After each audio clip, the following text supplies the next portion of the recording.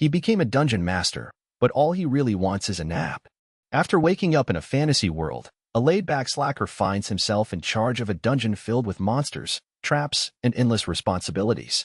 But instead of conquering the world, he's determined to do the bare minimum and sleep as much as possible. Prologue. In the midst of an expansive white room with basically nothing in it, Kaima Masuda, was checking my dungeon map. Hey, why is there only one room and one hallway in this dungeon? I'm not even gonna count the entrance. My dungeon's all about beating down intruders with monsters. I heard that's the best thing to do. I don't know who told her that, but the girl who just brushed aside her waist-length golden blonde hair and grinned with her hands on her hips was my partner, Rokuko. I had just become the dungeon master of this dungeon a few minutes ago, making both it and this girl my responsibility. The girl, by the way, was the physical avatar of the dungeon core, which does in fact mean that she, not I, made this terrible dungeon that ended as soon as you entered it. And of course, the heart of this dungeon, the dungeon core, was placed in the sole existing room. But the map I was looking at also showed 8 red dots in that room. The word bandit was displayed above each one as supplementary information. Oh, I get it. These bandits are monsters protecting your dungeon, right? Oh, no. Those are the intruders. Rokuko said something unbelievable with a broad smile on her face. Yep. They do look like enemies on the map. I don't know what I was expecting. As far as I could tell from the map, the bandits seemed to be surrounding the dungeon core. And I was in the master room, located right within the dungeon core.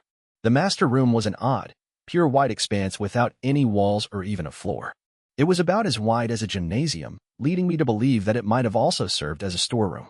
If I were to take even a single step out of this bizarro world, I would be surrounded by all of the bandits.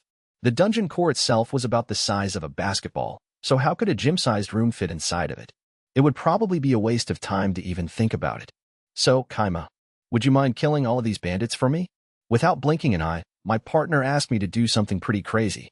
Honestly, I kind of just want to cradle my head and groan. But it's still too early to give up. Dungeon masters can expend dungeon points, DP, to make rooms, set traps, and summon monsters. Although the only thing you could do once the core room was invaded by intruders was summon monsters, you still had a fighting chance at survival as long as you had DP on your side. Or at least, that's what I thought before I realized the grim truth. It looks like we've only got 9 DP left. What can we do with that? HM? That's not even enough to summon a goblin. Those cost 20 DP. Still, you need to do something about this. My last hope, vanquished. It cost me a whole 1000 DP to summon you, Kaima. Don't expect me to have any left over after that. Oh wow, 1? Cost you that much DP? Nice. Without DP, you can't set traps and you can't summon monsters. In short, this dungeon had no meandering hallways, no traps, no monsters, no stash of DP, and its singular room had been conquered by bandits. This dungeon's already completely friggin' screwed. Chapter 1. Day? I hadn't been doing anything special on that day. It all happened when I was, like always, sleeping in my ash gray shirt and sweatpants that were much more comfy than pajamas. Hey, would you mind waking up? Mr. Kaima Masuda. Someone I didn't know was calling out my name, and before I knew it, everything except the clothes on my back was gone. My bed, my pillow, my apartment, heck, the apartment building, and even the ground were all gone, leaving me stranded in a star-dotted vacuum that looked a lot like space. After making sure that I could breathe properly, I opened my eyes. I felt a floaty sensation, as if I were still asleep. For a second, I wondered if I had been kidnapped, but after seeing my surroundings, I assumed I was dreaming and tried to go back to sleep. This feels nice and floaty. I'm definitely getting a good night's sleep tonight. Would you please listen to me? I am a god, after all. Yeah, I'm listening to Z. Is that true? You're not sleeping or anything, right? I don't have much time here. You're being summoned to another world right now. You'll regret it if you don't listen to me, okay? I'm listening, DZZ. I don't know if I've ever met someone so lazy before. But if you really are listening, I guess I'll go ahead and start explaining. First of all, his explanation really dragged on, so I listened half-heartedly while focusing on sleep. So, you get one present from me. Is there something you want to do in the world you're going to? I'll try to help you grant that wish. But in return, I'd like you to help me too, with what I just told you about. Something I want to do? My friend, how about the opposite? I don't want to work. That was my response to the person who had called themselves a god. Helping out a god sounds like a lot of annoying work. No thanks. What am I supposed to do about that? I want to know what you do want to do, so I can help you with that. The best life is one where you don't have to work. Should I just reincarnate you as a tree? Ah, that sounds like it'd be nice. The god sighed and shook his head at me. Hey, did you forget why I was asking you what you wanted to do? Huh? Yeah, I guess I did. It was probably something about restoring the flow of mana, or exterminating monsters, or whatever. I hadn't been listening very closely. You were studying things like golems in your world, right? I thought you would be pretty excited about this. Huh? Ha. Not a chance, not a friggin' chance. That's just how we youths are nowadays. My dream was to create a made robot that could take care of everything for me. People always look at me like I'm a waste of space as soon as they learn about that. Don't expect too much from me, Mr. God being whatever. By the way, my research was just me playing around with robots about 30 centimeters tall that I got from ready-made kits. Huh, I should build them myself? That sounds like a lot of work. Well, it looks like we're out of time. I hate to let you go, but I guess I'll just have to ask the next person that comes by here. What? But I'll at least make sure you can understand the other world's language. And if you do help me out, I'll make sure you're repaid for your efforts. I wish not to work. The world you're being summoned to has magic, but civilization there hasn't developed very much. You'll have to work to survive. Plus, the fact you're being summoned means someone out there wants you to do some kind of job for them. I want to go home.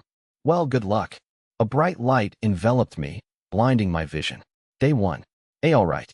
The summoning was successful. Wait, what? Human. But why? I didn't know how it worked, but I appeared in a room with a faintly glowing floor and white walls. Is it still a room, if it's as big as a gymnasium? Either way, that's where I ended up. In front of me was a beautiful girl that looked a lot like the kind of princess knight you could find in all sorts of video games. She had golden hair that reached all the way down to her waist and a firm, though somewhat childish gaze. And lastly, long white boots that went all the way up to her thighs. Yep, those are some good legs. I've got a foot fetish, though, so would you mind taking those boots off for a second? I really want to see what's under them. And after that, I'd appreciate it if you would put on some knee socks. Even some black ones would be fine. But I'm getting off track here. Apparently that hadn't been a dream, but the real issue was how extremely sleepy I was. I love sleeping more than I love eating 3 meals a day. Seriously. But why? I spent all of my DP. Why'd I have to get a small fry like Thias? Mind if I go back to sleep? You don't mind, right? Oh, by the way, do you have a bed or something? It Teoct. What's with this girl? I just want to sleep, but she's screeching and ruining the mood. She's pretty attractive, mainly her feet, but I guess looks are only skin deep. What a shame. She'd be some really nice eye candy otherwise. Grr, what's going on? I've never heard of gacha monsters talking. Oh, right, it's a human. Makes sense that it can talk, then, I guess. Hey, what's with you? Keep it down, you're making my ears hurt. Hey. Wait, no, what's with you? I'm the one who summoned you, so you should just listen to everything I say. Is your mom or dad nearby? I kinda want to go home, so. I'm not a child. Listen up. You're a monster that's been summoned by me. This dungeon's core. I'll work you to the bone until you die. Got it. Dungeon core. Monster. Yeah, I have no idea what's going on.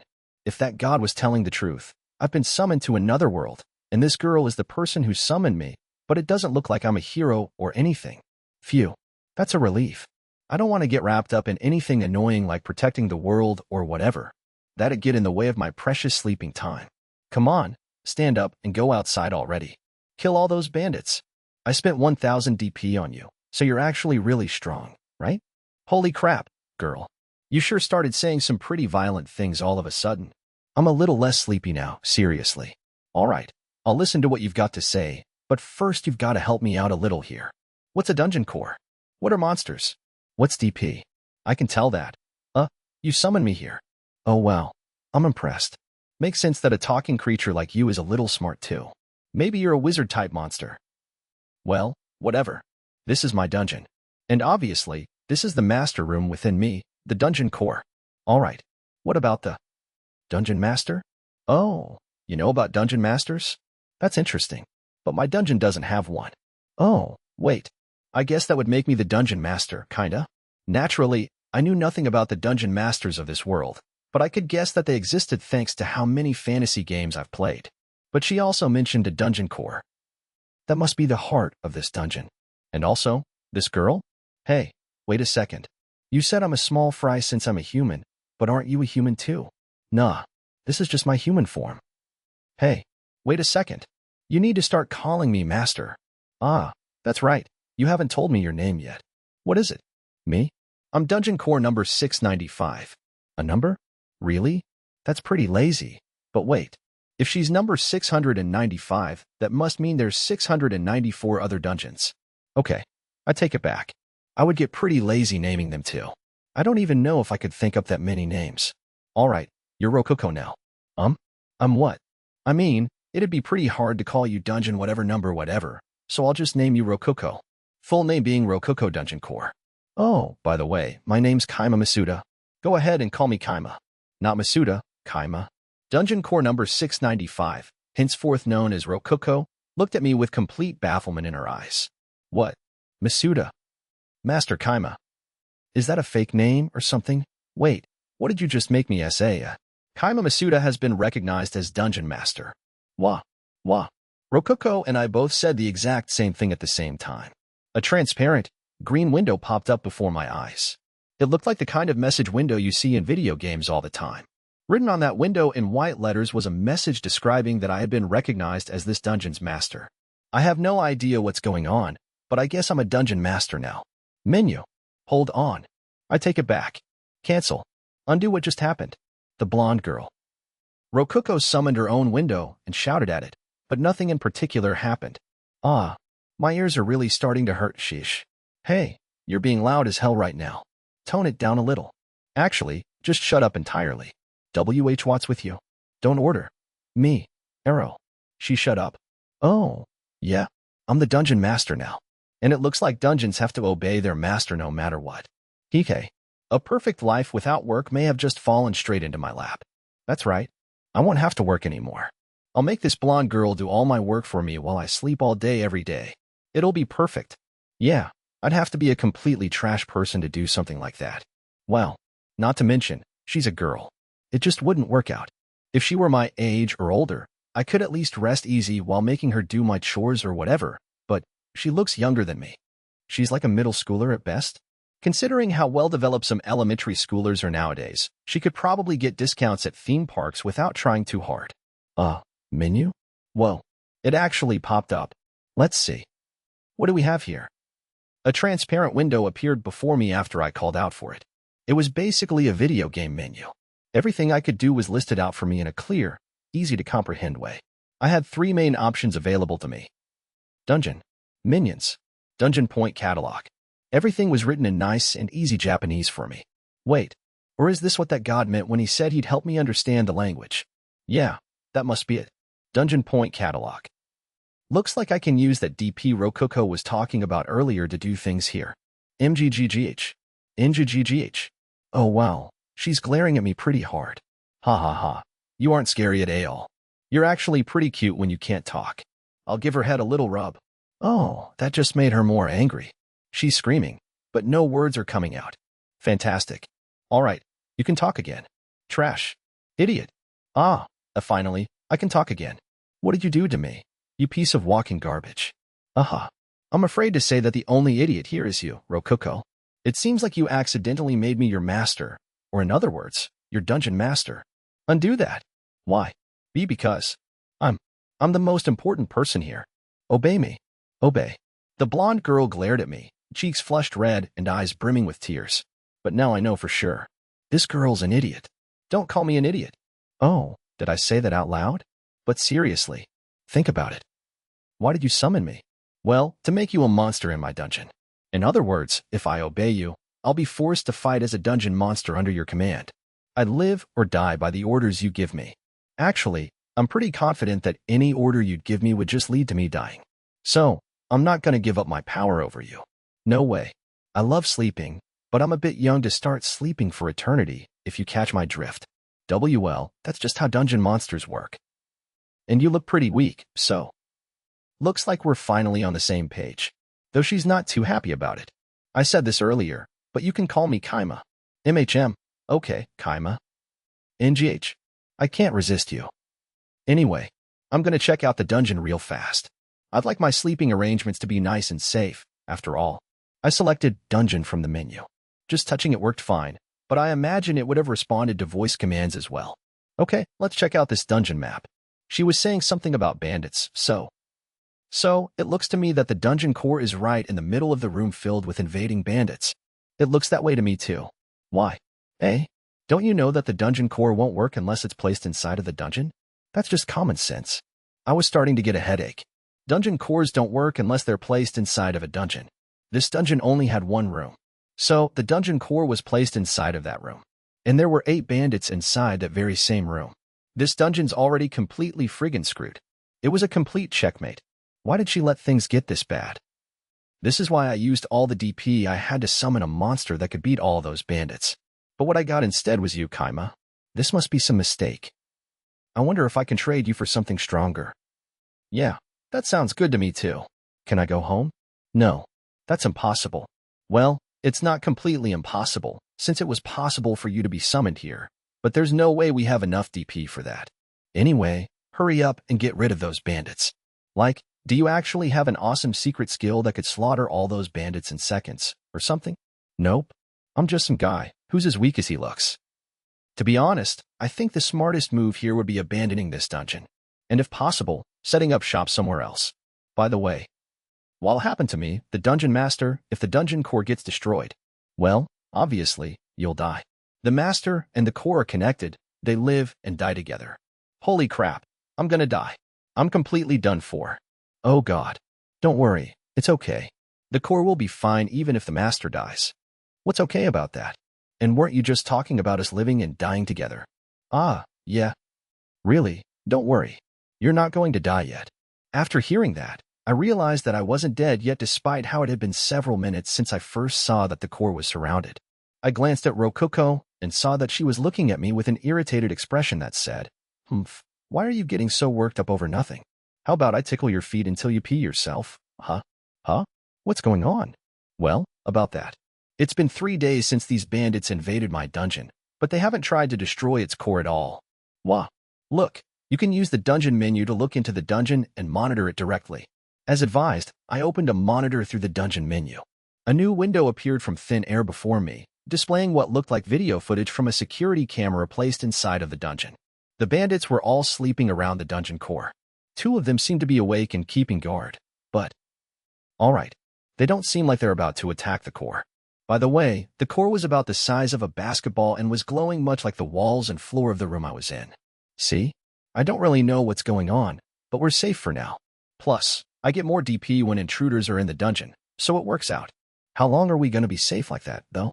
Wait, I don't even need to ask her that.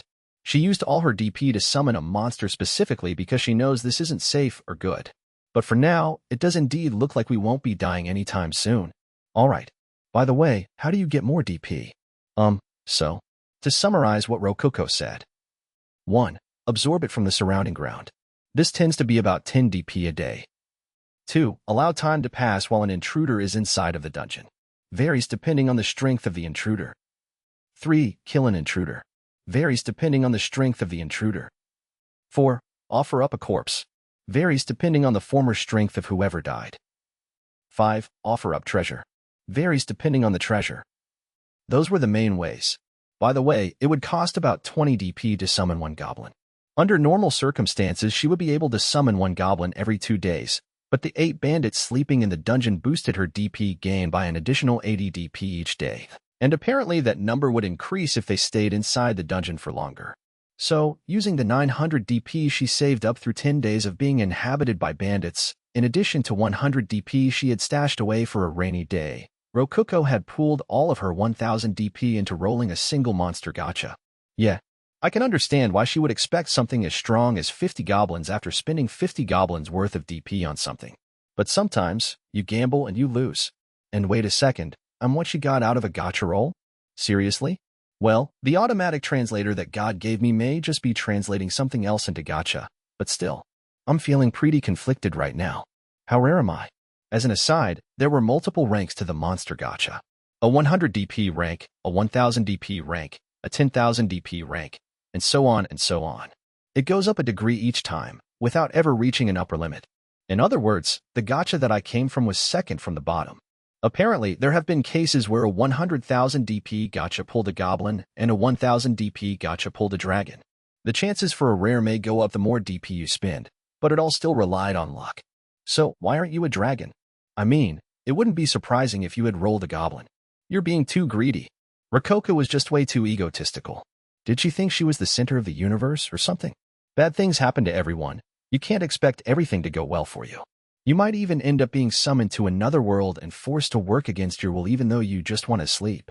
Oh, I forgot to mention. Right now, the 10 DP from the ground doesn't count. Huh? Why not? Rococo's explanation about DP hadn't mentioned anything about intruders getting in the way of drawing DP from the ground.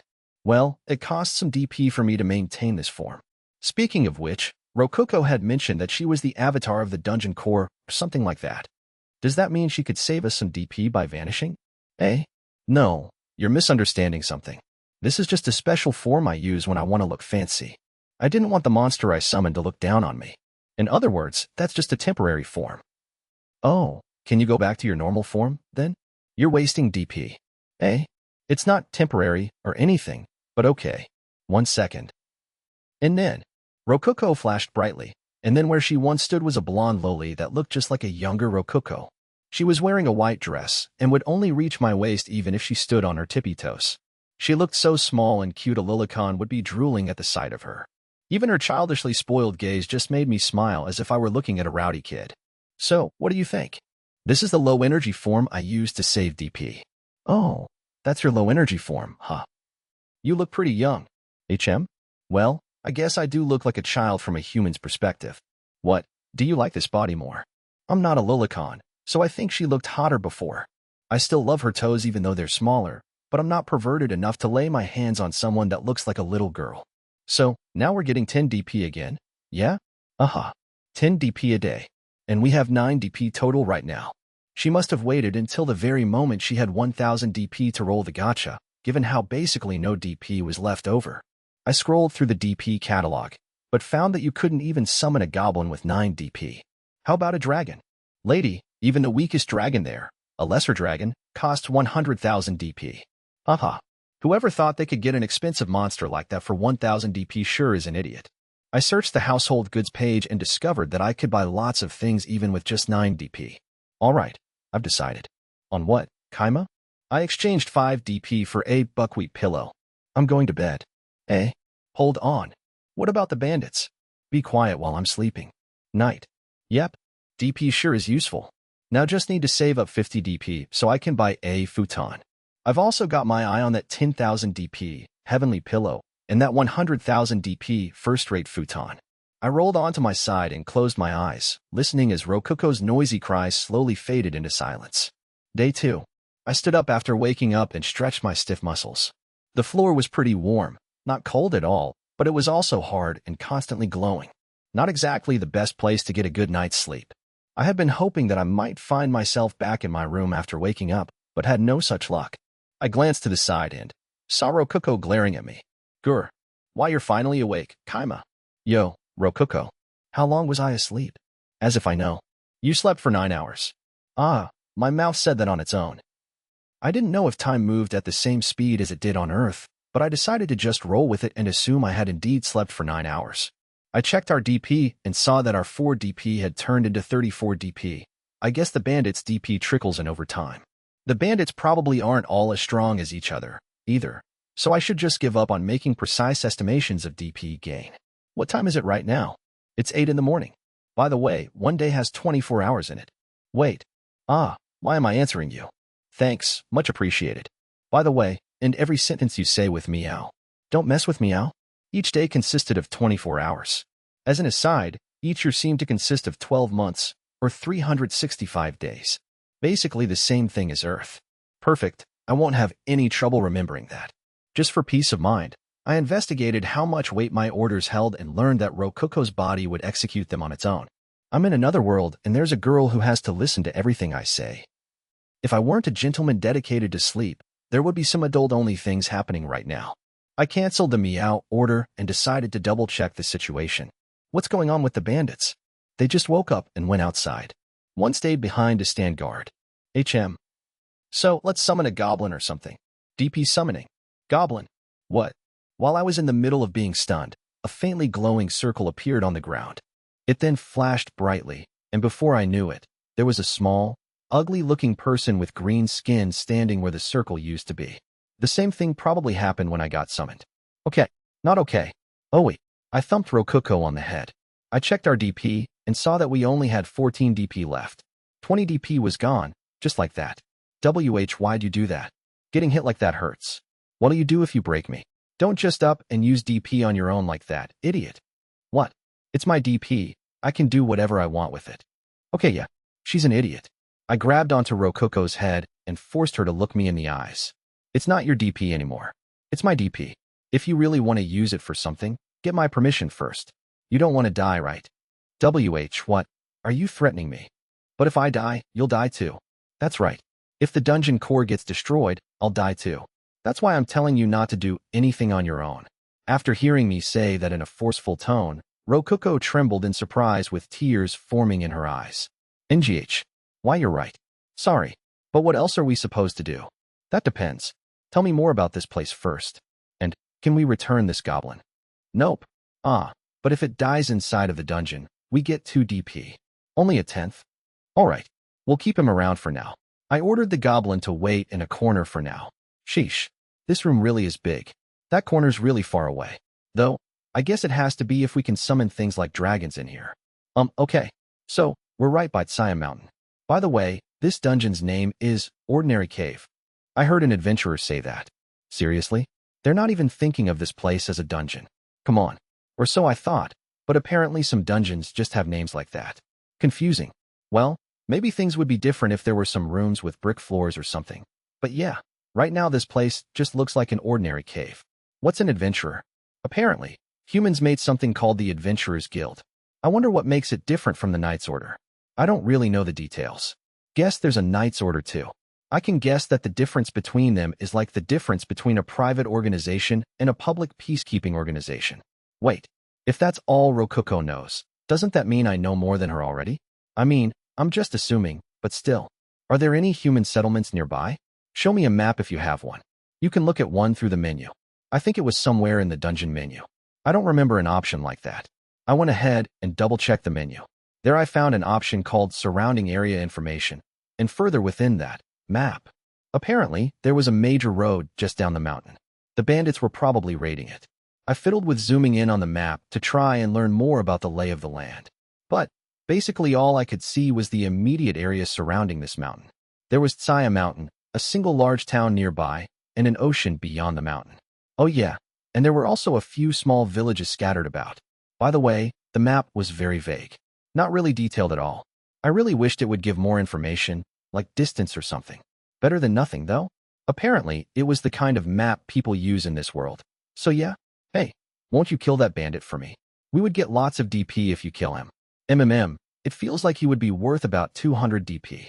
That may sound nice, but he would be worth just as much if he stuck around the dungeon for 10 full days. Nah, we're not going to attack the bandits yet. Why not? He's all alone. We could take him down if we had around 10 goblins. You'd spend 200 DP to earn 200 DP? And we don't even have enough DP to summon that many, anyway. But seriously, goblins are as weak as they look, huh? 10 goblins to take down 1 bandit. Dang, we're gonna keep saving DP for now. Don't waste any of it. We'll be better off saving a ton and using it all at once, and right now, we're better off not agitating the bandits. What'll you do if we send out goblins and they decide to destroy the dungeon core to stop that from happening again? Huh, I didn't think about that at all. You sure are smart, Kaima. Nah, you're just an idiot. And now that you know that, listen to everything I say. Got it? Okay, I will. Rokuko nodded obediently. I guess in her energy-saving form. Both her body and her mind are that of a kid's. Nah, she was always like that. She's a ditzy airhead through and through. But I knew she wouldn't try to do anything on her own after I ordered her not to. She was being forced to obey my orders whether she wanted to or not, after all. Anyway, I should check out what else I can do in this menu. Construct? Let's see how much it takes to build a room. It depends on the size, but a simple small room with bare rock floors and stuff only costs about 200 DP. The size of hallways connecting rooms determines what kind of traps can be used in them, too. That's right. Adding rooms is a total waste of DP. It would be way better to just summon more monsters instead. That's why I've never used the construct menu before. Looks like I can use DP to get treasure and place it in the dungeon, too. I see. Pillows and stuff are considered treasure too. Household goods tier treasure. That's true, But what's the point in doing that? If you have DP to spare for treasure, you should be using it to summon monsters that can kill the intruders. Hey, what are you looking at me like that for? Gross, stop staring at me. Whoops, my bad. I was giving her the kind of warm look a parent gives their idiot kid after they say something dumb. But you know, when I think about dungeons, it's not monsters that come to mind. It's traps and treasure. Really? The other cores I know never say anything like that. Oh yeah, you said you were dungeon core number 695 or something like that. Does that mean there are at least 694 other dungeons? There's a lot of cores that have gotten deaths, that have died, so there's less than that. The dungeon core is our heart, after all. When it gets destroyed, we die. You're a pretty risky girl, letting your heart be defenseless in the only room of your dungeon. But the other cores always say it doesn't matter how many rooms you have. The blonde loli puffs up her non-existent chest in pride. I want to rub it. I want to rub that washboard chest. Wait, how are you contacting those other cores? We have gatherings. I couldn't go this time due to all the intruders, but it happens once a year. It's kind of like a party. We talk about a lot of important things there. Oh, so that's where you learned all the stuff you've been bringing up? Dungeon Core number 89 told me everything I know. She's my big sister. Core 89 is a human-type dungeon just like me, but her dungeon is right in the middle of a capital city. She's amazing. Her core number is only 2 digits, and she ranks in the top 10 for having the most DP. She takes really good care of me. Yeah, this girl's definitely getting tricked. By the way, Core 89 has pulled a dragon from a 1000 DP gacha before. Whoa, I'm mainly interested in those rankings you mentioned, and that capital, but yeah, I'll ask about those later. We've got to take care of the danger in front of us first. That's true. We need to get rid of these bandits. All of a sudden, my stomach grumbled. Oh yeah, I haven't eaten anything since yesterday. All right, time to eat. Got any food? All right. Monsters need to eat food, right? I don't need to eat anything, so I totally forgot about that. Guess she's still gonna treat me like a monster. Rude. By the way, up until this point, Rokuko would use all the DP she had to summon goblins whenever intruders came. Adventurers would come once or twice a month, massacre the goblins, and then go home after butchering their corpses. I flipped through the DP catalog for food. There were lots of things there, but I went ahead and spent 5 DP to buy bread and water. A magic circle appeared with a flash, and soon enough, darkish bread and a wood cup appeared above it. After splitting half of it with the quietly sitting goblin, we ate together like pals. The bread was really, really hard. I felt as if it were just sitting in clumps in my stomach, but I was tired enough to just go back to sleep right away. Day 3. 2 days had passed since I was summoned. Looks like we've got 179 DP now. Wait, no. It just went up to 180.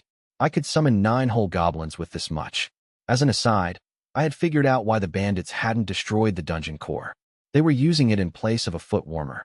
The dungeon core glowed faintly and was just a little warm. The boss of the bandits had built his bed in the core room and was putting his feet on it as he slept. I learned that we could look directly out of the master room, but after trying it out, an entire wall turned into a close-up of a dirty foot. Naturally, it was terrible. Hello, Miss Dungeon Core. How does it feel to have your heart getting stepped on? WL. I'm earning a lot of DP thanks to them being here. So, this is like a win-win, you know? Humph. Our lovable blonde Lolia gotten teary-eyed after realizing that her heart was being trampled by stinky-looking feet. Honestly, she gets cuter the more time I spend with her.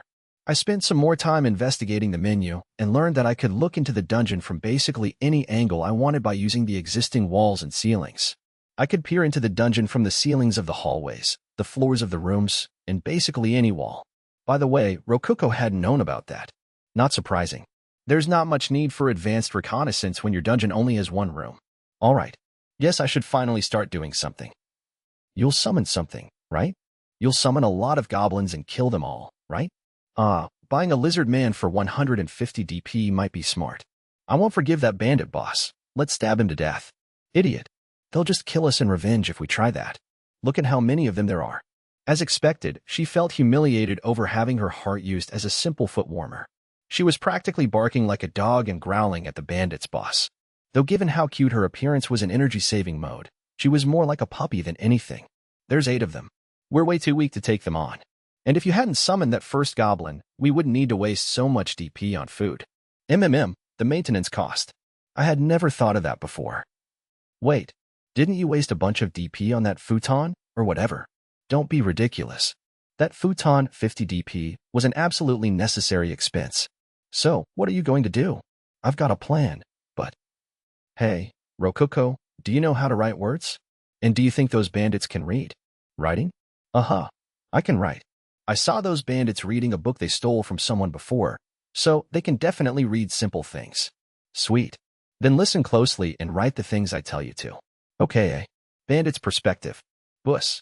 Wake up. Ngggg. The boss of the bandits woke up in the cave and saw a chest in front of him. Was this thing here yesterday? Nah, no way. I would have saw it before sleeping. The hell is this thing? Where'd it come from? We didn't know, boss. Rodridge was on guard, and he said nobody brought it inside or nothing. So what you saying is, it just poofed and appeared in the middle of this cave like magic. Air. I guess so. The bandit boss investigated the chest, but didn't find any traps inside of it. He opened it carefully and saw that an iron helmet was resting inside. It was a high-quality helmet, and it looked new too. Heh, this thing is pretty nice. We could sell it for a lot of money. Or we could use it. Either way. Boss, there's something written on the bottom of the chest. Eh? The hell? Letters? Hey, Brocken, you can read, right? Read this. You got it, boss. Let's see. The boss showed the chest to a subordinate and made him read it. The contents of the message were unbelievable. I am the Dungeon Core. Thank you for defeating those goblins. This is a present from me. It may take some time, but if you bring me corpses, I can give you more presents. Dungeon Core. Hey, are we in a fucking dungeon? I dunno. I heard this place was just an ordinary cave. Wait a second, boss. I used to be an adventurer, and I remember hearing about a dungeon called Ordinary Cave. Really, Johnny? The boss of the bandits was stunned. There was a glowing stone sticking out of the ground that was perfect for warming feet. He just realized that might, in fact, be a dungeon core. He had never heard of anyone talking to dungeons before, but right in front of him was a letter in a box from a dungeon. It might just have been a trick, but the guard didn't see anyone coming in, and the helmet was too pristine for any of the bandits to have gotten a hold of themselves. Not to mention, the letter suggested that the helmet was a reward for them defeating goblins. That was probably referring to the goblins near the cave that he slaughtered after first going there. 5 goblins posed no threat whatsoever to the boss of the bandits, and yet killing weaklings like them was enough to earn a fancy steel helmet. Whoa now, seriously? Looks like luck's finally on my side. Dungeons were very famous. One dungeon, known as the Ivory Labyrinth, was located in the middle of the capital. Rather, the capital had been built around that dungeon in the first place. There were monsters in the dungeon, but there were also valuable treasures to be found, like gold and enchanted armor. And this, Ordinary Cave, was a dungeon, but the boss hadn't seen any monsters inside of it. At worst, there were those 5 goblins, but nothing more. But he had seen treasure. The steel helmet. Seems like this dungeon has taken a liking to me, the boss of the bandits said with a grin.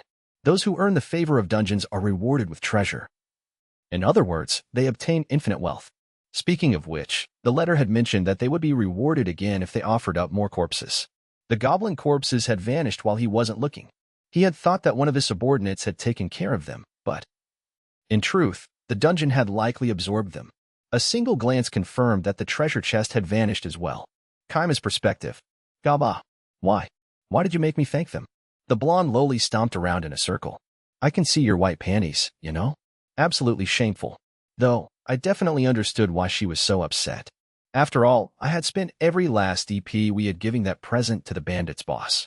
To be specific, I had spent 5 DP on a pen and ink, 5 DP on a treasure chest, and 170 DP on a high-quality steel helmet. We now had absolutely no DP left. 0 DP. Zilch. Why? It would have been way better for us to spend all that DP on goblins. And then die after the bandits came swinging at us? Ha ha ha, sorry, but I don't want to die yet. I just want to sleep.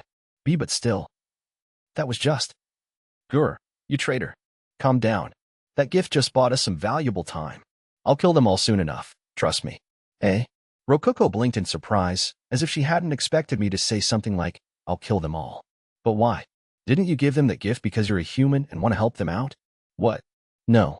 I just want my sleeping arrangements to be safe. And that's not going to happen with dangerous guys like them hanging around. Yeah. Then, well, don't you feel bad about killing members of your own species? Nope. I just want to sleep. And it's not like I'm gonna be doing anything to them myself. So, right? I don't have anything else to do today, so I can just go ahead and sleep. Sweet. Night-night. I got into my futon and rolled onto my side. Hey. Wait, hold on. Explain what's going on. All right. I'll explain everything. Tomorrow. Sleep tight. Don't go to sleep. Rokuko's voice faded out as I fell asleep. Looks like that order I gave her yesterday is still working. Good night. Day 4. I slept pretty well. Not. Again. I really want a better futon. Good morning. You really slept for the whole day. Don't you get tired of doing that?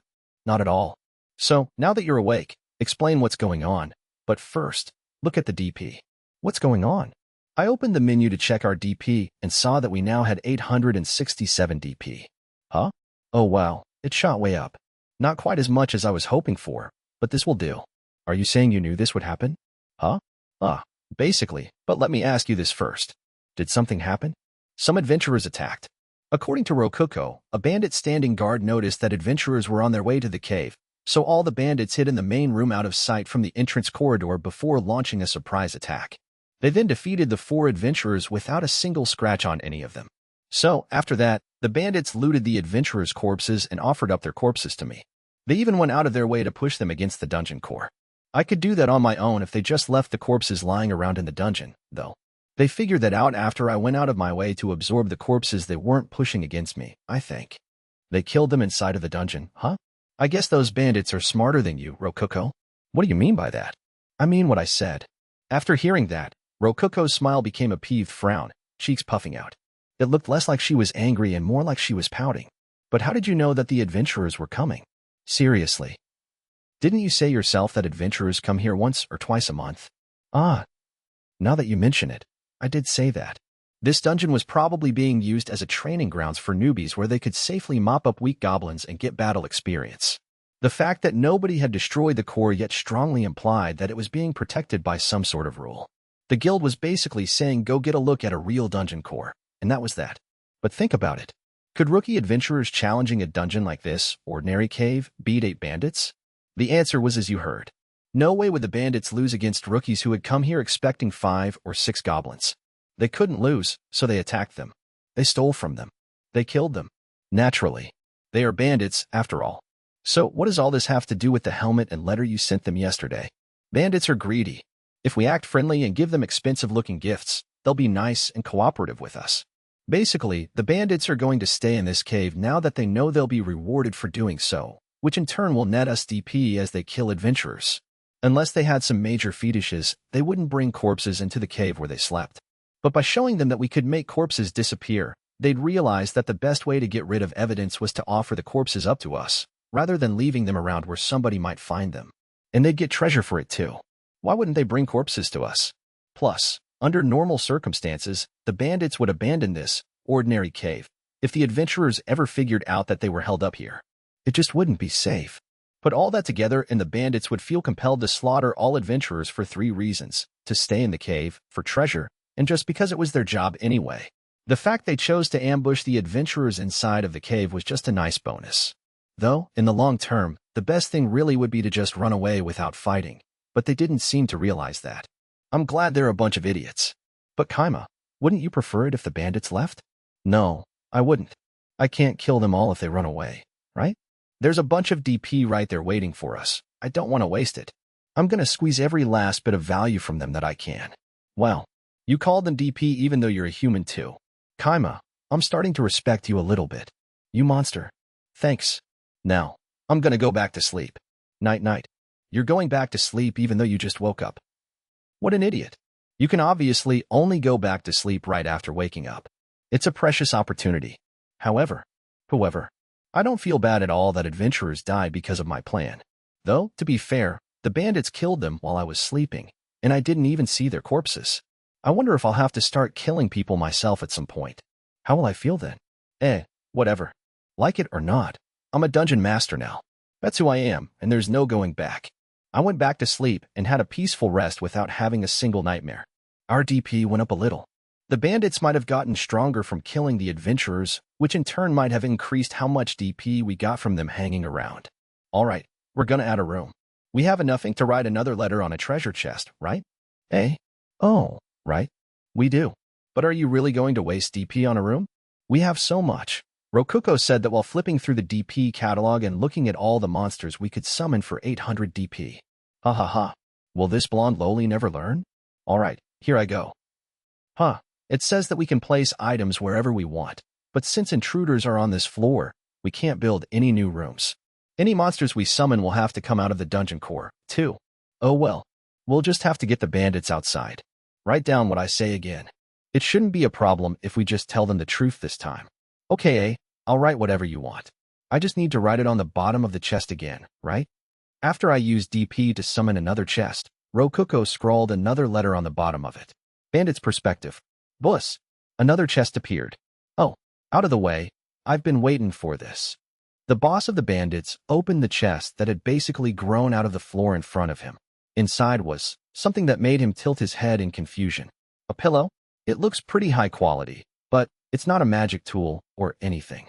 The bandit boss wondered why 5 goblins got him a nice steel helmet, but 4 adventurers only got him a silly pillow. Did quantity matter over quality? Either way, his train of thought derailed after he noticed the letter on the bottom of the chest. You really saved me there. You're really strong. Thanks for the corpses. You killed them inside of the dungeon, so I can give you your present faster. I'll make some extra rooms for you. It'll be dangerous for you if you stay inside, so go outside with everyone. Get really far away, okay? Everything made more sense. The boss had been thinking to himself that the cave was a bit cramped for 8 whole people, and so he took everyone and went outside. As soon as they were a fair distance away, the grinding sound of moving rocks reverberated out of the cave. It took about 10 minutes. They returned to the cave after the sound stopped and saw that there was a new room on either side of the original room, separated by wooden doors. The boss panicked for a second after seeing that the dungeon core was missing, but he soon found it on the wall of the rightmost room. The 2 new rooms looked exactly the same as the first room, but the addition of wooden doors suddenly made the cave feel a lot more like a hideout. They couldn't believe that so much space had been added in only 10 minutes. It would have taken at least a month for people to mine out 2 rooms of that size. Unless a trained magician helped out, that is, which would speed things up to about 10 minutes as well. 3 rooms, lined up horizontally. Adding 2 rooms was all it took to triple the cave's total space. And there was a bed in the rightmost room. Now the inclusion of the pillow in the treasure chest made sense. What? The dungeon made all this for me. What a nice little cutie. The bandit boss murmured to himself. Kaima's perspective. God. Why? Why did you make me spend 480 whole DP on that guy? Whoa now. 10 DP for the treasure chest and pillow, 20 DP for the 2 wooden doors, and 50 DP for the simple bed. We only spent 80 DP on him. What? It cost 200 DP each to add those rooms, didn't it? Don't be stupid. Unlike that steel helmet, they can't take those rooms from the dungeon and sell them. They're permanently ours. Rokuko tilted her head with a confused expression on her face, not understanding what I had meant. You know, she is a dungeon core from a fantasy world. She might actually be as young as she looks. She can change her appearance whenever she wants, after all. Actually, I bet this blonde loli is even younger than she looks right now. Definitely. We had to expand the dungeon at some point. Here, let me try and make this easy for you to understand. Say we can only place 6 goblins in one room. By adding 2 extra rooms, we can now place 18 goblins in total. Wow, what? That's amazing. Let's add even more new rooms. Yeah, I'm pretty amazed that was all it took to convince you. Wait a second. We have a big problem. All of our 870 DP is gone. Completely gone. Yeah, 'cause I used it all. Huh? On what? Take a look. I showed her the dungeon map. Using the camera, I went outside the dungeon and showed her that I had built another single-room cave elsewhere on the mountain and added a dirt path to connect it with the main body of the dungeon. The room had cost 200 DP and the 5-meter-wide path had cost 30 DP. Since there was no need to move rock around outside, the path was pretty cheap despite ending up being almost a solid kilometer long. Though I had still ended up using every last bit of our DP. Huh. I never would have thought about expanding the dungeon from the outside. You sure have a lot of crazy ideas, Kaima. But what are you going to do with that room? Wasn't it a complete waste of DP? Rejoice, my companion. This is a room made especially for goblins, just like you've always wanted. Yay. Wait, did I want something like that? Don't you love goblins? She was always telling me to summon goblins this, summon goblins that. It took a bit, But it finally dawned on me. Rococo loves goblins. She wants to be surrounded by goblins. She wants goblins to serve her. She wants to be queen of the goblins. I think you're taking things the wrong way. Don't worry, I'm not going to make fun of you. Everyone has their own fetishes. My friend, I'll fight by your side even if you do have a massive goblin fetish. Hey, what do you mean by that? What's with that understanding look in your eyes? You don't understand anything. By the way, I'm not a lolicon. I just love feet. The only thing I dig about your current body is your feet. Hey, no. Seriously, what are you even saying? And why do you look so condescending? Anyway, there's nothing left for us to do now that we're out of DP. Time to go back to sleep for the third time. I got back into my futon and listened to Rococo's voice fade out. How long is that order gonna last? Day 5. I'm awake again, but we still don't have enough DP. Oh yeah, it might be a bit late for this, but I'll go ahead and explain how I'm surviving in here. What I'm eating, how I'm using the bathroom, all that good stuff. Food-wise, I was eating bread and water, 5 DP, set 3 times a day. By the way, the bread that came in that set wasn't just hard rye bread. The menu was nice enough to allow me to pick between pastries and even bread prepared with other food items such as meat or vegetables. I would pick the bread with as much food as possible and then split it with the goblin. As for the bathroom, well, I was taking care of business in the corner of the room. Don't worry, I had set up a screen partition and got some toilet paper first. There was nothing else I could do, since I was stuck in the master room. If I tried leaving it, I would end up face to face with the bandits.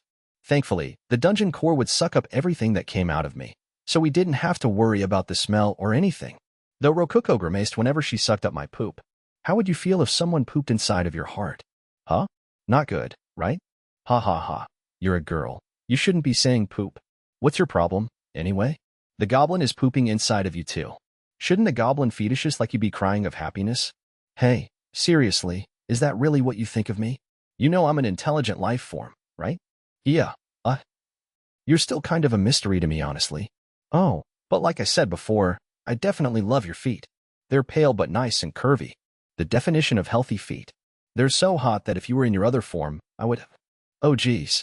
This dungeon master is scary. Despite all that, I hadn't showered at all since being summoned. Just when I was thinking about how my hair would probably start to stink soon, I looked at the goblin next to me. His face was as gruesome as ever, and his massive tusk-like fangs looked like they would really hurt if he bit you with them. His clothes? Nothing but a raggedy cloth wrapped around his waist. He's a pretty wild guy. I would have thought that a wild guy like this would start stinking like a dog after a few days of no washing, but he was still completely clean.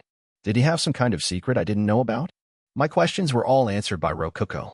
Oh, I've been using the survival magic, purification on him. It was literally magic. Right? This is a fantasy world. Magic, huh? Well, that's that then.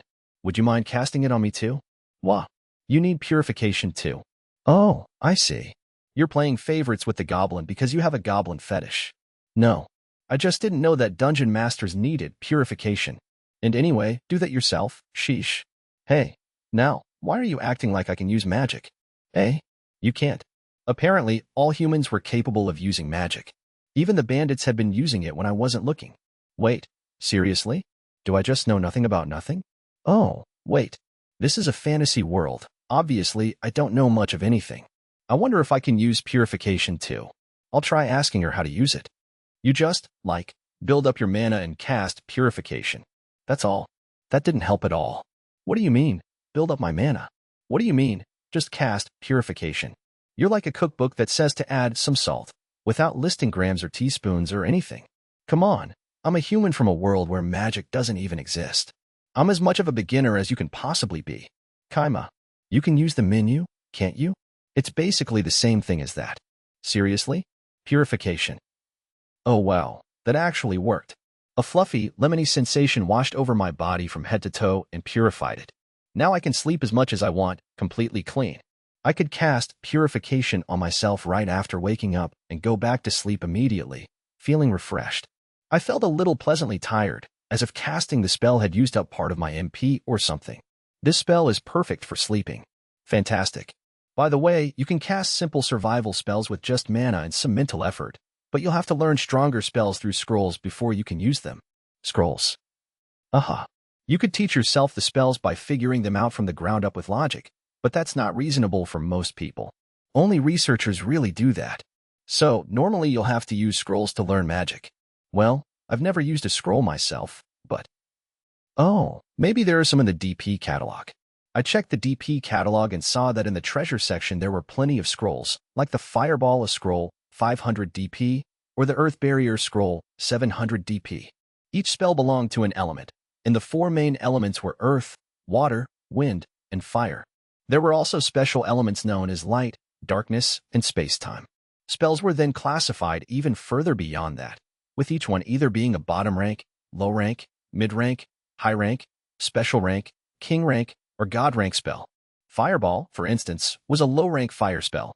And in the midst of all of that, there was one mid rank earth spell that caught my eye. Create Golem Scroll, 10,000 DP. VI interesting. I might be able to use this spell to summon a servant that will obey my every command. Well, technically Rococo is kind of like a servant that will obey my every command, but she's a girl, and she looks super young in her energy-saving form.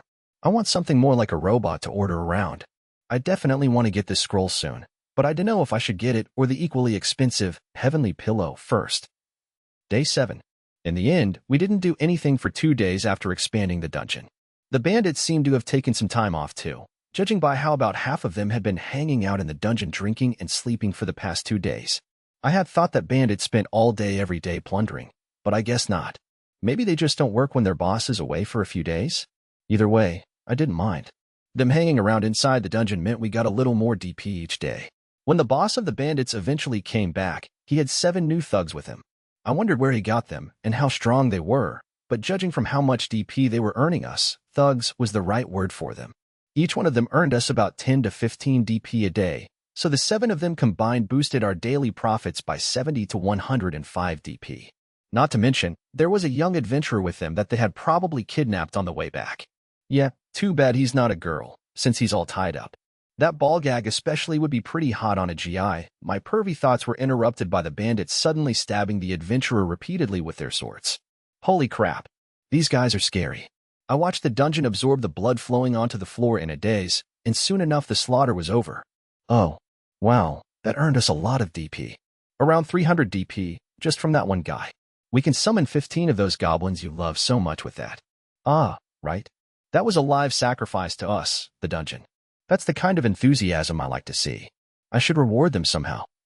And so, since they went out of their way to bring back a sacrifice, I decided to reward them with a sharp iron sword, 150 DP. 530 DP left. Huh? I really want to save up more than that. Hey, it looks like they wanted us to expand the rooms again. I checked the dungeon monitor and saw the boss of the bandits looking at the iron sword and grumbling to himself. Talk about ungrateful. I didn't have to give you that sword, you know? Huh. If they wanted more rooms, they really should have said that first. We're not mind readers. What are you going to do? Give them another room, anyway. I don't want to use that much DP right now. Oh, I've got an idea. Bandit's perspective. I went to town and sold all the stuff I stole. Though, I didn't actually go into town. I went to the slums built right up close to the wall surrounding the town. Naturally, things ain't so bad around here that a bandit like me can get into the actual town, without paying a bribe, that is. Oh, and if you're wondering about the steel helmet that dungeon gave me, I decided not to sell it. Something good might happen if I treat the first gift it gave me real well. Anyway, I got 7 new lackeys from the slums. Town thugs, bandits like me, runaway slaves. They were all a bunch of lowlifes like that. We stumbled upon a bratty adventurer walking down the road himself, so we knocked him down and brought him back to the base. Hee hee. Things really go to shit once you get too far away from town. Rookies shouldn't be traveling near the mountains alone. Once we got back, I went out of my way to kill the brat inside of the dungeon, so it'll give us another new room. The 7 new guys couldn't believe it when the corpse started to sink into the ground. Heh. Better not tell anyone about this, punks, unless you want to end up the same way. Boss, a treasure chest appeared. Got it. Wait, what? A sword? The only thing inside the chest was a sword. An iron sword. It's much better than the sword I've been using.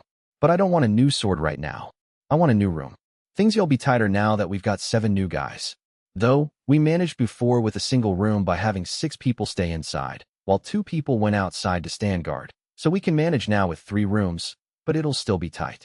I want a new room as soon as possible. Another chest appears while I'm in the middle of grumbling about that. Huh? What's the deal this time? I open the chest and see a letter written on the bottom. If you want me to make another room, dig some of it out yourself, with 3 new pickaxes on top of it. Kaima's perspective.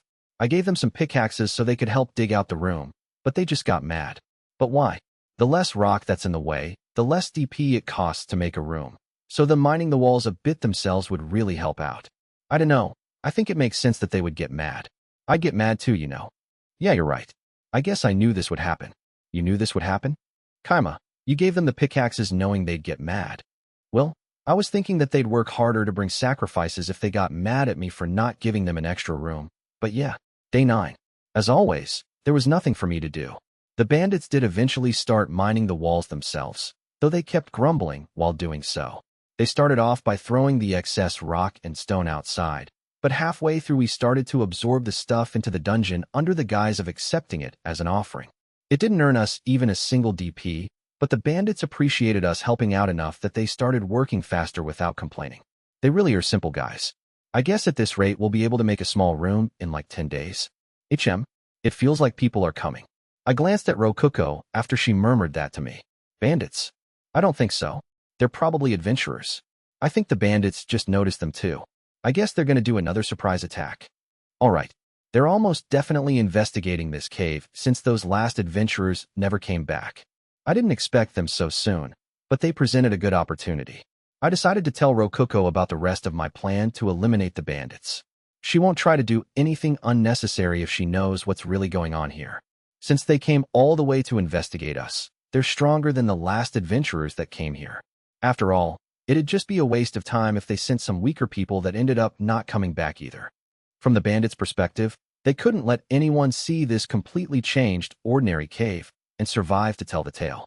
So, they'll have to kill all the adventurers. No survivors. And if those adventurers never return, another group will come to investigate. And of course, that group will be even stronger than the last one. I don't know how long it'll take, but at some point, the bandits will lose. And there you have it. That's the plan I have for slaughtering every single one of the bandits. Right now, my job is just making sure the bandits don't try to flee their hideout before it gets crushed. Huh, that's not a job. I'm just sleeping without actually doing anything. Hey, come on, that's not true at all. The bandits were hunting for food, and they would offer up some of their prey to us, mainly the internal organs, bones, and other stuff that they couldn't eat themselves. It was all worth a little DP. In return, I would send them treasure chests with letters on the bottom explaining how best to fight within the cave. Of course, since we would get more delicious DP whenever bandits or adventurers died inside the cave, we benefited the most from those battle plans. See, I'm doing my part and working hard too. God, I don't want to work. At least my job was pretty simple. I just had to reward the bandits whenever they offered up stuff to my dungeon. Oh, that's amazing, Kaima. I can't believe you thought of a plan that great. Yep. By the way, the true purpose of that goblin room is to be a dummy, ordinary cave, when necessary. If worse comes to worst, we can move the dungeon core over there and pretend we never knew a thing about the bandits. Oh wow, really? I totally thought that you had just forgotten that monsters can only come out of the dungeon core when its floor has intruders on it. Oh, I did forget about that. That goblin's just been sitting cross-legged for the past week, so I was planning on letting him outside, but I guess that's just not possible. Oh, the adventurers are almost here. Right. May as well watch what happens. Bandit's perspective. Boss, some adventurers are coming. Alright, just as planned. We're gonna take him down. Just as planned. Yeah, the box that had the sword in it mentioned that adventurers would be coming soon, remember? The dungeon wants us to protect it. By the way, the boss of the bandits had studied for a while and learned how to read simple messages. Since the letters from the dungeon were intentionally being written in a simple manner, even he could read them. The boss of the bandits was feeling pretty smug about that, too. He bragged to his subordinates that he had gotten a lot smarter ever since he holed up in this dungeon. He even said that he might turn back into an idiot if he ever left it. Alright, we'll use the new guys. Tell him I'll make whoever kills the most my right-hand man. Got it. What about us?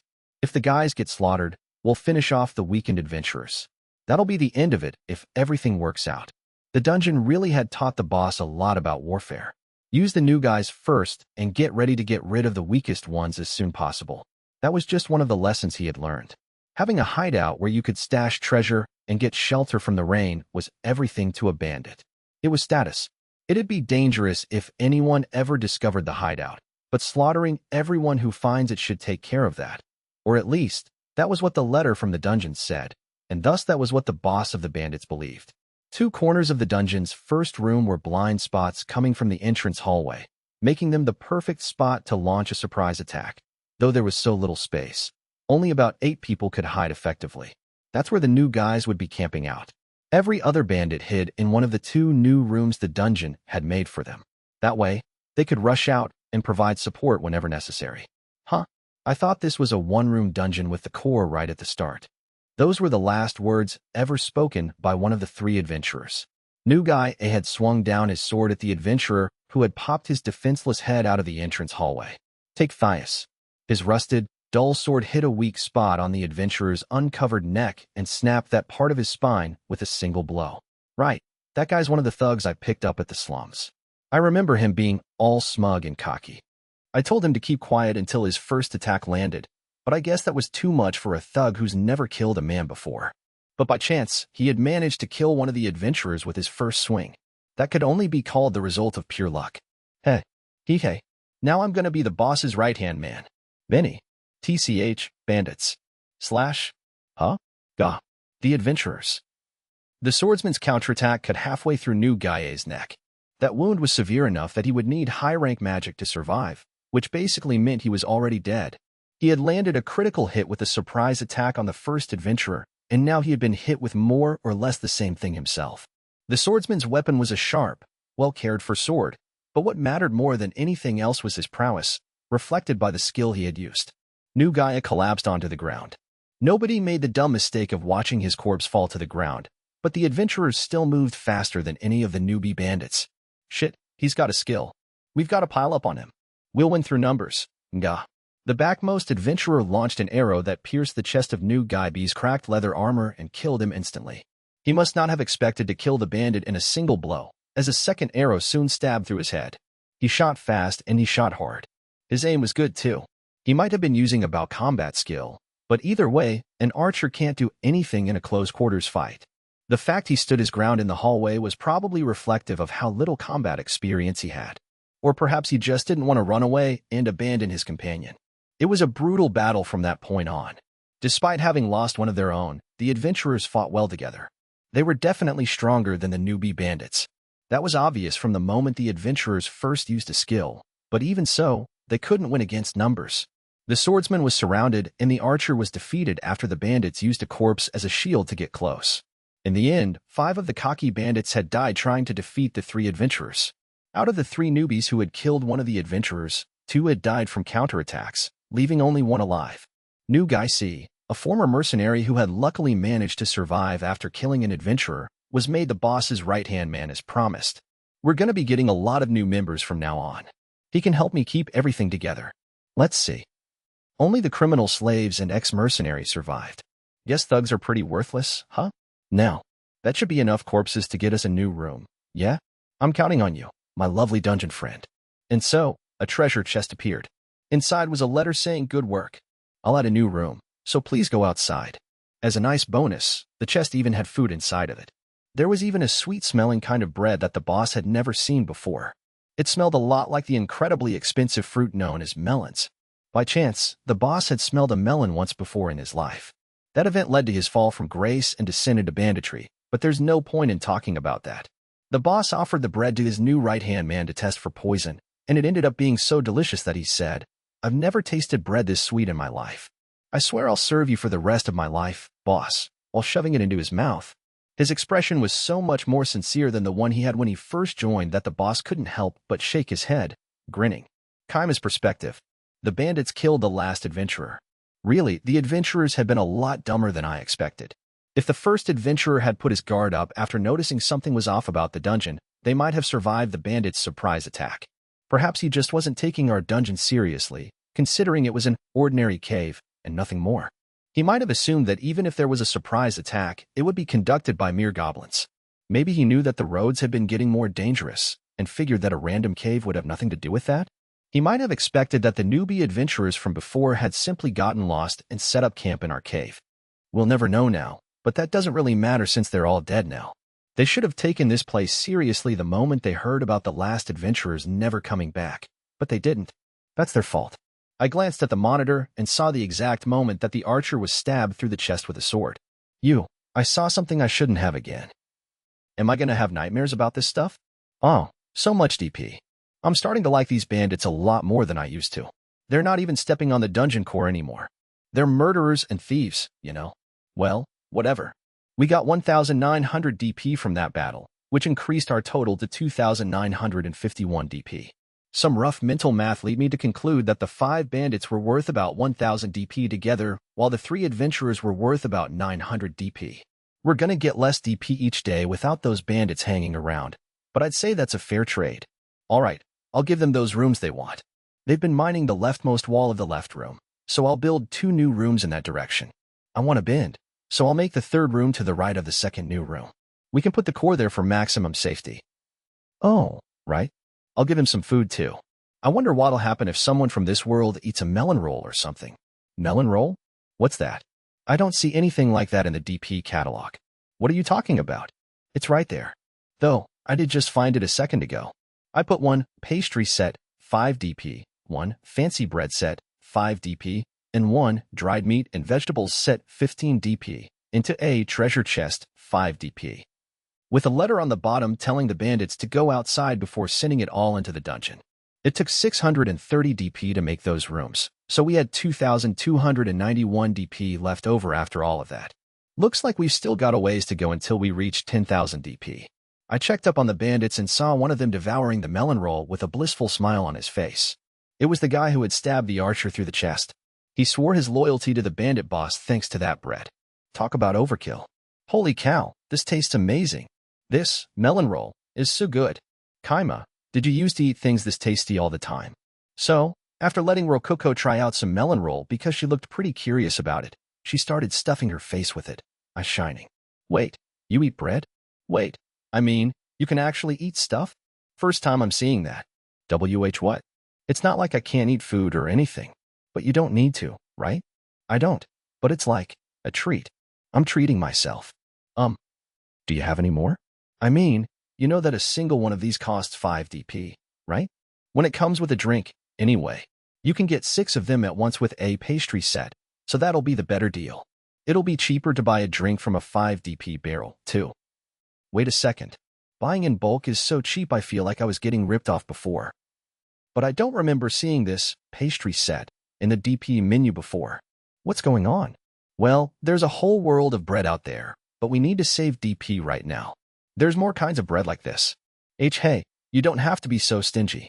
We have like 2,000 DP right now, don't we? I'll be okay if we just spend a little, just a little. Oh man, she looks dead serious about this. You bought a bunch of useless things like that pillow and futon, didn't you? Let me spend some on myself too. Hey, you got to buy a goblin, didn't you? What? Gobsuk has nothing to do with this. And he was just 20 DP. You're using almost that much every day just to eat, aren't you? Gobsuk. You named him. I never heard about that. Whoa now. Don't forget, I'm splitting half of my food with the goblin. If you include that, he's already cost us way more than just 20 DP. And he's not helping us out at all right now, so he's basically your pet. That's not true. Gobsuk has a lot of potential. He'll be a big help to us. Right, Gobsuk? Gobsuk tilted his head in surprise, as if wondering why we had suddenly brought him into this. For some reason, despite how hideous his goblin face was with its squashed nose and giant teeth, he looked a lot like a dog. I wonder if he'll eat dog food? Well, anyway, I actually don't mind if you spend a little on yourself, as long as you don't go too far. It won't cost us any extra DP if we buy our food and drink in bulk, so that's a bonus. We'll actually save a ton of DP buying in bulk, but I'll keep quiet about that. Yay. Then hurry up and buy me a pastry set. Why don't you do that yourself? You can use the DP catalog too, right? But I've never seen a pastry set, or a melon roll, or anything like those in it. Oh wait, I have more options now. Wow, I didn't know I could buy stuff like this here. Oh, there really are a lot of different kinds of bread. Rye bread, wheat bread, melon roll, so many options. Huh? Wait a second. Hey, tell me what you're seeing in the catalog again. Like I said, rye bread, wheat bread, and melon roll. Just those 3. Just those 3. Why? I went ahead and bought a pastry set, with my individual choices being cream roll, jelly roll, steamed roll, red bean paste roll, apple pie, and a fried roll. Do you know what these are? Kinds of bread, right? Wow, I've never seen bread that looks like this before. And why does all the bread you summon always end up covered in this weird, transparent stuff? Can I eat that too? Nope, you can't. That's plastic. You rip it apart to get to the food inside. By the way, this is called a jelly roll. Try eating it. Jelly roll. Let's see. Nom. So tasty. Jelly rolls taste amazing too. Wow, there's some yellow stuff inside of it. Oh, so sweet. What is this stuff? It's delicious. I handed over the cream roll, having more or less figured out what's going on. Rococo, check out the pastry set again and see if you have more options this time. Eh? Okay. I do have more options. I can pick a jelly roll now. Wow, this is all new to me. All right. The next time you want a jelly roll, buy it yourself. Get it in a set with some melon rolls, if you want. Really? Ahaha. Okay, then I'll get 3 of each. Ahaha. Ha. Oh, sure. I'd love to have one of your jelly rolls. Thanks. Right after Rococo summoned her pastry set, I stole one of her jelly rolls. Yep. This is a cream roll. Any way I look at it, this is a cream roll. Plus, it's completely bare without any plastic surrounding it. Sorry, Rococo. What I gave you was actually a cream roll. This is a real jelly roll. Really? Wow. So this is an actual jelly roll. Whoop, this one has red stuff inside of it, and it's super sweet. I love this one too. Real jelly rolls are amazing. Sorry for tricking you again, but that's a red bean paste roll. Sounds like it is red bean paste. Go ahead and buy another pastry set. This time, get 4 cream rolls and 2 jelly rolls. What's going on? Do you really care that much about making me happy? Oh, thanks. You're so nice today, Kaima. Okay, 4 cream rolls and 2 red bean paste rolls. How's your option list looking? Oh, I have more options again. Okay, I summoned them. Can I go ahead and eat them? I looked over what Rococo had bought. 4 cream rolls and 2 red bean paste rolls. And there we go. It looks like the DP catalog prioritizes displaying only items that the user of the menu is familiar with. It's very possible that it just fundamentally won't show items that the user doesn't know about. Since Rococo's pastries weren't wrapped in plastic, just knowing the name of something must not be enough for it to be put on the catalog. Does the dungeon need to have absorbed it before? Wait, no, that doesn't make sense. She's absorbed plastic plenty of times. I guess it does have to do with being familiar with the item. Either way, it's very likely that none of this applies to things from this world. I've never seen an actual dragon before, but it's on my menu, though I do know that dragons are the classic dungeon master monster of choice. I want to dig into this a little more, but this is getting pretty tedious. I don't want to waste DP, either. Rococo was looking at me impatiently as I contemplated the inner workings of the DP catalog to myself. I can eat them now, right? Right? Yeah, go ahead. By the way, those are all the pastries you'll be getting for 4 days, so don't go through them too fast. And be sure to split them with Gobsuk. What? Rococo froze with half of a cream roll in her mouth. Don't worry, I'll split my food with Gobsuk even if you eat all of those pastries yourself. Not that I'm going to tell you that, though. Day 11. 2 days after he had lost 5 lackeys, the bandit boss came back from town with some replacements. 19 replacements, even. There were 8 bandits at the start, then the 7 newbies, 5 of which died, so that left 10. Now it's 29, 3 times that. Nice. I wondered where he had gotten them, but then I saw 2 tied-up adventurers in their midst. Whoops. Minus those 2, it's actually 27. Isn't that still enough to form a small village or something? Oh well. Those are all slaves, except the sacrifices. You can tell just by looking at them. Ah, I see the collars now. Well, whatever. 2 sacrifices. All right, I'll make a room just for them. I've been wanting to make a jail and see what its deal is for a while now. A jail was an especially expensive 300 DP room. I was hoping that it'd have some kind of special effect or something. After adding the extra room, the dungeon looked like, from above, a square with its top right section cut off. But wait, bandits can buy slaves in this world? Apparently, humans who break the law can end up slaves. They're called convict slaves. But they'll go right back to breaking the law if bandits buy them. What's even the point? Either way, I noticed 2 of the slaves that stood out from the rest. One was an adult woman and one a young girl. They weren't very dirty, likely thanks to this world's survival magic. Yeah, those rags are so torn up they're basically naked. That's hot. But wait a second. The slave the boss is carrying definitely isn't even 10 years old yet. Why'd he buy a kid with dead-looking eyes like that? Is he gonna raise her as his daughter or something? And hold up, she's got dog ears too. Another fantasy staple has come, a dark-skinned dog girl. She even has black eyes and hair. That's the first time I've seen either of those in this world. Actually, I just noticed that the older woman has wings growing out of her arms. Is she a bird person? Is that what I should call them? Bird people? Nah, they're probably called harpies or something. This world sure has a lot of colorful races. Wait. Hold on. There. Sex. Slaves. We're gonna turn into an adult-only story this late in the game. Well, sure. I guess this does make sense. There've only been dudes out there up until now, so.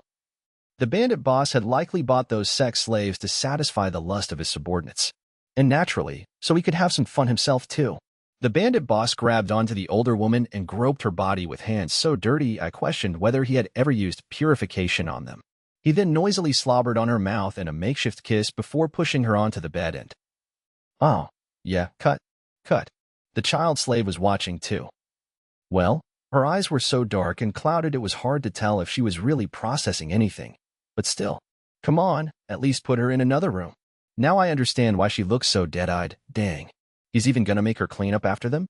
Holy crap, what a monster. Oh, right. He's a bandit. He's killed people before. Right. Whoa, amazing. That's how humans reproduce, right? I've never seen it before. Are you after my body too, Kaima? I'm not a lolicon. And hey, stop watching them. Kids shouldn't be looking at that kind of thing. But I'm not a kid. You know that I only look like this because I can save DP in this form, right? Oh, right. I forgot about that. Right. Your original body was way more developed. So. Wait, nah. You were still a busted middle schooler at best. That's too young. But you like my feet, don't you? And look, that tiny slave is watching too. Yeah, they're making her walk on her bare feet. That has to hurt. What a waste of nice, shapely feet. Delicious brown skin like hers should be treasured. God, I want to at least give her some socks to wear. Preferably knee socks. White knee socks or dark knee socks. No, wait. I bet socks shaped like puppies would really go well with her dog ears. I feel like you changed the subject there. Don't worry about it. Anyway, time for sleep. By the way, he later locked up the harpy woman in the jail, which I had built behind the room that the boss is more or less using for himself now. Bandit's perspective. Is there anything good about being a bandit, huh? I can't easily get into towns, and all the shops I can buy stuff from overcharge like motherfuckers. I've tried making my more respectable associates buy my stuff for me, but the merchants always see right through them and keep overcharging. I can't go to a blacksmith, so I've got to get a hold of weapons on my own and keep using them till they break. It takes a lot of guts to use a weapon that can break at any time, and to tell the truth, I'm scared shitless of the day my blade breaks in a fight. I have to risk my life just to earn money and get anything. It's riskier being a bandit than it is being a mercenary. But if I'm strong enough, I can steal anything. I can never know how much I'll earn in a year, but when I hit it big, fuck do I hit it big. Not to mention, I can now go to gatherings of the legendary Dark Guild. I had only ever heard of them when I was a mercenary. It's against the rules to attack carriages marked with the Dark Guild symbol, but the benefits more than make up for that. I can get my hands on anything I want, as long as I've got the cash. The stuff is expensive, though.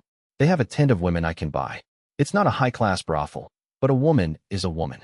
Bandits can't normally go into town, so naturally, we can't go to brothels.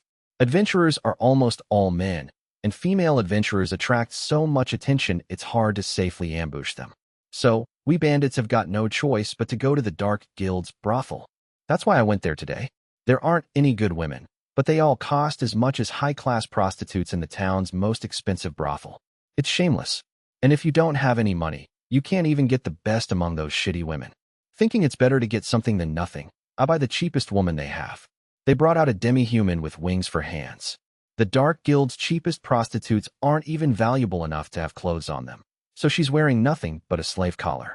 Demi-humans like this harpy look different enough from normal people that they're incredibly unpopular as prostitutes. That's why she's so cheap. A lot of demi-humans are still mistaken for monsters, even now. In fact, they actually are hunted as monsters in other countries. Oh yeah, wasn't there one country that considered all demi-humans to be monsters? I can't remember, but it doesn't matter anyway. What matters right now is that the person in front of me is a woman, wings for hands or not. Though, she hasn't been trained at all, and doesn't know how to please a man properly. It's not hard to see why she's their cheapest prostitute. Having no other choice, I just held her down and fucked her as hard as I could. I paid money for her. She needs to earn it. Though, she's probably not going to see even a single copper from what I paid for her. No reason for them to pay their slaves. I leave the brothel feeling refreshed, and soon decide to buy some convict slaves. The Dark Guild deals with every slave they can get their hands on. Slaves close to death are cheap. Healthy slaves are expensive. Would be nice if some of these convict slaves have killed before. All I need are enough thugs to kill adventurers by overwhelming them with numbers, but experienced murderers will still help out in a big way. I'll need a sex slave for the boys to use, too. TCH. Not sure how I feel about sex slaves being more expensive than convict slaves, but whatever. They're a luxury. Makes sense they'd cost more. Female harpies are pretty cheap, so I'll buy one of those. They lined up all the slaves I could buy in front of me. But hey, wait. The cheapest sex slave here is that harpy I bought at the brothel. I thought I'd just be wasting the money I spent earlier if I bought her now, but I ended up buying her anyway after they gave me a discount based on how much I spent earlier. They even offered me a child slave as a bonus. She apparently had grown attached to the harpy for whatever reason. She's a demi-human too, with flimsy dog ears. They must not have bathed her for a while, because she smells exactly like an unwashed dog. She does look feminine, but she's too young to work as a sex slave. It wouldn't matter much if she was older, though. She doesn't even respond to me prodding her with my elbow. That's no fun. They were likely close to just disposing of her, judging by the fact she cost about as much as 10 slightly moldy loaves of rye bread. She does follow simple orders, though, so I can get some use out of her by making her work as a maid or something. If that doesn't work out, I can just sacrifice her to the dungeon. It's that simple. I'd pick up the child slave since she walks so slow and carry her back to the ordinary cave. We come across 2 adventurers on the way and surprise attack them from behind. Perfect. Now we might get a room to put these 2 slaves into. Luck sure is on my side lately, heh. I cackled to myself. Kaima's perspective. Day 18. 1 week had passed since the bandits bought those slaves. In a certain sense, the dungeon has been peaceful. No adventurers have come by and no bandits have died. They went out looting twice and came back with corpses the second time. For corpses, 600 DP. It must have been too hard to capture them alive. Honestly though, is 2 raiding trips a week really enough to sustain 27 people? I know 2 of those people aren't fighting, but still. Oh, how am I rewarding them? Don't worry. I'm teaching them that it'll take a long time for me to reward them if they don't kill the people inside the dungeon. I'm not so easy to please. But either way, we're getting tons of DP now that lots of intruders are hanging out in the dungeon all the time. Though, I feel like we're getting more DP than we should from just 27 people. One of the slaves they bought must be pretty strong. Unsurprisingly, the bandits were fucking the harpy every single day, treating her like a sex toy. Yeah, that was the only thing I wasn't too happy about. I knew that was the fate all sex slaves faced, but as a Japanese person, it wasn't so easy for me to get used to. I'm really surprised they haven't gotten tired of doing that yet. Yeah, it's starting to be a real eyesore. I was starting to like them a little, but I guess I just didn't know them very well. Huh. Rokuko's not happy about a woman being brutalized like that. Huh? She's got more humanity than I thought. It's like they're covering my dungeon with dirty juices and stuff. It really ticks me off, somehow. Oh, that's what you're upset about. Shouldn't you be getting mad about me using the master room as a bathroom, then? Oh, you and Gobsuk are fine. Don't worry about it. You 2 can't help needing to go to the bathroom, and you're both monsters I summon myself. So, you're still calling me a monster. Well, I guess she did summon me. It's kind of like you 2 are just a part of me. I don't like absorbing that stuff, but, like I said, you 2 can't help it. Alright, makes sense to me. But, shouldn't you, actually love absorbing goblin poop?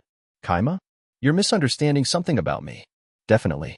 By the way, the boss was using the young dog-eared slave as a dakimakura, a body pillow generally with an anime girl on its cover, at night since she had the soft, smooth skin of a child.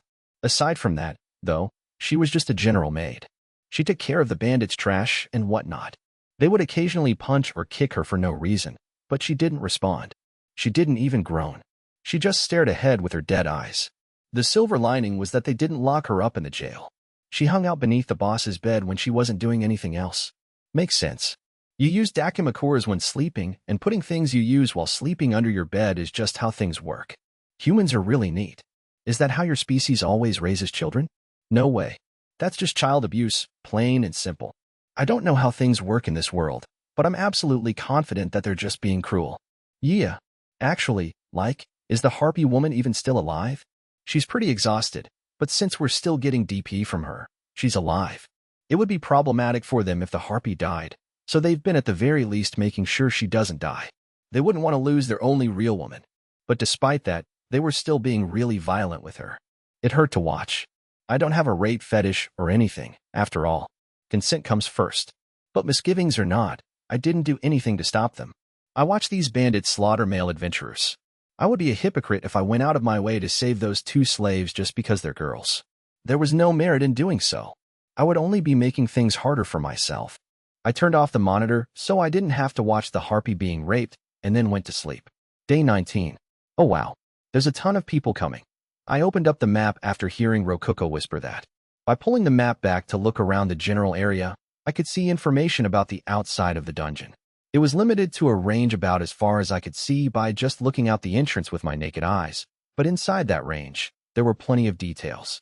There I saw that there was already a platoon of red enemy dots, advancing towards our dungeon with a trained pace. It seemed that my peaceful days were finally over. Or perhaps, peace was finally coming for the first time. 30 people, huh? I guess they're finally here. Not sure if this is too early or what. They're finally here? You knew these people would be coming. Yep. This is probably the squad sent to exterminate the bandits. Judging from how organized their marching is, they're pretty well trained. I bet they're knights. Yeah, the bandits are finished now. It'd be pretty great if they actually managed to survive somehow, though. The bandits noticed the knights too right after I finished saying that. I opened up the monitor and started watching them. It really was convenient that I could look into the dungeon from any angle, as if every room had multiple security cameras placed within them. One of the boss's scouts had just gotten back to the dungeon. Boss, we're in trouble. Knights are coming. What the? How'd they find us? We killed everyone who saw us here. The boss of the bandits was panicking. He didn't seem to realize that it was precisely because they had killed everyone who found them that knights had eventually been dispatched to eliminate them. But hold on a second. Knights are humans. They ain't invincible. We can kill them too. How many of them are there? Sorry. I ran back here as soon as I saw their armor.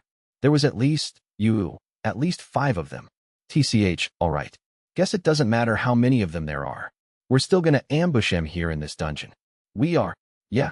We can knock their numbers down with a surprise attack, and either way, we'd be dead if they surrounded us outside. Oh, nice plan, boss. Alright. Did y'all hear that, everybody? We're gonna ambush them. Yeah. Hell yeah. Let's do it. It looked like the bandits were ready to fight, and they were planning to do so in the dungeon. Very convenient. I'm so glad I've been teaching the boss how to use the hallways and doors to ambush people in the dungeon. I'm so glad he's not smart enough to realize running away is the best option here. So, do you think the bandits can win? Well, it'll depend on how strong those knights are. But if they're at least as strong as those 3 adventurers from before, the bandits are definitely screwed. They'll all die. It wouldn't be long before I could see the knights directly on the monitor. I decided to watch the bandits get eliminated from start to finish. All this was happening because of me, after all. The bandits spread out, with 8 of them staying in the entrance room, 8 hiding in the room halfway to the core room, and 9, including the boss, camping out in the core room itself. Although there was strength in numbers, they wouldn't be able to ambush the knights if they all stayed in one room, though that would be physically impossible anyway. The knights reached the entrance to the cave right after the bandits finished hiding. All soldiers, halt. Henry, is this the ordinary cave? Yes. I believe this is where the bandits are hiding out. Please, avenge Beck for me. You have my word. Thank you for your assistance. Oh life, greet mine wave with a hearty pulse. Life searched. A knight covered head to toe in armor used a skill. Moments later, a clear wave of energy spread out from him in all directions. Judging from its name, it was a skill that could detect nearby life forms. It probably worked like echolocation. But either way, I knew it would be enough to make the bandits' ambush meaningless. It appears that there are indeed 8 bandits inside. They're hiding by the entrance, waiting to ambush us. There certainly were 8 bandits waiting in the first room, but there were more elsewhere, obviously. Maybe the life search wave got blocked off by the closed wooden doors, making it impossible for him to detect the bandits behind them. Or was it just an area of effect that simply didn't reach that far? That's how many the report said there would be. Stand at the ready, men. Our mission begins now. They might have prisoners. For safety's sake, we'll start with the sleeping drug. Yes, sir. 5 of you will remain behind in case there are others lying in wait outside. Everyone else, surround the entrance and finish off any bandits that come running out. Understood. The knights surrounded the entrance to the cave and started burning some kind of incense. Welp, that's pretty cheap, though I don't blame them for not walking right into a trap. A few minutes after the incense started burning, the bandits started to panic.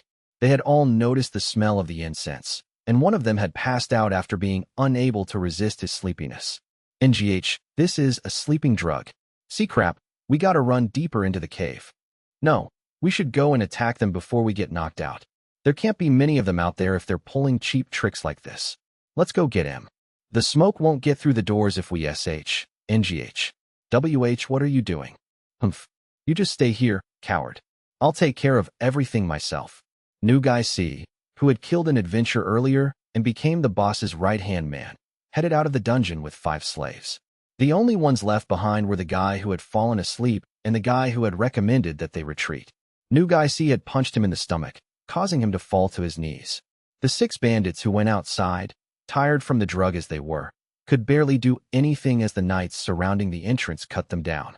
Their chipped, dull blades bounced pathetically off the knights' armor. All they could do was scream in pain and fear while dying like chumps.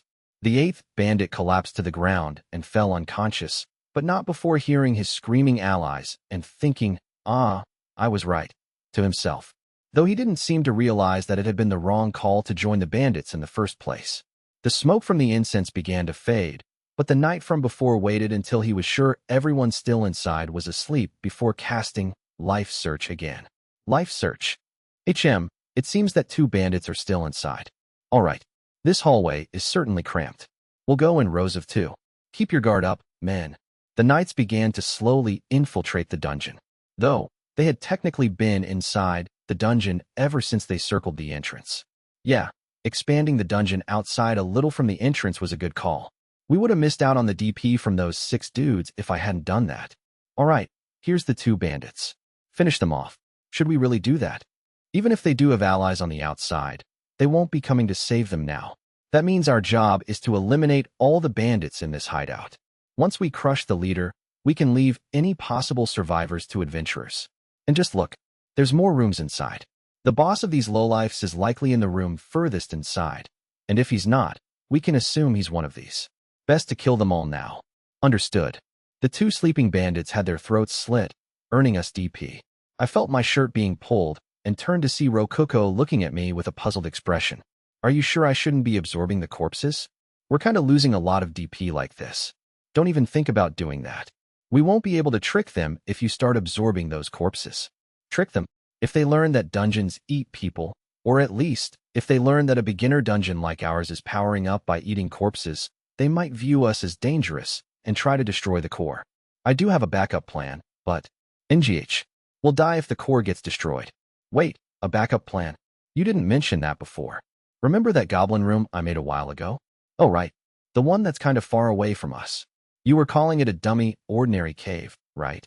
Yeah, the maps here aren't so accurate, so there being another cave nearby shouldn't arouse any suspicion, maybe. Hopefully, we'll be able to trick them into thinking that the other cave is the actual ordinary cave, and then they'll leave us alone. Oh, okay, I get it. Wait, what about the dungeon core? In truth, I wanted to place the dummy core in the other cave and use the castling function, but that wasn't going to happen. Oh, by the way, the castling function allowed one to swap the real dungeon core with a dummy core. It was a great tool, but it took 5,000 DP to use. We didn't have enough saved up to use it. Not to mention, it was necessary to connect the dummy core with the real core with a path, which meant it couldn't even be set up if intruders were in the way. Well, we used hallways and doors to separate the rooms on this floor, so worst case scenario, we can turn the core room into an impregnable trap fortress. It was possible to set traps on a floor with intruders by separating rooms with doors and hallways. Though, of course, you couldn't set traps in rooms with invaders in them. But there's a bunch of bandits camping out in the core room. Of course, the bandits count as intruders. Yeah. In other words, all we can do right now is act like an innocent dungeon and hope they leave us alone. I get it. So that's why you don't want me to absorb the corpses. But how are you going to make sure they leave us alone? Let's just see what happens for now. I don't want to tell her that there's actually nothing we can do right now. I shifted my focus back to the knights. This must be their treasure room. The bed. NGH. I recognize this smell. They must have a woman with them. But this smell is so intense, I imagine they aren't using purification to clean up much. Or perhaps the smell is so intense it won't come out no matter how many times they cast it. The knights had started to investigate the boss's bedroom. By the way, the dog-eared girl was still underneath the bed. She stared ahead with her dead eyes, not moving an inch. Eventually, the knights advanced to the next room without finding her. That wouldn't have happened if they had used Life Search, but they didn't for some reason. Maybe it only had a limited number of uses. Or maybe the knights who had been assigned to the search party just couldn't use it. The boss-type knight that had used Life Search outside of the cave was still by the entrance, giving orders to his subordinates. Beyond the boss's room was the jail, which was also being used as a storage room. All the loot that could help in battle had been taken to the core room on the opposite end of the dungeon, so there wasn't anything worthwhile left. They had even taken the harpy herself with them. There's nothing good here, huh? Do you think our timing was just bad? There might have been some more valuables here if we got here sooner. There is a lot of food, though. Maybe if we had gotten here later, there'd be Hey, don't talk like that. But either way, I'm sure no one will mind if we take some of this beer. We had taken anything that looked even a little good into the master room before the knights got there. That said, it's not like there was anything good before we went through the stuff. Most of it was just moldy bread. The only really useful thing was, a light enchanted magic item. It worked kind of like a lantern. The only things left for the knights were food and the shoddiest of the bandits' treasure. Since the jail was a dead end, the knights carried the boxes of food back outside. Once most of them were outside, the knights resumed their investigation. One of them placed his hand on a door and made to open it, but at that moment, a sword had sprouted from the door. Gah! A bandit had stabbed at the knight through the door itself in a surprise attack. He then kicked down the door and started swinging. Die. NGH. Fall back, Ryan. Hioa. The wounded knight retreated and the battle began. Curses. I told you they would likely be hiding behind the door, and yet you still let your guard down. Oh, light. Soothe the wounded sheep before you, healing. Sorry, Captain. NGH and NN. Magical light enveloped the hurt soldier and began healing his wounds. The large gash on his chest closed up and stopped bleeding. He was still visibly exhausted, but there was less chance of him dying. Healing magic, huh? That's the first time I've seen it. And before I knew it, the battle was over. Sorry, but Beggs got hurt in the fight as well. Could I ask you to heal him? Bloody hell, don't you know how exhausting it is to cast this spell? If I pass out, you'll be the one taking charge in my stead. Oh, light, soothe the wounded sheep before you. Healing. There's no use getting frustrated with me. You're the only one here who knows how to cast restoration magic. Sheesh. Our lives would be a lot easier if they would just give us more healing scrolls. Restoration magic scrolls are difficult enough to produce that they simply don't have enough to do anything like that. The church keeps most of the scrolls to themselves for a reason. That's a nifty bit of information. Let's see here. Seems like I can buy healing scroll for 100,000 DP. They really are rare. I could buy a weak dragon for that much DPGs. But dang. With healing magic like that, the bandits are definitely screwed. No way out of this one for them. All I can hope is that they take down as many knights as possible while they're getting slaughtered. Alright, next room. Be wary of any surprise attacks if you don't want to end up like Ryan. Though, I had heard that this ordinary cave is an extremely small dungeon. There are far more rooms than I expected here. Captain, there are pickaxes lying on the ground. The bandits might have dug out these rooms themselves. But dungeon walls will simply regenerate no matter how much you dig into them. Why would they do that? I do not know, but you can see the pickaxe marks on these walls. I glanced at Rococo for confirmation. Normally, any holes you dig will just close up. Humans are like that too, aren't they? So, you're saying it's like wounds healing over time. Rococo responded with a nod, and that's right. I wonder what's going on here. Though, thinking about it, taking up residence in a dungeon is an extremely rare occurrence in the first place. There might be a connection here. Are you suggesting that the leader of the bandits is the dungeon boss? I've never heard of a human becoming a dungeon boss. Are these bandits led by a dragon? These rooms are too small for any dragon. The knights steadily advanced farther into the dungeon while talking amongst themselves. Out of all the bandits, only the 9 hiding out in the core room remained. That wasn't counting the harpy slave, since she would likely be too weak to fight well. The knights proceeded so cautiously that it took them a lot of time just to clear out of the 7-room dungeon, but eventually they reached the core room. Though, the knights themselves wouldn't realize it was the core room until they opened the door. I shifted my gaze to the bandits. One of them had been crouching by the door with his ear against it. I caught him right as he stood up to go report to the boss. Looks like they're here. All right, archers, get ready. And be quiet. Shoot them down right after they open the door. Boss, are we gonna be all right? Humph. They should be pretty worn down by now. All we'll have to do is finish them off with a final push. I wondered how they would react if I told them that the knights had healed themselves and weren't worn down in the least. That'd have to remain a mystery, though. I didn't want them to try and destroy the core as a final act of revenge. The wooden door to the core room creaked open. The boss signaled for the archers to shoot the moment the door opened wide enough. Clang, clang. The arrows noisily bounced off all the knights' armor. Except for one. By pure luck. Good luck for the bandits. Bad luck for the knights. One arrow slipped through the eye slit on one of the knights' helmets and pierced his brain. I saw our DP shoot up before my eyes. They had killed him in one shot. Louis. Bloody hell, he's dead. TCH. We only got one of them. Boss. Come on, boys. Aim for the joints. Our swords'll just bounce off their armor. You'll pay for this, bastards. A knight charged forward. Seeing that, the boss of the bandits put his sword against the harpy's neck. Hey, move another step and I'll slit this girl's neck. NGH a hostage? Wait, look. It's a demi-human slave. Don't worry about her. Just kill the bandits. The bandits got some blows in after the knights briefly paused, but they didn't do much damage. The distraction tactic itself was fine. The bandits were just too untrained. If they were better with their blades, they probably would have been able to take down one of the knights there. TCH, they figured it out. Fucking hell. Come on, you bitch, charge at the knights. Make them panic. Humph. Making a slave like that attack for you won't change a thing. The harpy slave tried to obey the boss's order, but her legs were too weak for her to move very well. She was cut down in seconds. Our DP went up. Well, at least she died in a single blow, without any unnecessary suffering. Wait a second. Aren't you Melon Puke Waver? Don't call me by that name. You are. The boss of the bandits charged forward in a rage. The force of his first blow knocked the armored knight to his knees, and the boss wasted no time to drive his sword into a gap in the knight's armor. He then twisted his sword around as hard as he could inside of the knight's body. Our DP went up again. I don't want to see what that guy looks like now. And what kind of nickname is Melon Puke, anyway? What? This is the shameless fellow who puked up a melon while dining with the princess. You'll pay for killing Louis and Eugene, vomit face. I only threw up because the melon had gone bad. It wasn't my fault. Why'd she have to fucking put a bounty over my head? Fuck. Not only did you eat too much and throw up as a result, but you unjustly blamed the chef for serving rotten food and killed him. Right in front of the princess, too. Shut up. He was just jealous because the princess had fallen in love with me. I'd be the emperor right now if it weren't for him. Fucking damn it. Oh, thanks for explaining why he's called Melon Puke. I more or less guessed from the name, but still, that was a wild story. After that, Melon Puke got so mad he fought far better than I had ever expected. He killed one more knight and wounded several others. But that was as far as he got. His allies that had been assisting him from the side were gradually cut down, and soon enough he was surrounded. In the blink of an eye, a sword was thrust clean through his stomach. Fuck.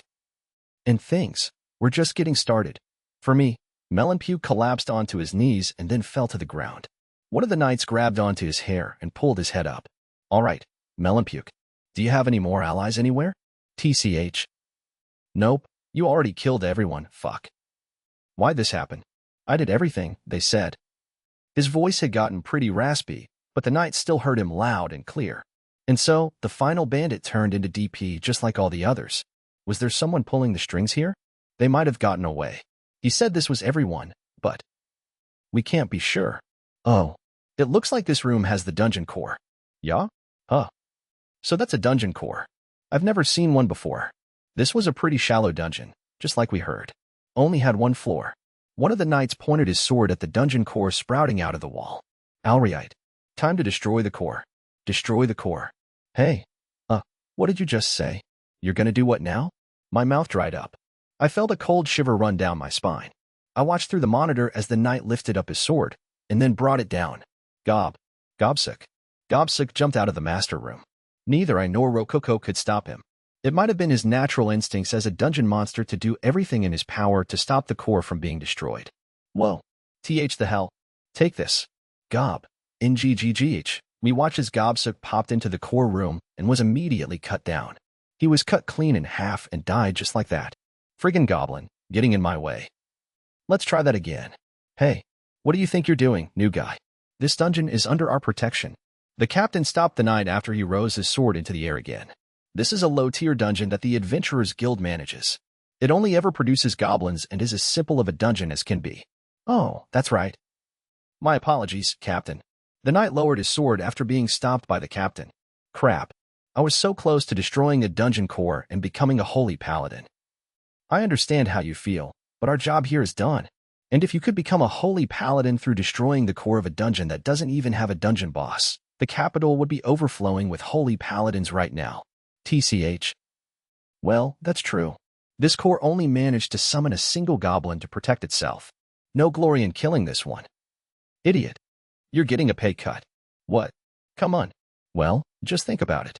Wouldn't it just be embarrassing to be knighted as a holy paladin for destroying a weak dungeon like this? Thinking about it, Melonpuke was more or less the dungeon boss. Do you want them to say, "Oh, holy paladin, who conquered the ordinary cave and defeated Melonpuke," or something like that? You'll get destroyed, man. People would call you the Melonpuke paladin, or the holy paladin of the ordinary cave, something like that. I wouldn't want that. But still, I can't believe we lost Louis, Eugene, and Thomas to a bunch of bandits. Melonpuke was actually a pretty fearsome foe. Although many of them had died or been wounded, the knights were all relaxed. Their job was done. I suddenly realized I hadn't been breathing and thus started gasping for air. Phew. I thought I was going to die. For the first time since I came to this world, someone tried to kill me. I wasn't just watching someone else die on a screen. I was watching someone try to kill me, personally. I almost peed myself. Almost. I didn't actually do it, okay? My pants are clean. Though. That guy said he could become a paladin if he destroyed the dungeon core. I wonder what's up with that. Yua. Jigobsaki. Rococo was crouched down on the floor, crying. Goblin or not, we had spent the past few weeks together with Gobsuk. We had tons of memories together. Okay, not really. The only thing we did together was eat meals every now and again. I wonder if Rococo ever did anything with him while I was asleep. At least give back the jelly rolls I lent you before dying. I guess not. We were united only by food. Gobsuk. We really owe him a lot now. If not for him, the core probably would have been destroyed and we'd be dead right now. My jelly rolls. Actually. This might just be her way of grieving Gobsuk without looking weak. I opened the menu and bought a set of 6 jelly rolls for Rococo. Here, have some jelly rolls. Cheer up. Eh? Really? I'll cheer up. I'll cheer so up. So up. Rococo cheered up so much that I thought light would start shining out of her eyes. Oh, right. This girl's a monster that sent countless goblins to their deaths to try and protect herself from adventurers. Wait, what is this stuff? There's something dark and sweet inside of it. But it's really tasty too. Oh yeah. I never told her that I tricked her into thinking that red bean paste rolls were jelly rolls. The bandit corpses were piled up in the entrance room. It looked like the knights would be taking their deceased allies back home with them. It was honestly pretty disgusting, but I couldn't look away. I needed to stay focused and look for an opportunity to score some extra DP. They're pouring oil on them. I guess the plan is to burn the bodies. In the middle of the cave, though. Air flows through dungeons no matter how deep they get, so I guess they may just not be aware that suffocating due to lack of oxygen is a thing outside of water. After all, the bandits lit torches in our dungeon like it was nothing. These scum don't even deserve to be offered up to the dungeon. Did you cover them all with enough oil? We'll only have more work to do if any of them become ghouls later. I did. It's okay to burn everything here except the stuff we're taking back, right? Yes. Even if there are any survivors hiding out somewhere, they won't get very far without any supplies. So he said, but there wasn't anything really worth burning. The beds were about the most valuable thing there. Their plan was to light the bodies in the entrance room on fire and let the resulting blaze take care of everything else. That was convenient for me. Once the fires rose up, I'd be able to absorb the bodies without any problems. Stand back. I'm lighting the fire. Dance, oh flames, ignition. Ignition seemed to be a spell that made small flames flicker from the user's fingertips, like a lighter. Once those flames made contact with a trail of oil, the flame began to spread like an uncoiling snake, and before long the mountain of corpses within the cave was ablaze. Oh, hey, should we do anything about that dog-eared slave? By the time Rococo remembered that, flames had already burned down the door to the boss's room and were fast approaching the bed under which the dog-eared girl was hidden. Her dead eyes reflected that she had completely given up. The deceased harpy slave had the same eyes before she died. I didn't do anything to protect her from the bandits, but I get the feeling she'll appear in my dreams if I don't save her here. Is it because she's just a kid? I don't want to have nightmares about this. That'll get in the way of me sleeping well.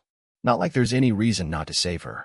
She could actually be a big asset if I can make her my pawn somehow. At the very least, I could just keep using her as a maid. She'll be anything but useless. Well, I guess it doesn't matter. She can just turn into DP for us. No, wait.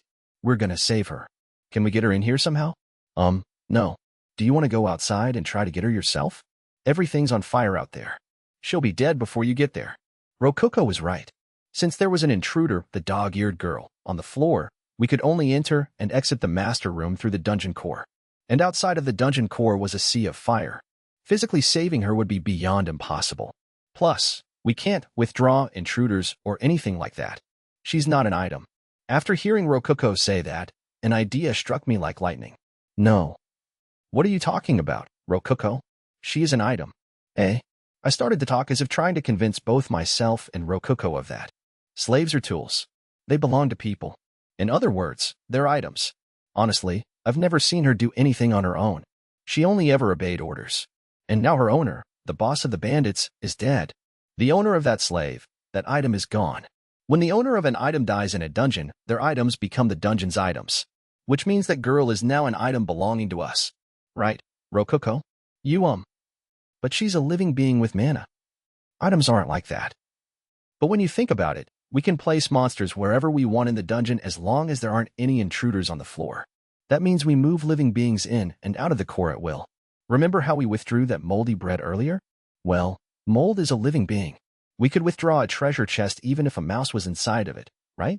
There's no reason why we couldn't withdraw a living being like a human. We can't because she has mana? That doesn't make sense. Magical items have mana. We withdrew that light enchanted magic item, remember? Same deal. We can do this too.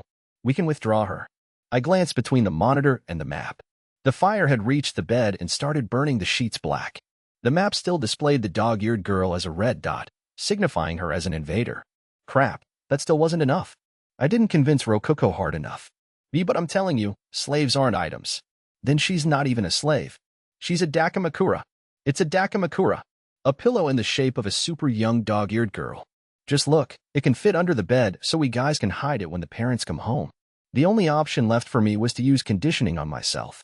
In other words, hypnosis. And hypnosis is basically the same thing as sleeping. This is my time to shine. That's a Dakamakura. That's a Dakamakura. That's a Dakamakura. That's a Dakamakura. I imagined it. That girl was a Dakamakura. A Dakamakura that'd feel amazing to squeeze in bed. It had ears to tease and play with. It was shaped like a human so one could dress it up with clothes and knee socks before playing with it. Wow. This is going pretty well. Yeah. I can't let a Dakamakura that amazing get burned up. It'd be a total waste. I want to sleep with that Dakamakura. I could spend hours putting different kinds of knee socks on it. It looks pretty nice and warm, too. I could use it as a makeshift heater when the weather gets colder. Speaking of heaters, the boss of the bandits used Rococo's core as a heater for his feet. Haha. Oh, I'm getting off subject a little. You know, I wonder if that Dakamakura is more expensive than a heavenly pillow. A dark-skinned, dog-eared, little girl pillow must be expensive. That's a high-grade item. To some people, that would be the most heavenly pillow in the world. Oh. Crap, I just remembered something nasty. Melon Puke had been using it in the exact same way. Being used is a major sticking point for any Dakamakura, but it'll be fine if I clean it thoroughly.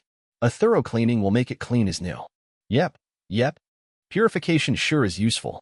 I wonder how well it'll clean a Dakamakura. Either way, at least I don't have to worry about taking the cover off and drying it outside where a neighbor might see it. Alright. Now I just need to get my hands on that pillow and start cleaning it. By that point, the dog-eared girl had turned entirely into a Dakamakura in my mind. I glanced at the map and saw that instead of a red invader dot, there was a green dot indicating an item. Alright. It's a Dakamakura. Withdraw. To sum it up, I did it.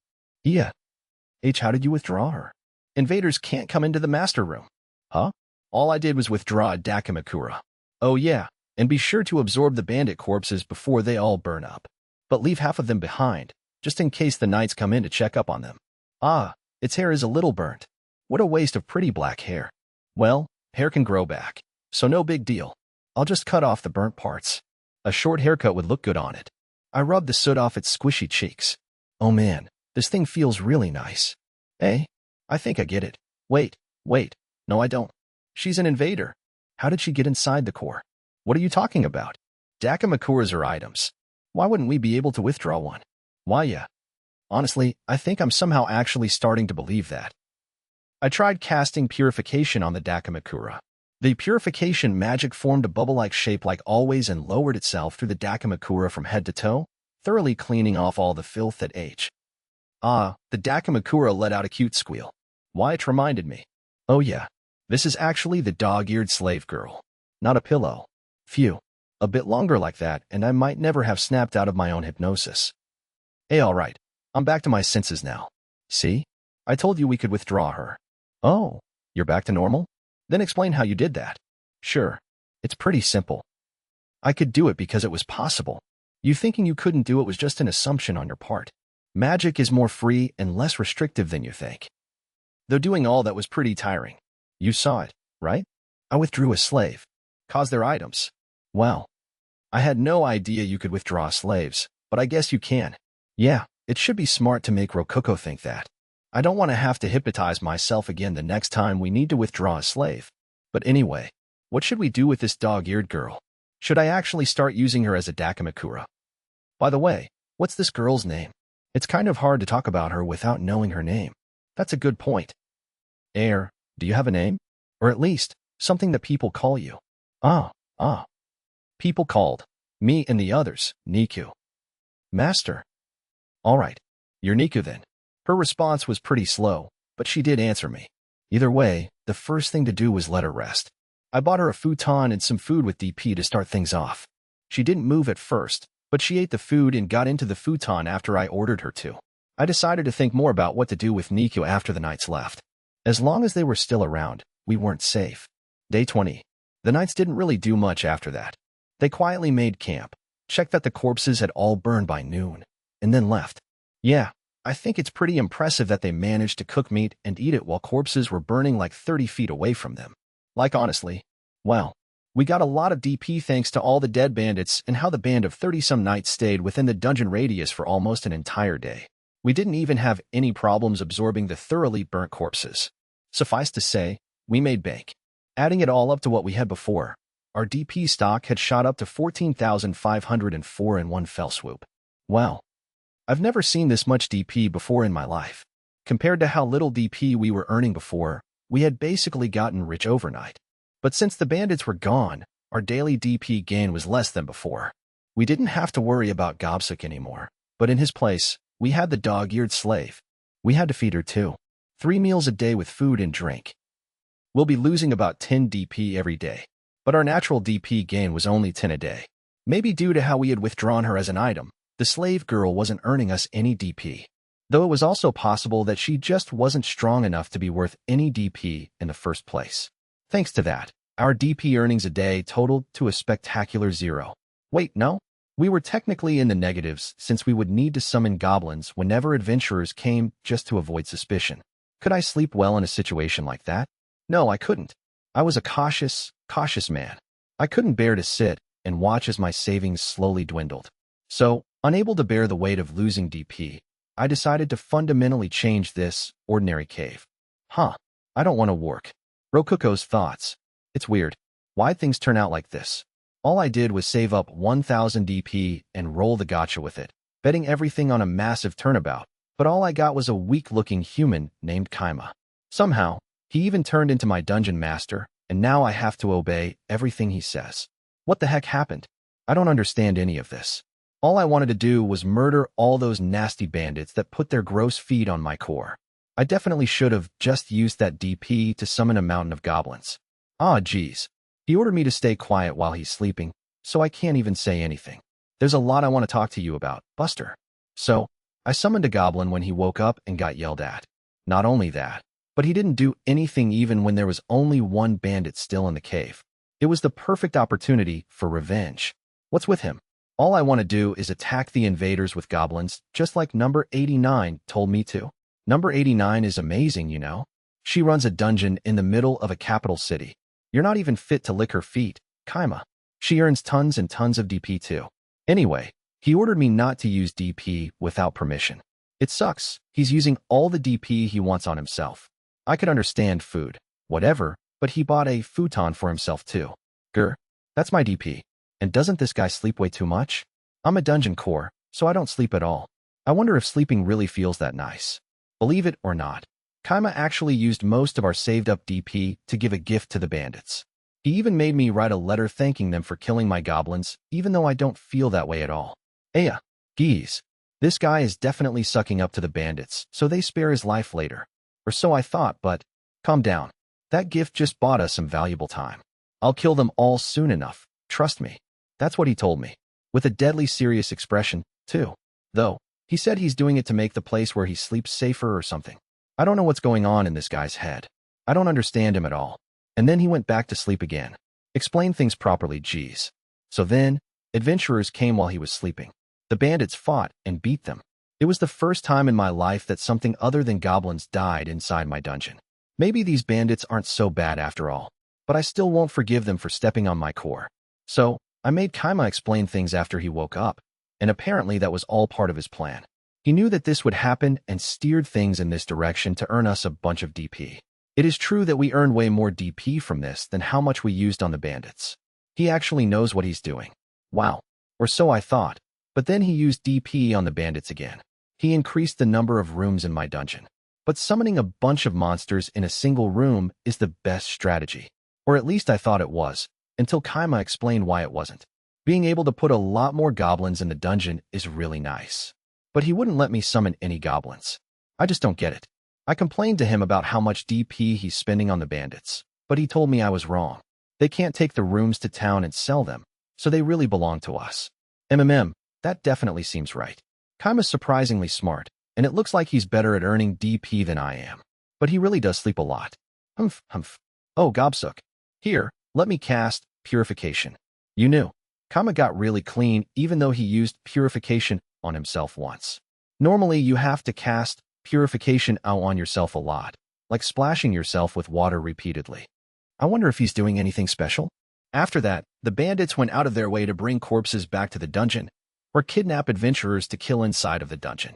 Just like Kaima said, our DP is going way up. Also, melon rolls. Kaima summoned some kind of bread I've never seen before in my life, called melon rolls. They're so sweet and tasty I can hardly believe it. I guess eating food is actually pretty nice.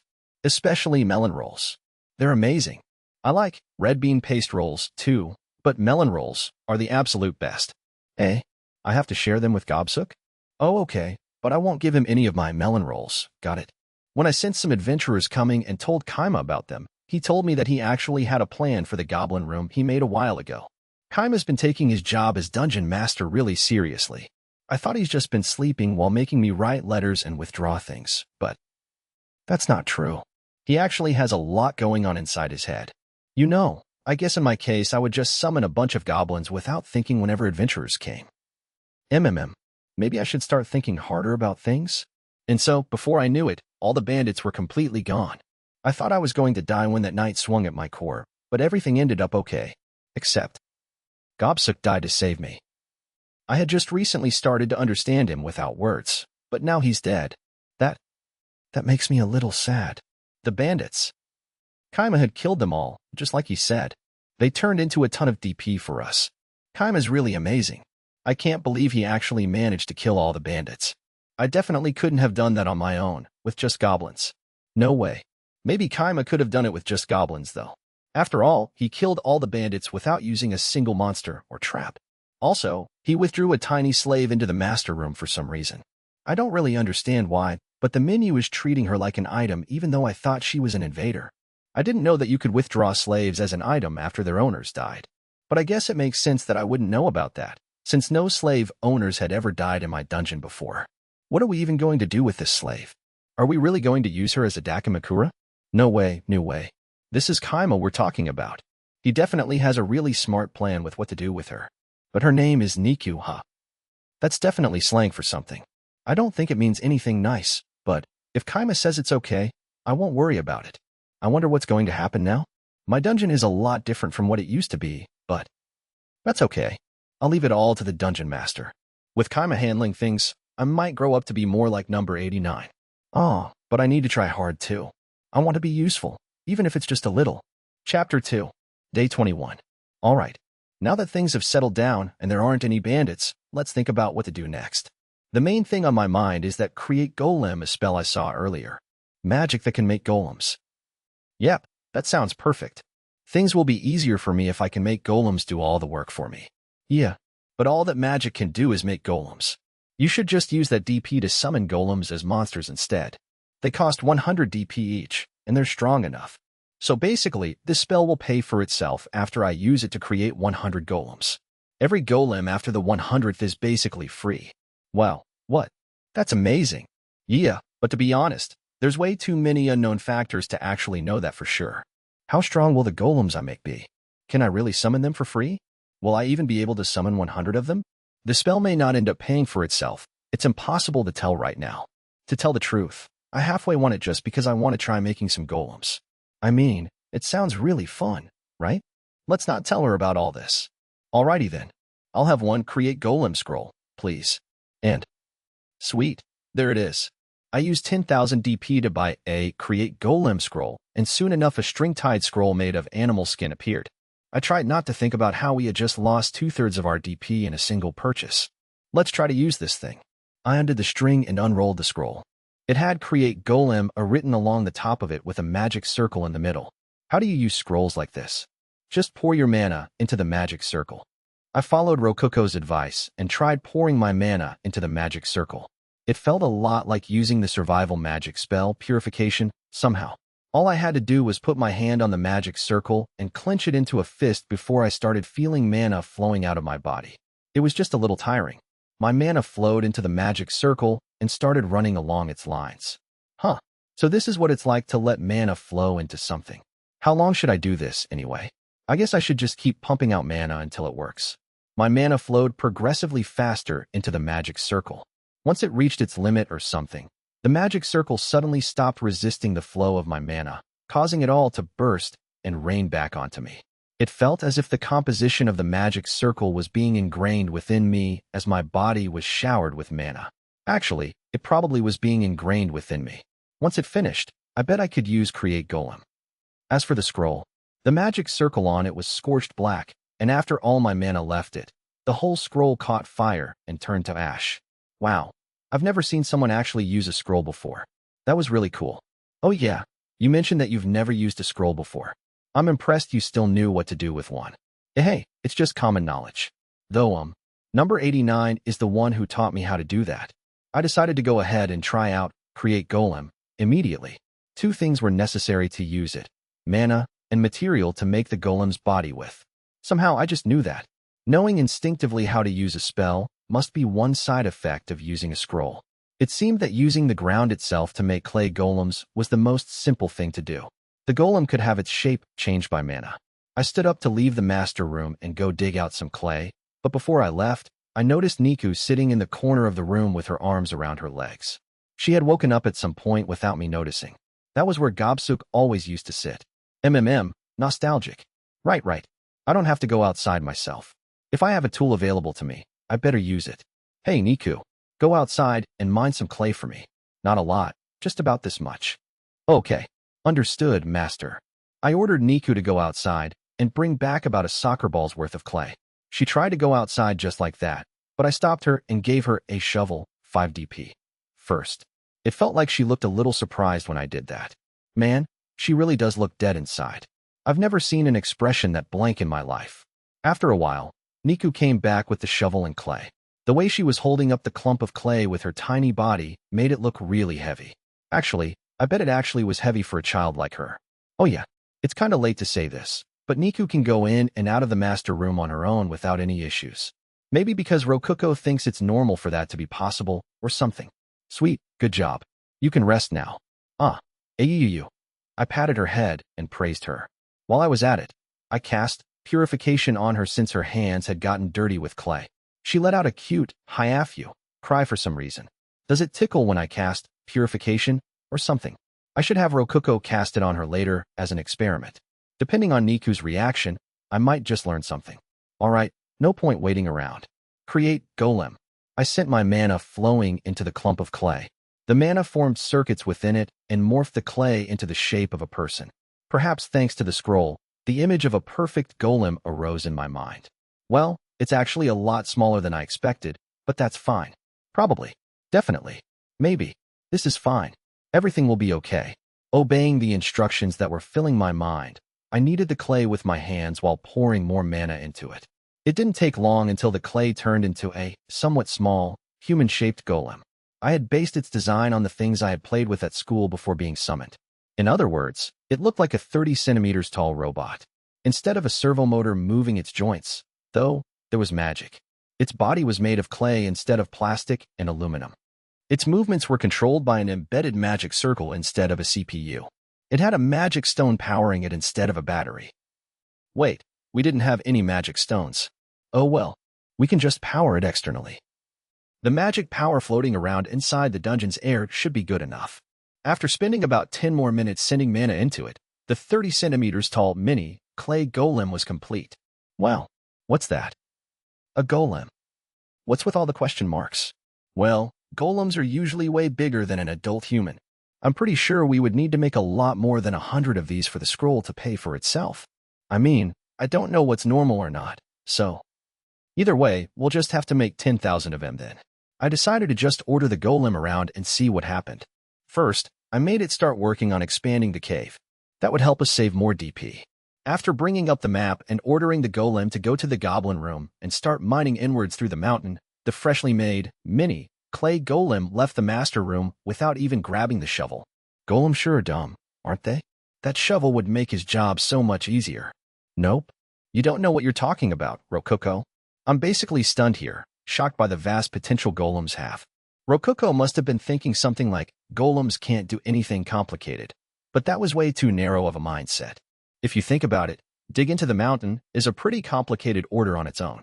To make a robot in modern Japan do something like that, you'd need to first teach it how to mine a wall in the first place from the ground up.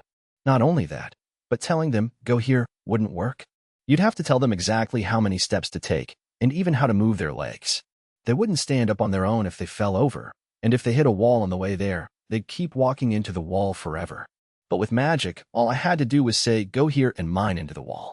Golems were amazing. I'm seriously moved right now. But using magic was pretty tiring. I think I'll just go to sleep now. Oh, right. I'll try using Niku as a Dakamakura. That's why I saved her. Anyway, kind of. Come here, little girl. Air. Don't worry, I won't do anything perverted to you. Yep, I won't make you wear any socks or anything yet. That can come after we know each other better. Day 21. Let's just make one thing clear. Humans are not good Dakamakuras. I tried using Niku as one, but... Oh, don't worry. I didn't take her clothes off or anything. I seriously just used her as a Dakamakura. Anyway, it was nice at first. Her skin was nice and smooth, plus her hair smelled nice. But it didn't take long for a problem to arise. Her body heated up fast. She got so hot. Yeah, I'm not going to be able to handle this outside of winter. I finally understand why people huddle together to stay warm in survival movies and stuff. Though I have heard that kids have especially high body temperatures. And I've also heard that dogs are hotter than humans. In which case, it makes complete sense that a dog-eared little girl would be extremely hot. Plus, it wasn't until I noticed how heavily she was breathing that I realized she was running out of air beneath the covers. That was pretty dumb of me. Obviously, she would struggle to breathe without access to fresh air. I hurriedly pulled her head out of the covers, which ended up with us lying in bed together, face to face. Her cheeks had flushed from the heat and her mouth was hanging weakly open, which made her lips look really sexy f. Wait, no. I'm not a lolicon. Seriously, I'm not a lolicon. Her breath was tickling me, so I made her turn and face the other way. I didn't do that because she was making my heart beat too fast to sleep. Her breath was ticklish. That was all. But, after turning around, her hair started to tickle me instead. Aya, why does this have to be so bad? Having no other choice, I lowered her back down such that our heads were a reasonable distance apart. I pulled the blanket down to about my stomach so she wouldn't start suffocating again. That helped with the heat a little too. With that, I was finally comfortable enough to sleep. But then another problem arose. A pretty big problem too. You see, Nika couldn't move while I was using her as a Dakamakura. She'd have to push me off her if she wanted to get up, but as a slave, she couldn't do that. Can you imagine what happened because of that? She peed herself. Okay, okay. I knew it was my fault. I felt something wet when I woke up and then panicked like crazy after seeing Nika crying in my arms. I stood us up and cast purification on me, her, and the futon while patting her head and telling her that everything would be okay. Yeah, it was my fault. I'm sorry. Next time you need to go to the bathroom, just push me aside and go. To show how sorry I am, you can eat as much food as you want a day. As for anything, it's yours. Okay? Here, have a hamburger. They taste super good. So stop crying. I'm sorry, it was my fault. Nika finally calmed down after she finished eating the hamburger. Okay. I would like to begin our first meeting on what to do with Kaima, the pervert who loves to make his slave girl pee on him. Hey, hold up. That's a pretty biased way of framing things, Madam Judge. It was an accident, Your Honor. I swear. I used my position as dungeon master to make Rokuko shut up about how I had accidentally made Nika pee herself. She immediately fell silent, so I decided to start making more golems. Niku, bring me some more clay. Just as much as you did yesterday. Okay. Nika picked up the shovel from yesterday and left the master room, which made me remember something. The mini clay golem I made yesterday had been working all night. Yeah, I should check out how he's doing first. Let's see here. I brought up the dungeon monitor from the menu and checked up on the golem I had ordered to dig into the mountain. The mini clay golem was steadily scratching away at the wall. His spirit was admirable, but he hadn't made any progress at all. The bare rock wall was just too strong for his clay hands to wear down. That was my mistake. I should have given him a pickaxe or something. See? He'll just keep on doing what you told him to, no matter what. How long can he stay active? I think it has something to do with a magic stone inside of it. Eh? Well, obviously, he'll stay active until he runs out of mana. I mean, he's a golem. But dungeons are filled with mana, so he basically should never stop as long as he's inside of one. Wow, that's crazy. He basically doesn't need any energy to keep moving. I was losing my mind over how far golems had surpassed my expectations. It was looking like I would be able to just leave everything to the golems and sleep as much as I wanted. No way, Kaima, no way. You can't count on golems to do anything right. Just look. See what happened because you told that golem to dig into the wall. Huh.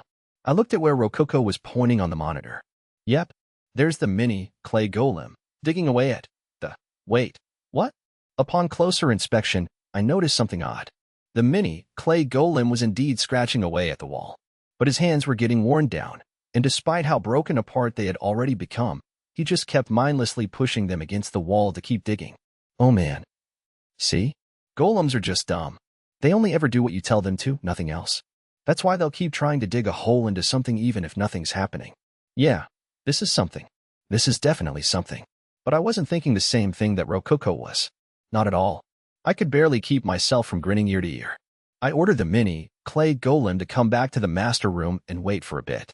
It needed repairs, after all. I am back. Oof. Welcome back, Niku. Good job. I'm proud of you. New. Let's start experimenting. After taking the large clump of clay from Niku, I cast purification on her while patting her head. It wasn't much, but there was something I really wanted to try out as soon as possible. If I was right about it, create golem might just be the greatest spell I ever could have asked for. Brimming with hope, I started to pour mana into the clump of clay while kneading it with my hands. And that should do it. What is that? I had made 3 golem arms, each about as small as a finger. I had then made a tub-shaped golem about the size of my palm with a little rod in the middle of it. After combining the golem with the needle-shaped arms, I had finished making a golem with 3 tiny arms. Seriously? What? That's not a golem. No way. Like, golems just don't look like that. It's a clock. Yup. It was a golem clock. I had given each of the golem arms different instructions. I told the first arm to rotate completely every 60 seconds, the second arm every 60 minutes, and the last one every 12 hours. In other words, the individual arms became the seconds, minutes, and hours hands of a clock. Together they formed a clock that would keep working as long as it had mana. Making sure it stayed accurate would be pretty annoying, though. By the way, I had realized halfway through that I didn't need to make the golem arms look like actual arms, which is why they ended up being needle-shaped, like the arms of a real clock would be. Everything was made from clay, but I doubted anyone would realize the clock was actually a golem. Why you really made a golem shaped like that? Kaima, you don't have any common sense, do you? Seriously? You're the one who summoned me from another world. How would I know what's common sense here? Either way, it was way easier to make a customized golem than I had thought it would be. Plus, because the arms didn't have any joints to move or anything, it didn't take much mana at all to work. How simple my orders were probably helped too. It seemed to take about 1/10 of the mana that the mini clay golem took. So what are you going to do with that anyway? You can just look at the menu if you want to know what time it is. Oh yeah. The time of day and such was displayed on the Dungeon Master menu that I could use. I'll give it to Niku. I only made this an experiment, so yeah, now I know more about what I can do with golems. This wasn't a waste of time at all.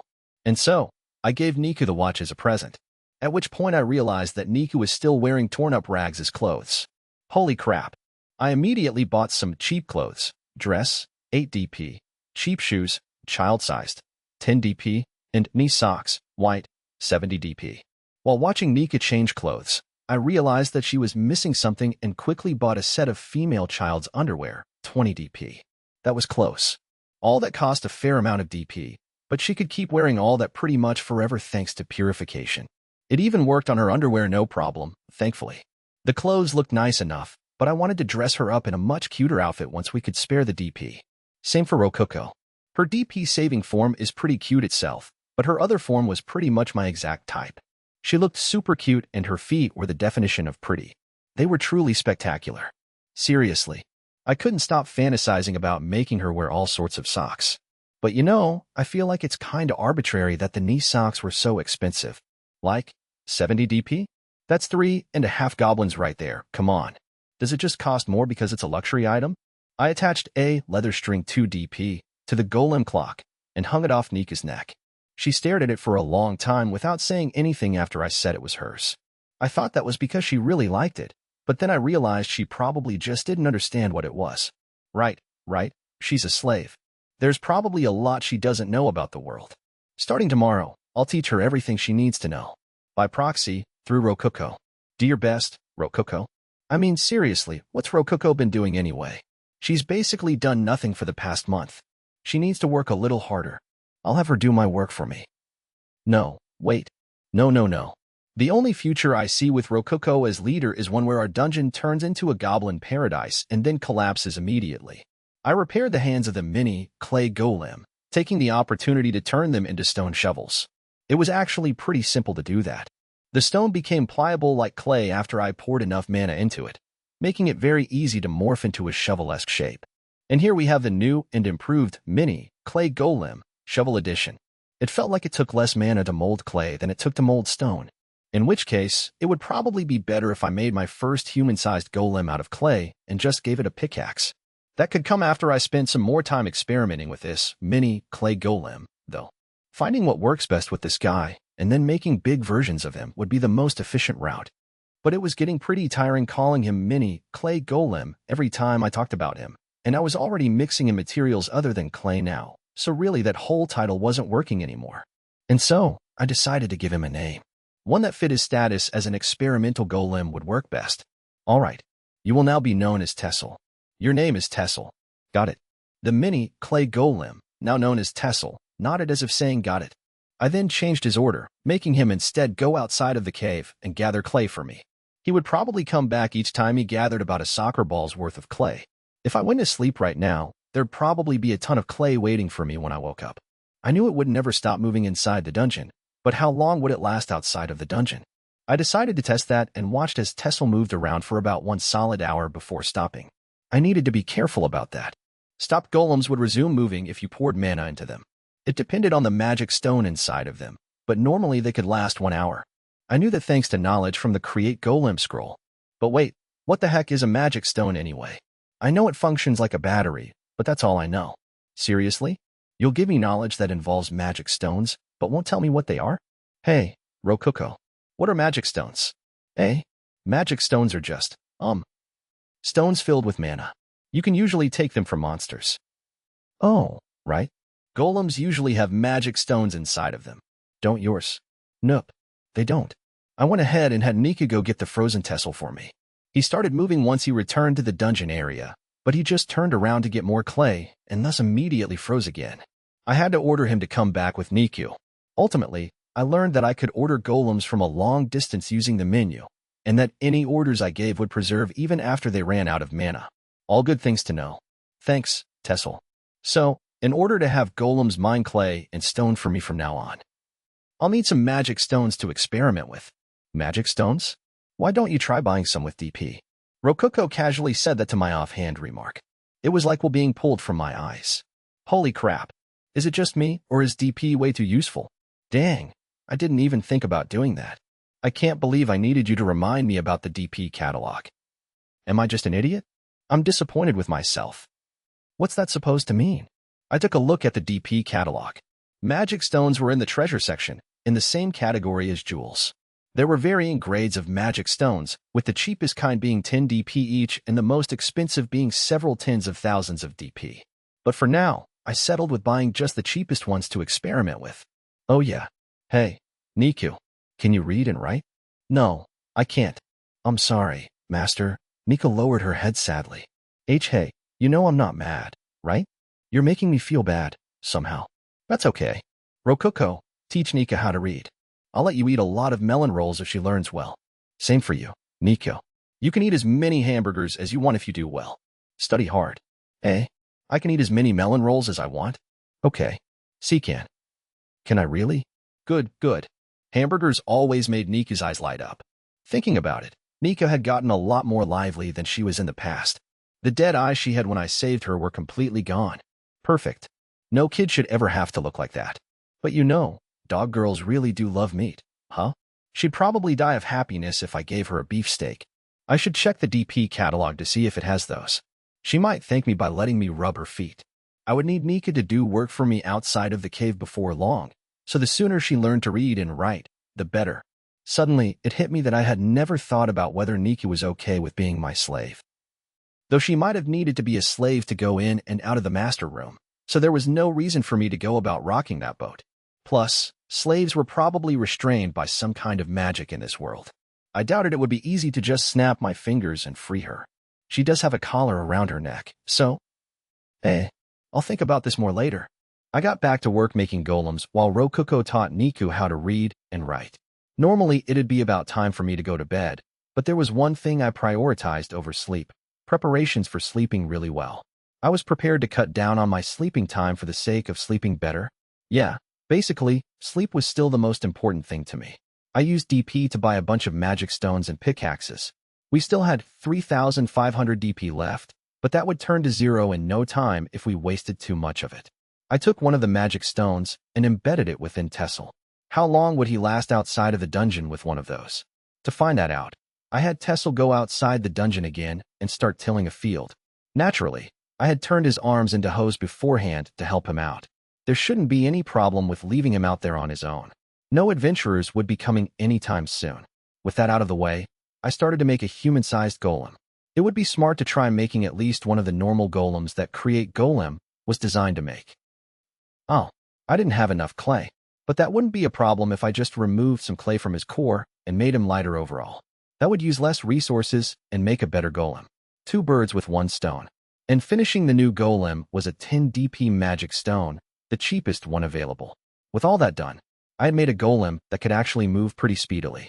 His movements were a lot smoother than Tessel's. Maybe because I had used less clay overall? Rococo looked really surprised after seeing how smoothly the golem was moving, but I ignored her and had him start mining into the mountain with a pickaxe. All I had to say was, use this to mine deeper into the cave. Easy. I want to use the stone he mines to make a 100% stone golem. I should have withdrawn all the stone those bandits mined instead of turning it into DP. Day 22. Tessel, with the 10 DP magic stone inside of him, kept working for a solid day straight with no problem. He didn't even seem close to stopping. How long is he gonna last? Plus, the clay golem I had given a pickaxe to had advanced 5 meters through the wall. He had made a 5-meter-long passage big enough for a large adult to pass through. Yep, these golems are gonna be perfect workers for me. I ordered the big golem to come back to the master room, so I could reinforce his worn-down joints with stone before making him get back to digging. He was getting me lots of stone and clay to use, while simultaneously expanding the dungeon. Perfect. So, I decided to go ahead and make a stone golem, in the form of power armor. Hey, Kaima. What? What is that? Golem armor. Why is Niku inside of a golem? 'Cause I'm having her test it out for me. Niku, try moving around a little bit. Okay. This time, I had Niku put on a power armor-shaped golem after ordering it to assist Niku whenever she moved. The golem walked when Niku started to walk, and it looked like there wasn't much weight to its step. That was good. The golem probably wouldn't be able to keep up with any speedy movements, but thankfully it didn't shake Niku around so much that she would get hurt or even die just from being inside of it. It's a little hard to walk it in, but that's all. Sweet. Try punching this wall. Hold on, Kaima. What even is that? It looks like a slab of stone. What? It's just a wall. To be more precise, it was a wall golem that I had made out of stone as well. Since I had ordered it not to move, or rather, since I hadn't given it any orders at all, it was basically an actual wall. The simplicity of its design helped me save a lot of mana. I could probably upgrade it by making it more similar to a brick wall. Here I go. Hiya. Smash. The stone wall completely shattered. Rokuko looked really surprised. Even Niku, who had thrown the punch, was blinking in surprise. It shouldn't have hurt her since her hand was covered in stone, but I sure hope it didn't hurt her. That was the most important part of this experiment. If it didn't hurt, I'd start using it myself. Alright, it's nice and strong. I'll be able to fight pretty well with this thing. Niku, are your arms and legs okay? Be sure to tell me if you get hurt, so I can help you out. I am okay. Good, good. It'll be able to move outside the dungeon with a magic stone inside of it. So either way, it'll be useful for manual labor and stuff. Now I just need to figure out if I should make it smaller to fit underneath my clothes, or keep it like that, full-size body armor. That shouldn't get in the way of me visiting populated towns, hopefully. I should base the armor's design on what those knights were wearing. My train of thought was interrupted by Rokuko, who was tilting her head in confusion. Kaima, you're going to a town. I won't be able to do much just staying inside here forever, and now that the knights have eliminated all the bandits for us, the road to town should be pretty safe. There's a lot of things I want to learn about, which means I need to do a lot of information gathering. I'll have to go to town eventually. Like how apparently you can become a holy paladin by destroying a dungeon core. If that's true, people might come by here looking to destroy our core. I needed to figure out what the people of this world thought about dungeons. Not to mention that God had mentioned he'd repay me if I destroyed any dungeon cores. Does that have something to do with holy paladins? Oh, are dungeon masters stuck inside their dungeon or something? No, don't worry, there's no rules like that. It's just, I thought you weren't planning on ever leaving the master room. Oh, right. I haven't left the master room even a single time after being summoned to this world. That's because there were bandits out there. How could I go outside? They'd have killed me. That's true. I can't blame you for that. I thought back to when the bandits were still around. They were seriously tough to beat. I thought I was screwed when I saw them surrounding the dungeon core. Though, it kind of felt like it didn't actually take much to get rid of them. Oh well, they had all turned into DP. No point thinking about them anymore, no point at all. Yeah, day 25. And so, 3 days had passed. I had made modified versions of Tessel and then modified those modified versions, learning more about golems the entire time. Since I ended up getting a solid grasp on how to make basic golems. Well, I'm not sure how basic. You could call the tiny golems, clock golems, etc. But anyway, I decided to start trying to make golems out of things other than basic solids like wood and stone, starting off with fire and water. The results were very fruitful. Though the fire golem I made burned to pieces and vanished in seconds after I completed it. That one was a failure. I tried making a wood golem and then setting it on fire, instead of using fire directly, but that naturally just led to the golem burning apart. Ash golems weren't really worth anything, so that was a failure too. Though, I could throw a burning wood golem at an intruder as a kind of scare tactic. On the other hand, golems made from water, aqua golems, were surprisingly normal. Or at least, they looked normal. They looked like a plain golem on the outside, but your hand would go right inside of them if you tried touching them. It felt like that could be useful somehow, but no ideas came to mind.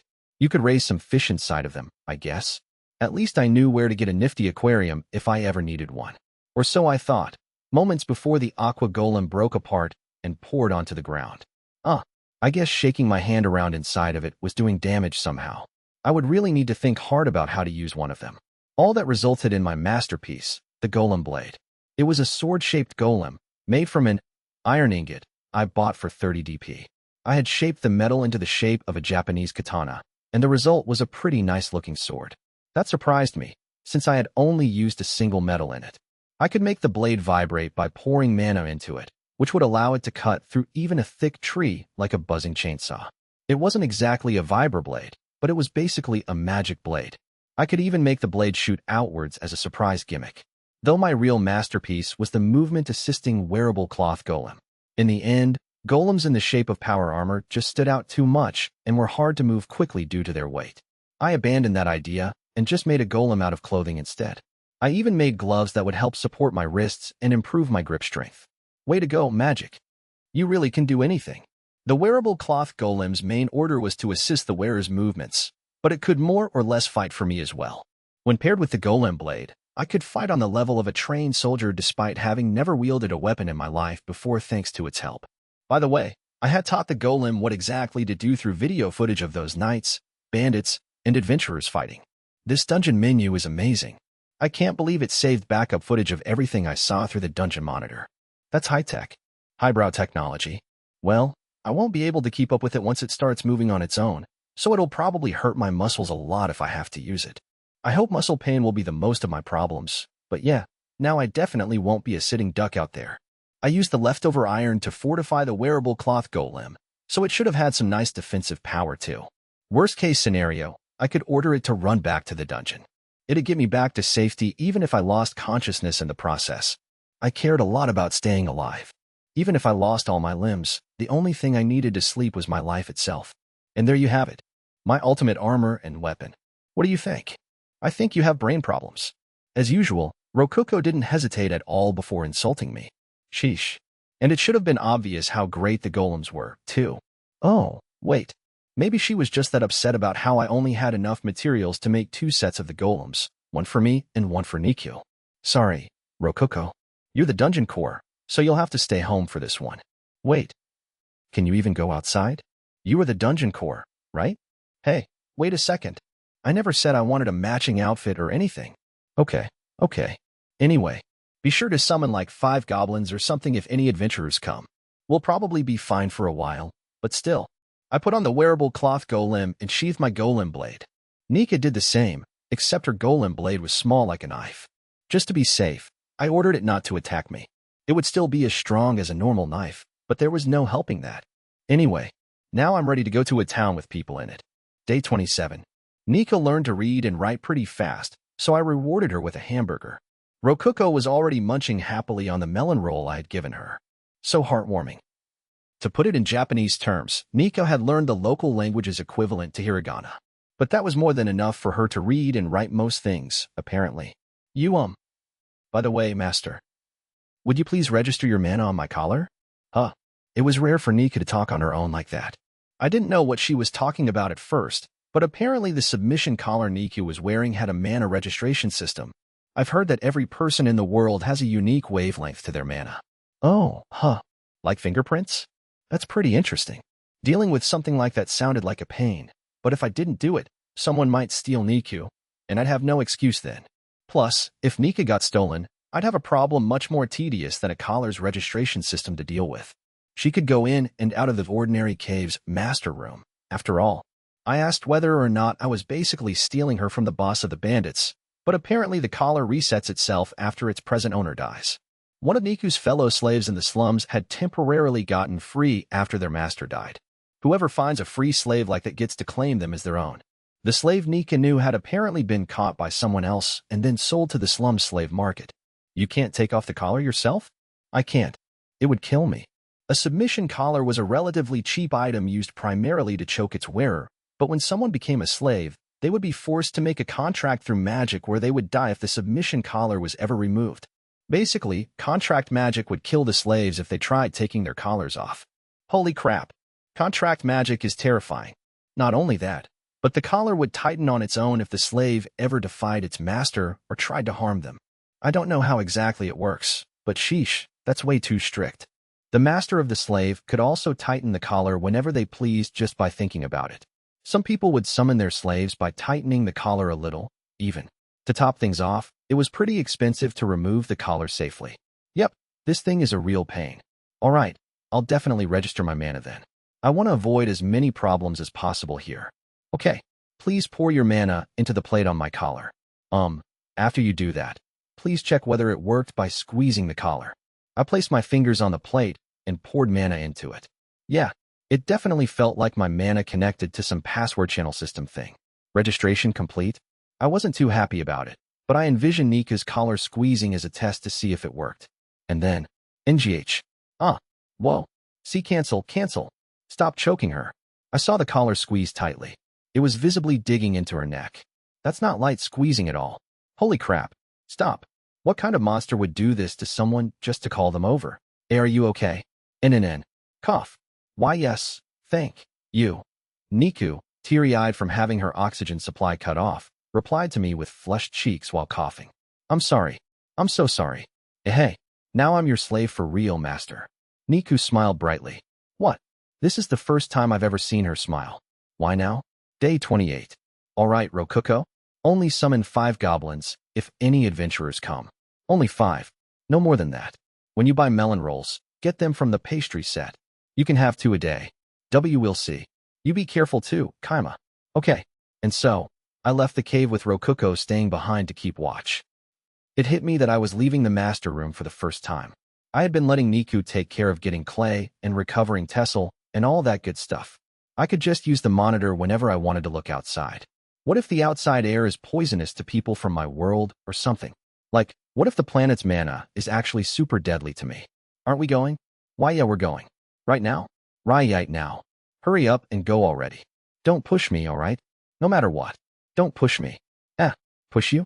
Okay. Hold on. What's going on here? Automatic translator. Gah. Rokuko pushed me on the back, forcing me out of the master room. I ended up in the dungeon's core room, completely fine. Hey, all right, sweet. Nothing bad happened at all. Phew. I really worked myself up over nothing. I mean, how could mana be poisonous to me? I've been casting spells almost constantly. Yeah. Are you okay, master? Oh yeah? I'm fine. Totally fine. Feeling great. Let's go then. Why are we just standing at the cave's entrance? You know, come to think of it, I'm the dungeon master. Should I really be leaving the dungeon willy-nilly like this? I dunno. I think I should be more cautious about this and take things really slowly. Hiya. Why are you pushing me? Don't push me. You want me to push you? Okay, I will. Why? Why aren't you doing your job right, Mr. Automatic Translator? Why you've stolen my first time going outside? And my precious first time. Yeah, nothing bad is happening. Why would anything bad happen anyway? I'm being silly. I took another cautious step outside, but moved so slowly that Niku started to pull on my clothes. Master. All right. Sorry. Let's get this show on the road. And so, I took my first step towards the forest. Should I push you? Yes, please. We hadn't encountered any major problems so far, but it still frustrated me that I had to leave safety to go outside where my very life was at risk. I grumbled about it to myself while running along the mountain road with Niku. Why did I have to go outside? For safety, of course. It was impossible for me to tell whether I was safe or not without any information. I had so little information that my desire to do research outweighed the possibly temporary safety I had at the dungeon. Hence, I needed to go to a human settlement. I really don't want to work. Naturally, I was capable of running down the mountain road despite never exercising thanks to my wearable golem. I had ordered it to run all the way to Tsaya village, and so it was. But it was still really tiring somehow, so I needed to stop several times to take breaks. How is Niku keeping up so easily? My muscles are gonna hurt like hell tomorrow, sheesh. I had brought a bunch of food and water just in case we didn't make it to town in a single day, but after our first break I let Nika carry it all for me. Hey, don't look at me like that. She had said, it's a slave's responsibility to carry her master's things, so please let me, and I just couldn't bring myself to turn her down. But either way, she could easily run while carrying all the food and water. I barely managed to do that even with my wearable golem helping out. Dog girls sure are tough. It took us half a day to reach the city. Thankfully, we didn't encounter anything particularly dangerous on the way there. At worst, the magic stone inside my wearable golem ran out of juice and I had to refill it with my mana. Yeah, I should have been less cheap and bought an actually good magic stone. I'll swap this one out for a better stone after I get back. And so, we were there. Saya City at last. Aside from the food and water, we had also brought a fair amount of cash from the dungeon. It was the money we had withdrawn into the master room after the knights came to eliminate the bandits. The city was surrounded by a brick wall about 5 meters tall, and the entrance gate was protected by a tough-looking guard. Wait a second. Whoa, this is a pretty big city. How many people are living here? I glanced at my map out of curiosity and saw that there were gates on the north, east, south, and west sides of the wall. We were on the west side. Halt. What business do you have in Shia City? The cautious-looking gatekeeper ordered us to halt once we got close enough to the gate. Not wanting to cause any unnecessary problems, we stopped. Ah, sorry. We're from the country, so we don't really know how this works. Do we need something to get inside? Answer the question. What business do you have in Shia City? Well, we left the place we were living in to come here and become adventurers if possible. I see. Your companion must be a slave, given that collar. Does she belong to you? Yes, she does. I found her by chance. Why did you come here now? Didn't some knights come by recently on a mission to exterminate bandits? I thought the roads and such would be safer than ever right now. And it looks like I was right, since we didn't have any problems getting here. Peaceful times sure are nice. Oh. Is it somehow a bad time for Shia City right now? Sorry, I don't really know much about that kind of thing. I kept rambling on and on so as to not give the guard an opportunity to poke any holes in my story. Though, of course, I hadn't lied once. Before coming here, I noticed that there was a lie-detecting magic item, 50,000 DP, in the DP catalog and decided to avoid lying at all just for safety's sake. DP-wise, it cost half as much as a healing a scroll, 100,000 DP. It wouldn't be surprising at all if the church handed them out more freely at important positions. I needed to watch what I said, just in case. The ordinary cave was far enough away from town to basically be in the country, and I had indeed decided to become an adventurer to help with my information gathering. It was pure chance that Nika ended up in my dungeon, and I did come here thanks to how the knights had recently eliminated the danger around the roads and such, i.e. my dungeon. Oh, I see. My apologies for questioning you. It's just that, indeed, we have a very distinguished visitor right now, one related to the knights you were just talking about. Really? You must be really busy, my sympathies. Can we go inside the city now, or do we need something to do that? Do you have any form of personal identification? If not, you'll need to pay 5 silver coins and 1 copper coin. Your slave doesn't need to pay 5 silver coins because she's with you, her master, and slave collars are a form of personal identification. I checked the wallet I had brought with me. Inside was 7 silver coins, 10 noticeably big copper coins, and 30 smallish copper coins. Sweet. I have enough. There were gold, silver, and copper coins in the DP catalog's treasure section. 10 of a certain coin was equivalent to a single one of a larger version of that coin, and 10 of those large coins were equivalent to 1 coin of a rarer metal.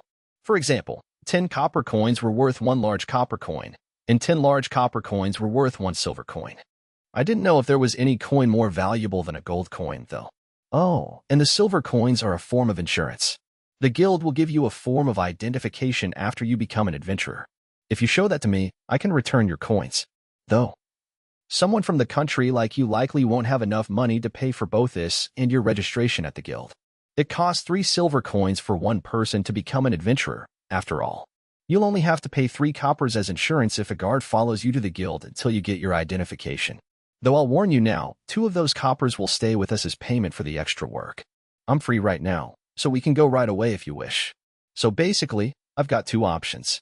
Spend 2 coppers, or find my way to the Adventurers Guild on my own, register there, come back, show my ID to get my money back, and then go back to the guild. Yeah, sounds tedious.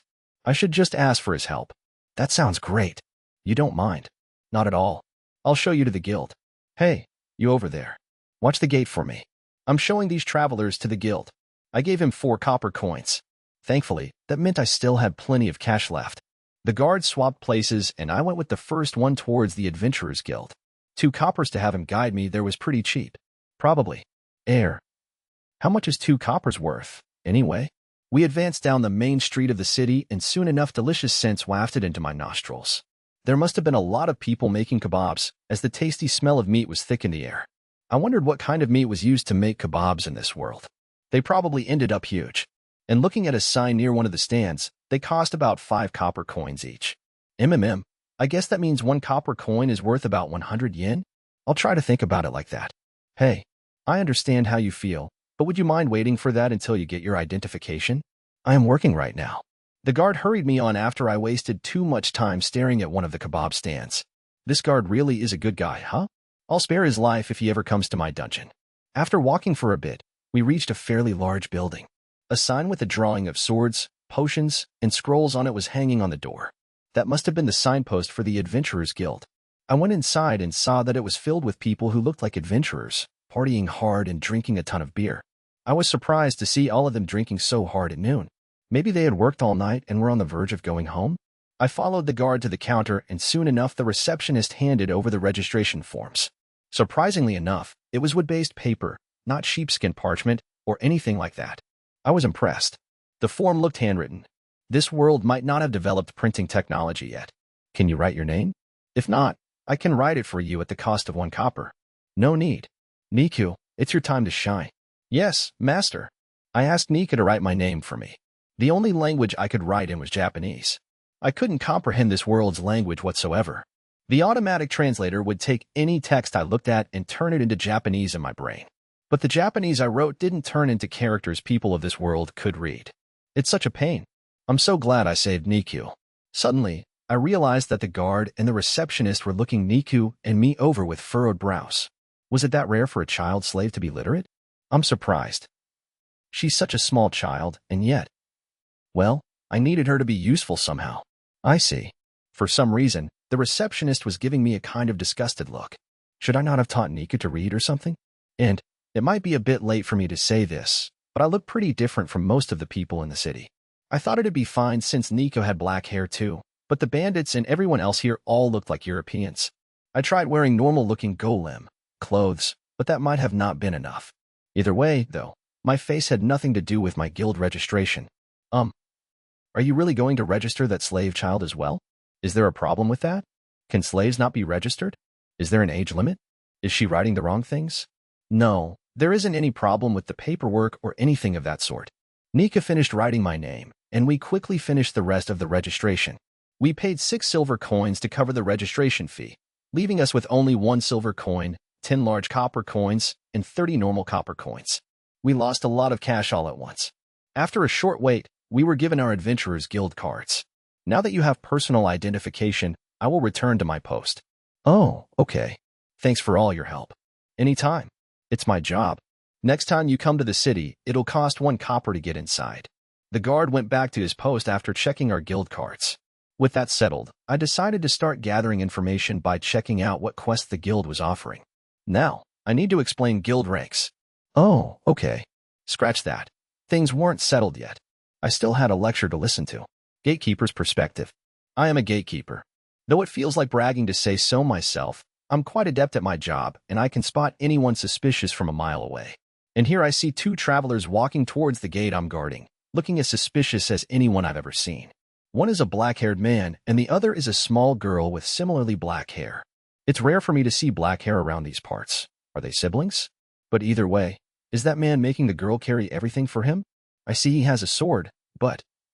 I thought they were siblings from a glance, but upon closer inspection I realized that the girl is both a slave and a canine beastin. I see now. That's why he's making her carry everything. But still, slave or not, making a small girl carry everything is a bit much. Is he discriminatory towards beastin? No, if that were the case, she wouldn't be so well dressed. There's certainly an odd pair. That's enough of this, though. I have work to do. Halt. What business do you have in Shia City? The 2 of them obediently stop after I shout at them. Ah, sorry. We're from the country, so we don't really know how this works. Do we need something to get inside? Looks like they don't intend to fight their way inside or anything like that. I stealthily activate my lie-detecting magic tool. Gatekeepers tend to have one of these, as they allow us to determine whether or not those we're speaking to are lying to get inside. A veteran gatekeeper such as myself knows who to be suspicious of without a tool like this, but I've been ordered to use it every time without fail thanks to how a royal visitor is currently in town. I'm not one to disobey a direct order. Answer the question. What business do you have in Shia City? Well, we left the place we were living in to come here and become adventurers if possible. That wasn't a lie. Unemployed youths tend to be attracted by tales of those similar to them becoming adventurers and obtaining untold riches. If only they knew that reality isn't so kind. I see. Your companion must be a slave, given that collar. Does she belong to you? Yes, she does. I found her by chance. That too wasn't a lie. A slave without a master legally becomes the property of whoever finds them and registers with their collar, so I have no issue with that. There were some bandits camping out around here recently, so she likely belonged to them or something of the sort. Perhaps she is dressed so well because this man isn't treating her like a slave. Why did you come here now? Didn't some knights come by recently on a mission to exterminate bandits? I thought the roads and such would be safer than ever right now. And it looks like I was right, since we didn't have any problems getting here. Peaceful time sure are nice. Oh. Is it somehow a bad time for Laziest City right now? Sorry, I don't really know much about that kind of thing. Once again, he hasn't lied. He doesn't know much about this city. It's expected for most travelers to have something to hide, so it's acceptable for them to lie a few times, but this man hasn't lied a single time. He must be a very honest person. Oh, I see. My apologies for questioning you. It's just that, indeed, we have a very distinguished visitor right now, one related to the knights you were just talking about. Really? You must be really busy, my sympathies. Can we go inside the city now, or do we need something to do that? Right. I need to do the rest of my job as gatekeeper. I shift into business mode, having already decided to let them in. The man seemed to be a little worried about the contents of his wallet after I brought up money, so I mentioned that I could guide them through town if necessary. Guiding visitors through town until they acquire a form of personal identification is just another part of my job. I just noticed it, but this beastkin slave seems a lot different from most slaves I see. She's following this man happily, of her own will. She is actively trying to carry his luggage on her own. He must treat her very well. She smiles happily after he pats her head. I understand them a little better now. They seem to be good people. So, I permit them to enter the city and subsequently guide them to the Adventurers Guild. I found it amusing when they both started staring at the kebab stands on the way there. Laziest City will likely become their base of operations after they register as adventurers here. In which case, we'll likely meet again. I might give them a kebab on the house if the opportunity arises. We arrive at the Adventurers Guild and quickly head to the counter. I was planning on writing for him if need be, but his slave is literate enough to write. And, surprisingly enough, he called her Niku. The thing is, Niku means, if my memory serves me right, Niku is slang for sex slave. It can also be used to refer to a meat shield or a throwaway decoy of sorts, but when thinking about how well-dressed she is, it becomes immediately obvious how the term is being used here. The slang isn't very friendly, either. It's fairly derogatory. Though, how he treats his slave has nothing to do with me. Either way, I'm stunned he made her register as an adventurer under the name of Niku. Now, this beastkin girl will be known as Niku, even if she is one day freed from slavery. You can change the name on record, but normally that doesn't happen and adventurers die with the name they first chose. Changing a name costs more than registering one, after all. I also wonder why he went out of his way to use his small amount of money to register her under that name. He must be a true monster. It may have been a mistake to let him into the city so soon. He does seem to be treating her well, but who knows what malice is disguised in his actions. I want to ask the guild receptionist if it's truly acceptable to go through with this, but paperwork won't care about the meaning of a name. She would just tell them to hurry and finish up, surely. All that said, however, the slave herself does seem happy. It might not be right for me to butt into this. Slaves kept for that purpose tend to be treated better than regular slaves, so perhaps I should instead feel relieved that things aren't worse for her. Wait, I just heard the receptionist mutter, but she's such a cute little girl. And I have to save her, under her breath. Right, this has nothing to do with me. They have their guild now, my job here is done. Yes, this Kaima fellow is on his own now. Nothing that happens from now on has anything to do with me. Thus, I decided to leave and go back to the gate. There's work to do and no time to be dallying around here. I'm a veteran gatekeeper, after all. Kaima's perspective. The guild had a weird, backwards process where I paid first, then got my card, then got interviewed, and then got an explanation about everything. Is that them basically saying, don't even bother coming here if you ain't got the cash, scum, or something? Harsh. No, I only prioritized getting you your card so the gatekeeper could get back to work. I'll take your card back if you fail the interview, and the guild will take responsibility by kicking you out of town through any means necessary. Holy crap, that's scary. And be aware that your money will not be returned. Holy crap, that's even more scary. Why are you guys so stingy? The interview has already started, by the way. I was only joking, my dear. Ruffians who fail the interview deserve a punishment as grave as that. I understand that completely and absolutely. I'm glad to hear that. Phew, that was way too close. I don't even want to think about how much of a pain in the butt it'd be if we got booted out of town. So, after giving half-assed answers to several questions, I passed the test. They were really simple questions, like, where were you born? And stuff like that. I just said, I don't know exactly where, to avoid a direct lie. Niku just had to say that her memories were fuzzy, so she wasn't sure. After that, we received an explanation about the guild. According to the receptionist, the highest rank in the guild was S, with the ranks below it ranging from A to G. Given our lack of adventuring experience, we were started off as G ranks. Ranking up relied on points gained from completing quests, as well as further interviews from the guild, not to mention tests sometimes. Anyway, quests were posted on the bulletin board. We just had to find one marked for our rank and take it to the counter. We could also pay for one of the guild employees to read the quests out loud, but since Niku could read, that didn't matter to us. Also, the Adventurers Guild wouldn't help us at all if we committed any crimes. In fact, they might even put a bounty on our heads after they nullify our guild card. Alright, thanks for the explanation. By the way, is there anything I should be cautious of while I'm here in town? It would likely be best if you avoid the slums by the southern gate. Slums, huh? Not surprised to hear there's slums around here. I'm guessing that's where the bandits bought their stuff. Slaves included. A cliché event where we met a new party member never happened. All those adventurers from before. Yeah, they had all either left or passed out, drunk. That saved us some trouble. Alright, let's see what kind of quests they have here. I was mainly interested in any quests about dungeons or our ordinary cave. Oh, here's one. Investigate the ordinary cave dungeon. Reward, 1 silver coin. Rank, F or above. 2 or more people required. Weight, F rank or above. Crap, we can't take this quest as G ranks. We need to boost our rank up. That might take some time. Oh no. No, I'm already bored. This is a pain in the butt. I just want to sleep. Niku, are there any G rank quests here we could take? Preferably some easy ones. Oh, what about this one? The quest Niku found was as follows. Clean a bathroom. Reward, 8 coppers. Rank, any. 1 or more people required. Yeah, makes sense. You'd think a beginner quest would be like herb collecting, but we don't know anything about herbs. But wait, shouldn't purification take care of this? Curious, I asked the receptionist about it. This quest was sent to us because the mess was too intense for the client to clean himself with just purification. Are you interested? I'll need a second to think. How friggin' dirty is that gonna be? I started to worry a little, but Nika hesitantly called out to me. Your purification will be enough, master.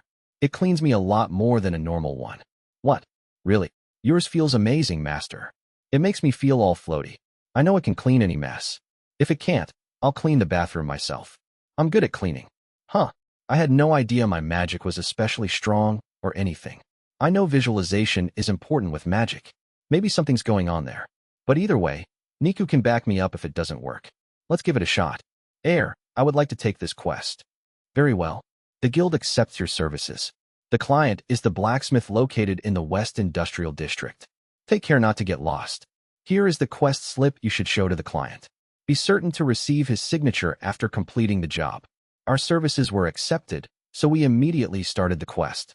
We could check on either a real map or on the menu map, so there wasn't much chance of us getting lost. Under normal circumstances, other people couldn't see me using the menu without my permission, but I decided it would probably be best not to use it in public too much.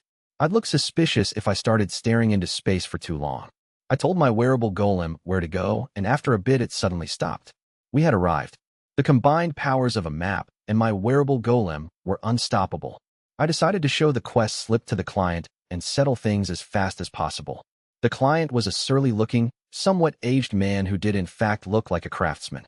Excuse me, I'm from the Adventurers Guild. I'm here to clean your toilet. A slave owner, huh? You telling me that your slave's gonna clean for you? She looks pretty damn small. I'll take a look at it first. We took this quest together, after all. Alright, it's over here. I peeked into the toilet and was immediately hit with the distinctive smells of fecal matter and urine. Not gonna lie. I nearly threw up. Throw up if you want, but clean your own puke up too. I hired you to clean, not to make it more dirty. Alright, tell me when you're done. The client left without sticking around at all. Convenient. Wait, isn't this smell bothering you, Niku? I'm used to it. Where the heck did you used to live? I shook my head and tried casting purification. Purification. Bubbles spread out and covered the entire bathroom. The filth covering the bathroom's walls, floors, and toilet got absorbed into the bubbles, which then disappeared. Left behind was a completely clean bathroom, smelling slightly of citrus and lavender. It was as if I had scrubbed the place clean myself. Wow. I thought the toilet was just brown, but it's actually white porcelain. Not to mention, it looks just like the kind we have back at home. Weird. That was amazing, Master. Yep, that's how you do it. But man, we're already done.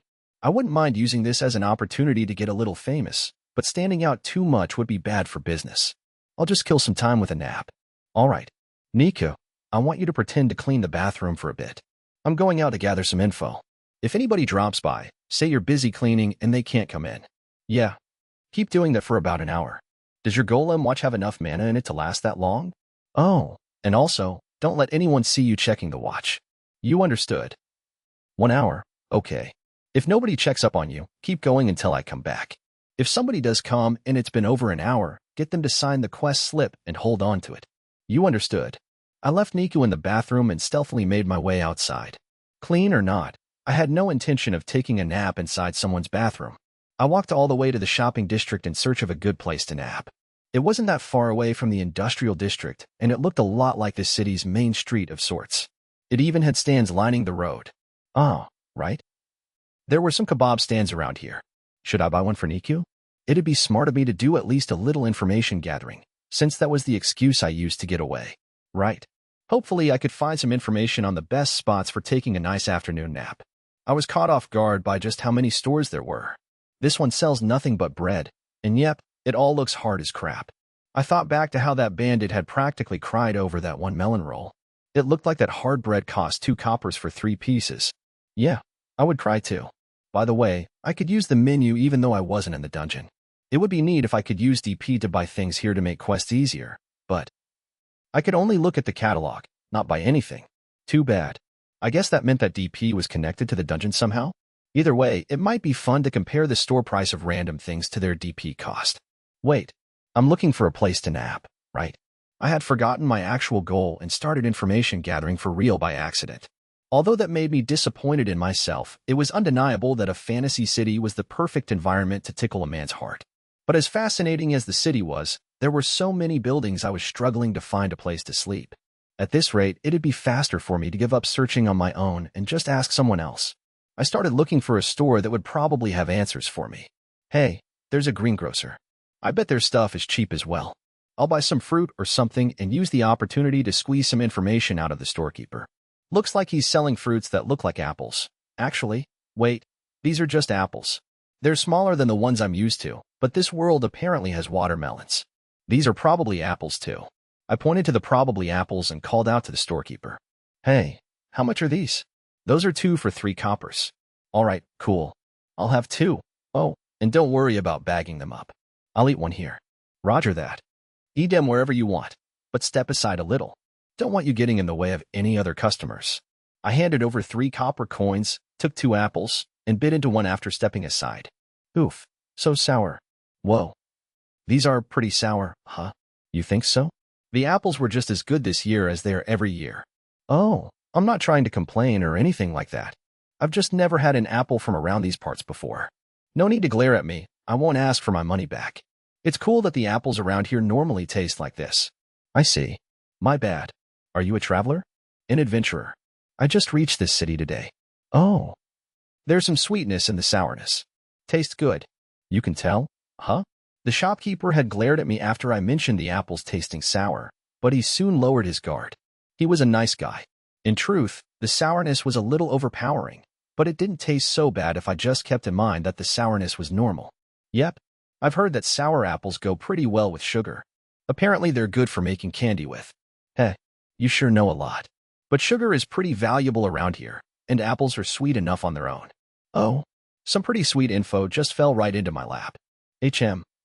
I should try making sugar in the dungeon. Adventurers might flock towards our sugar like ants. And even if they don't, it might be smart to just make and sell sugar on its own. If it really is valuable, I might be able to get a nice flow of DP just from offering sugar up to the dungeon. I'll have to make a mental note about this for later. I'll try it out if I don't forget. Oh yeah. By the way, do you know where a good place to take a nap would be? Haha. Now there's a question I didn't expect to hear. Heh, but anyway, why don't you try the park in the middle of the town? Oh, there's a park here? Parks are great for napping. Yep, but make sure nobody nicks your wallet while you're sleeping. If you've got money you don't mind losing, use it to buy some of my fruit. Good point. I'll be careful.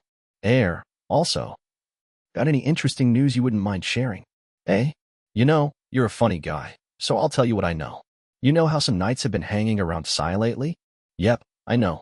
I heard one of those knights say something interesting. If only I had destroyed that dungeon core, I'd be a holy paladin right now. I've also heard a lot of rumors that destroying dungeon cores can make you stronger somehow. Oh, really now? That's some pretty good info, thanks. I'll buy something here again next time I'm around. Thank you. I waved and left the greengrocer, having scored a lot of sweet information. By the way, it cost 5 DP to buy 10 apples through the DP catalog. Though that might not be the best comparison, since those apples would probably be the less sour ones from my world. Well, I could choose hard bread in the bread set, so maybe I could buy sour apples in some kind of apple set. But more importantly, there were rumors going around that you could get stronger by destroying dungeon cores. I might need to dash back to the dungeon as soon as possible. I'm worried about that investigation quest back at the guild, too. What to do? Well, either way, I need a good nap before I can think about these things. There was a nice shaded bench at the park, so after quickly investigating the comfiest way to lie on top of it, I fell right asleep. For 2 hours. Oh crap, I slept way too much. I hope Nika's not pissed at me. After making sure all my valuables were safe, I rushed back to the blacksmith where I had left Niku. Oh, wait, right? I said I was information gathering. Let's see what I learned today. The apples here are sour, sugar is valuable, the park here is perfect for naps, and that there's a rumor going around that you can get stronger by destroying dungeon cores. Perfect. That's enough information for my excuse to hold up. Thanks, Mr. Greengrocer. I owe you one. I arrived at the blacksmith, but since Nika wasn't waiting for me outside, I snuck into the bathroom. And there she was. How did it go, master? Great. I learned lots of stuff. How about yourself? Someone came once while I was cleaning, so I turned them away. They came back later, but since an hour had passed, I told them I was done. They signed the slip. Here. Oh, right. I didn't tell her where to wait for me. Sorry. Yeah, sorry. You could have waited for me outside, you know? I am sorry. Are you going to punish me? Nika lowered her eyes sadly and fidgeted a little. Dee, don't worry, it's my fault for not telling you. I won't punish you, okay? I rubbed Nika's head as gently as I could. Her soft hair felt really nice. Her dog ears were pretty soft, too. You. Nika was surprised at first, but she soon got embarrassed after I kept rubbing her head. Eventually, she got so emotional from my head rubbing that she clung to my right arm. What a cute little girl. Seriously. She's too cute. After thanking her as best I could, I left the bathroom with Nico. All done. The client called out to us almost immediately. Huh? Oh, yeah. I finished what I was doing. All right. Hey, girl. If this guy ever dies, come to me. I'll treat you well. Don't wanna. Niku immediately shot the guy down before I could even process what was up with the serious expression on his face. Why you glaring at me, Mr. Client? Something must have happened between him and Nico while I was sleeping. Something that made him grow really attached to her. All right. But you never know what can happen to you when you're an adventurer. Just remember, I'm here for you. Let's go, master. All right. Nico was completely ignoring him. Seriously, what happened? But either way, the guy had a point. You can never know what'll happen in life. Especially for me. As a dungeon master, every day was a fight for survival. Hey, Nico. If something does happen to me, you might actually want to come here. You should remember his offer, just in case. Nika jolted after hearing me say that. Are you going to abandon me? She looked like a dog whose family had left it home alone as they went on vacation. Thankfully, she cheered up after I rustled her hair again and said I would never abandon her, no matter what. By the time we reached the Adventurers Guild, the sun had already started to set. Congratulations on completing the quest. Here is your payment of 8 coppers. The receptionist stacked 8 coppers on the counter. The fruits of our labor. Although it ended quickly, I had still worked for this money. I hope I can find a way to get money for free without doing anything. I just want to sleep in a safe, comfy place. There is also an additional 1 copper as a special payment for the girl. The client instructed me to give it directly to her. Here you are. Nice. Isn't that great, Niku? Why, yes. Nika reached out over the counter and took the copper coin. She was so short that the receptionist had to bend really far forward. Here, master. And then, right after taking the coin, Nico offered it up to me. I think she should hold on to that. Keep it, Nico. You can use it on whatever you want. Here. She kept holding the coin out to me. We were starting to hold up the line in front of the counter. Having no other choice, I decided to take the coin and spend it on a treat for her later. All right. Thanks. And then I took the coin and rubbed her head. She looked really happy. She was even wagging her dog tail. Hey, don't glare at me like that, lady. We'll get out of the way in just a second. Ah. But first, I'm planning to stay at an inn here tonight. Do you have any recommendations? You can get a bed at the slums for only 4 coppers, though I can't guarantee your safety. Ah. You can entrust that young girl to me while you sleep there if you wish. I will do it for free. Thanks, but I'll pass. Didn't you tell me to avoid the slums earlier? Though I guess that's the only place I could afford with earnings this week. I'll give her some more details. I'd like an inn where I can sleep really well for 40 coppers or less a night. Good food is a nice bonus. Any ideas? I believe you will like the Sleepy Songbird Inn. It normally costs 35 coppers a night to sleep there, and it comes with 1 meal. That sounded perfect, so after checking the map, we went straight there. An adventurer making 8 coppers a day normally wouldn't be able to stay there, but 35 coppers was nothing to a dungeon master like me. Though, to be honest, I was actually tight on cash at the moment. All I did today was register at the guild and do a single quest. I should try to earn more money tomorrow. If I'm gonna have to work, I want to at least be financially stable as a result. It took half a day of running full speed to get to town from the dungeon, so it wouldn't be easy to go back and forth between them every day. I would guess it'd take a full day of walking to make it if we didn't run. In other words, we'll have to stay at an inn at least once every time we come to town. I would really like to earn enough cash to pay for that. Soon enough, we reached the Sleepy Songbird Inn. It was a large, nice-looking and made out of wood. Thank you for your recommendation, lovely receptionist. I opened the door and saw a lady who looked like an innkeeper sitting by a desk. Excuse me, I was recommended this inn by the Adventurers Guild. Do you have an open room for about 35 coppers? Yes, we do. You're from the guild, then. Are you an adventurer? It is 35 copper for bread and board here, but oh, that girl is a slave, I see. What will you do with her? It'll cost 5 more coppers for her to sleep in the barn. I'd like us to sleep in the same room if possible. Does that cost extra? No, it doesn't. How will you feed her? A meal for her would cost 2 coppers. That's fine. I'd like to stay the night here. Hell yeah, slaves don't cost any extra. Lucky us. One night then. Should I bring the food to your room? Please do. Very well. And by the way, I would appreciate it if you would cast purification on your sheets before leaving. We didn't have enough coppers for that, so we paid 1 silver coin instead. Our change was 63 coppers, 6 large coppers, and 3 normal-sized ones. She didn't even call them large coppers. She just gave them to me with the implicit understanding that they were worth 10 coppers. I dug that. It's less work to just call them coppers without worrying about the large bit. And here is your key. Your room is number 7, first floor. I took the key and headed towards our room. I used the key to open the door with 7 on it, written in this world's numeral system, and was greeted with as ordinary of a room as you could imagine. The window was made out of a wood panel rather than glass. I could slide it to the side to open it. Did this world even have glass? I was pretty sure they stored medicine in glass bottles, so they probably had glass. There was a light enchanted tool for if we needed any light. The tool would shine like a light bulb if you put a magic stone into it and flipped the switch. Apparently, that was this inn's main attraction. You could either bring your own magic stone or buy one at the inn counter. You could still make it work without a magic stone by manually pouring mana into it, though you would need to keep the mana flow going nigh constantly. By the way, I just recently learned that magic stones disappear after they run out of mana. They last longer if you regularly refill their mana reserves. The most important thing of all, however, was the bed, and unfortunately, it was basically just a wood box with sheets thrown over it. Needless to say, it was hard. Like seriously, it was flat as a board. The several layers of sheets made it almost like a futon, which put it a solid level above the park bench, but still. Thinking about it now, that futon I bought for 50 DP is actually pretty high tier. I bet it's better than most beds in this world. Also, there was only one bed. Now it made sense why Nika sharing a room with me didn't cost any extra. One bed was all it took if we slept together. I didn't mean that in a sexual way, alright? Am I going to sleep on the floor? No, we can sleep in the bed together. It's cold enough for that to be a good idea. I decided to sleep right after eating. To be honest, my muscles had been hurting pretty bad for a while. I might not even be able to move tomorrow without making my wearable golem do everything for me. I cast purification on Niku and me while thinking to myself and waiting for the food. Oh right, I need to split the money we made today. I took out 5 coppers and handed them to Niku. That was half the profits, plus the extra copper she had been given. I can't take this much.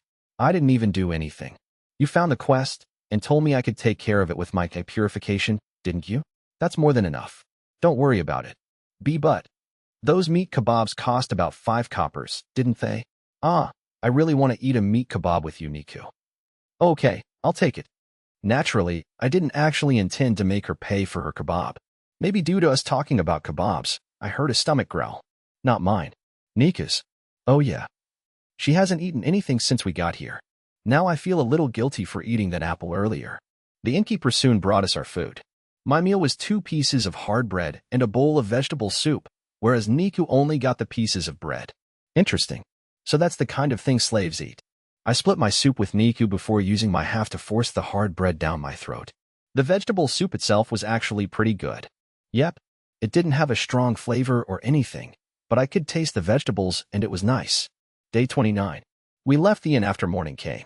My body felt stiff, but thankfully the muscle pain wasn't so bad. And this time, Nika managed to fulfill her role as my Dakamakura without peeing herself. Using the bathroom before bed is very important. Yep.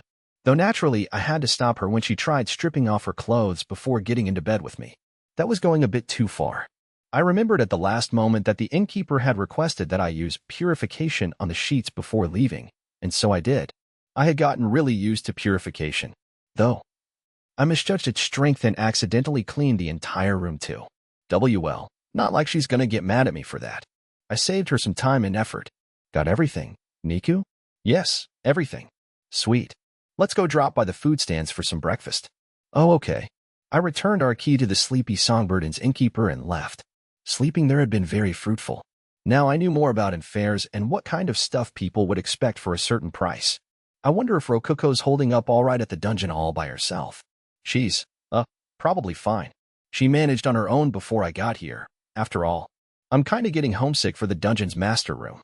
Or more precisely, the futon there. I'll go back there as soon as I learn a bit more about some things. We headed straight for the Adventurers Guild while eating ham sandwiches we had bought for breakfast. There was already a sizable amount of adventurers at the guild despite how early it was. They were all crowded around the billboard, picking and choosing which quests to take. Yeah. I don't want to deal with this. Master. Niku was looking at me with her eyes shining, as if to say, leave this to me. Honestly, I don't feel so good about sending a tiny child like her into a big crowd like that. But alright. Bring back any quests that look good. Okay. Nika happily plunged into the throng of adventurers. Her small body was engulfed by the crowd and disappeared in seconds. After a small while, she came running back with 2 slips of paper wedged between her lips. I rubbed her head and scratched her chin to thank Niku, causing her to wiggle happily. Yep, she's basically a puppy. Thank you so much. I took a look at the quest she brought back. 10 deliveries. Reward, 10 coppers. Rank, G and above. 1 or more people required, and hunt rabbits. Reward, at most, 10 coppers per rabbit. Rank, G and above. 1 or more people required. Notes, minimum of 3 rabbits, maximum of 10. Must be hunted the day of. Right. I can use the map and my wearable golem to manage these deliveries, and hunting rabbits shouldn't be an issue. These are perfect. I took the slips and headed straight for the counter. Will delivery quests not be too much for you two? You've only just arrived in town. I cannot recommend it. You again? The same receptionist as yesterday was behind the counter. We won't have any problems as long as you tell us exactly where we need to go. You do know that I won't be able to physically guide you there myself, yes? Lady, I'll be fine as long as you tell me where to go. The receptionist furrowed her brows even further after looking at the second slip I had with me. And you're going to take a hunting quest as well? Rabbits may not be monsters, but I think that would still be a little reckless. Reckless? Yes. Unless you are quite confident in your hunting skills, taking this quest would be reckless. The rabbits you hunt will be used to make meat kebabs. I believe that the stand owner will refuse to buy any meat from a rabbit that's been chopped up with a dull blade and with no assistance from a skill. I get it. This quest is basically a trap that a ton of newbies fall into. But I have a magic golem blade on my side, plus my wearable golem's assistance. I'll manage. I believe I mentioned this when making your guild card, but failure to complete a request results in a fine and a punishment. Do you still wish to go through with this? Yep, absolutely. Sorry, I wasn't really listening when you talked about the fine and stuff. Either way, I held out my guild card so she could register my quest application. Application registered. Be careful. Oh, and regarding the delivery quest, please go behind the guild building. The staff member in charge of delivery quests will tell you more about the deliveries there. Thanks. The receptionist was kind of a prickly person at times, but she did her job and she always gave relevant, helpful advice. She's pretty good at her job. I'm glad she's always so upfront about things. All right, let's go, Niku. Yes, master. I left the counter with Niku, heading around the back to get started with the delivery quest. Niku and I quickly finished the delivery quest by splitting the deliveries between us. Though, I couldn't move well due to muscle pain, and by the time I finished 3 of the deliveries, Niku had already finished the other 7. Although she got a lot of help from the wearable golem navigating for her, it was obvious how skilled she was. The way her tail wagged proudly as I rubbed her head was cute and healed my soul. It only took us part of the morning to finish the deliveries. We still had plenty of time to go rabbit hunting. Wait, where can we even find rabbits? Crap, I have no idea. I decided to just go to the client and try asking him. The client was indeed running a kebab stand. The nice smell of fatty meats being cooked wafted through the air. Saliva built up within my mouth, forcing me to gulp loudly. You're the adventurers who took the rabbit quest? All right, where's the meat? I don't see you two holding any. Oh, we were just about to go get it. Huh, well, I'm going to be using the meat next week, so take all the time you need today. I'll be cooking meat here until the evening. So what do you need with me? Right after he said that, the cute sound of a stomach grumbling filled the air. Of course, it wasn't me. It was Niku. Oh yeah, we haven't had lunch yet. We'd like 2 kebabs, please. And I'd also appreciate it if you told us where we could hunt some rabbits. Coming right up. That'll be 5 coppers each, so yeah, 10 coppers total. As for the rabbits, you can find them outside of the town. You can find a lot of them out of the west gate, right up to the forest surrounding Siam Mountain, but not fully inside of it. Oh, and don't worry about dissecting them. I'll take care of that. Nice, thanks. We'll go get started. I took the kebabs and handed one to Niku. She tried to hand me her 5 coppers to pay, but I didn't take them. I spent this money to get information, so don't worry about it. Plus, it's a master's duty to feed his slaves. Let's eat. What should I do with these then? Niku was looking at the 5 coppers in her hand, troubled. If you ever feel like you want something, you can use those to buy it. And if those 5 coppers aren't enough, you just gotta save up some more. Oh, okay. Niku put the coppers into the small bag she was using as a makeshift purse. We then bit into our kebabs. Well, it's not bad. It's definitely not bad, but it kind of stinks a little, and it doesn't taste as good as a hamburger, which makes it less satisfying than it could have been. Or at least, that's what Niku was probably thinking, judging from the expression on her face. I showed my guild quest slip to the guard at the gate and got outside without needing to pay anything. We found 1 rabbit on our way to the forest. It was bouncing around the grassy plains much like you would expect a rabbit to do. Honestly, it was super cute. White fur, red eyes, tiny. Yeah, it was cute. Cute and fluffy. A cute ball of fluff frolicking amidst the grass. But moments later, Niku had decapitated it with a single slice. Her golem blade, knife, easily sliced through its neck thanks to its vibration capabilities. It was pretty gruesome. Here's the meat. Thanks. Good job. I'm proud of you. This kid's got no mercy. I picked up the rabbit's corpse by the feet as blood pumped out of its neck and held it upside down for a bit. Once most of its blood had drained, I threw it into a leather bag we had brought. I threw in the head too because why not? If Niku weren't here, my heart might have shattered and left me unable to complete the quest on my own. Somehow, killing rabbits made me feel more guilty than watching adventurers die in my dungeon. Though, I ended up killing a rabbit after that myself. The meat I ate every day always came from an animal somebody had killed. The burden of murder rested on my shoulders as well, which meant that I had no excuse for not killing any rabbits here, unless I wanted to be a hypocrite. Thanks to my golem blade and wearable golem, I managed to bag a rabbit. Some of its blood got on me, but all it took was a single purification to get it off me. Wait, come to think of it, Niku didn't even get a single drop of blood on her. I'm impressed. She's earned my respect. Eventually, we bagged the 10 rabbits and took them back to the client. Who killed how many? I got 2 and Niku got 8. What about it? Niku decapitated the rabbits as soon as she saw them. I can't compete with that. I asked her to let me help out, so she caught one and held it down for me with both hands so I could kill it instead of her. I managed to get one without her help, but I relied pretty heavily on my wearable golem helping out. Maybe Niku can take care of all the adventuring for me. We handed over the rabbit-filled bag. The client grinned after seeing what was inside. Well, looks can be deceiving, huh? Didn't expect you to be this skilled with a blade. Sorry, the girl did basically everything, not me. All I did was hold upside down the rabbits that the great Nika hunted and throw them in the bag after they ran out of blood. Niku was the only one who went into the forest. I just stood around waiting for her. But regardless of who caught them, the client was very impressed with the rabbits. It helped that their pelts were still usable thanks to how we drained their blood.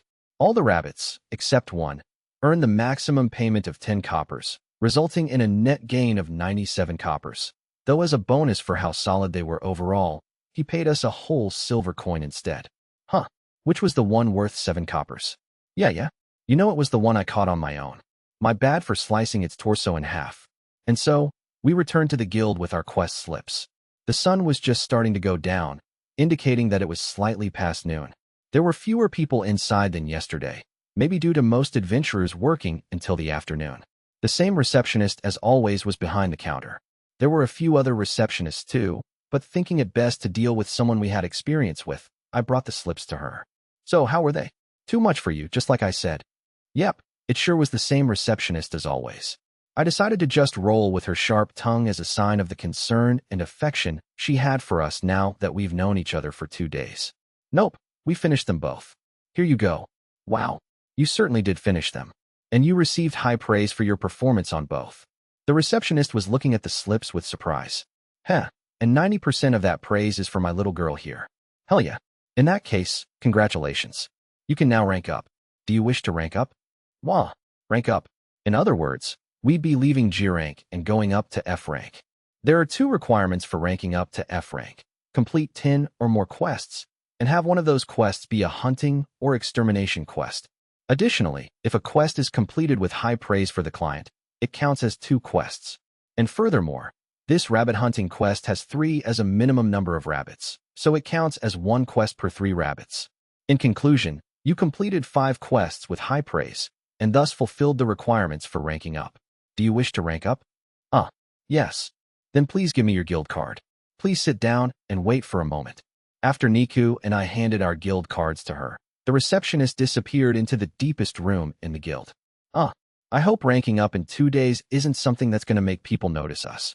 I said yes without thinking too much about it, but I may have just made a big mistake. Actually, wait.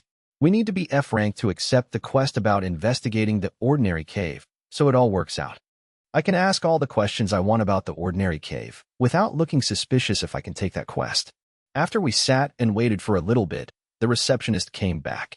Mr. Kaima, the guild master wishes to speak to you. Please follow me. Wait, what? I have to meet with the guild master? I don't want to stand out or anything, and I definitely don't want the guild master to find out anything about me, but I can't turn them down. Guess I've got to go. Niku and I followed the receptionist to the guildmaster's room. The door was large, impressive, and had a golden plate in the middle with Guildmaster written on it. The receptionist knocked on it, and soon a gravelly voice greeted her. Come on in. Please excuse me. We followed the receptionist in and saw a muscular old dude sitting behind a desk. He had the dark-tanned skin of an adventurer, a white beard that conveyed his wealth of experience, and sharp eyes reminiscent of a large predator's. My name's Gino. I'm the guildmaster here. Celia's told me all about you too. I guess the receptionist's name is Celia. That's the first time I've heard it.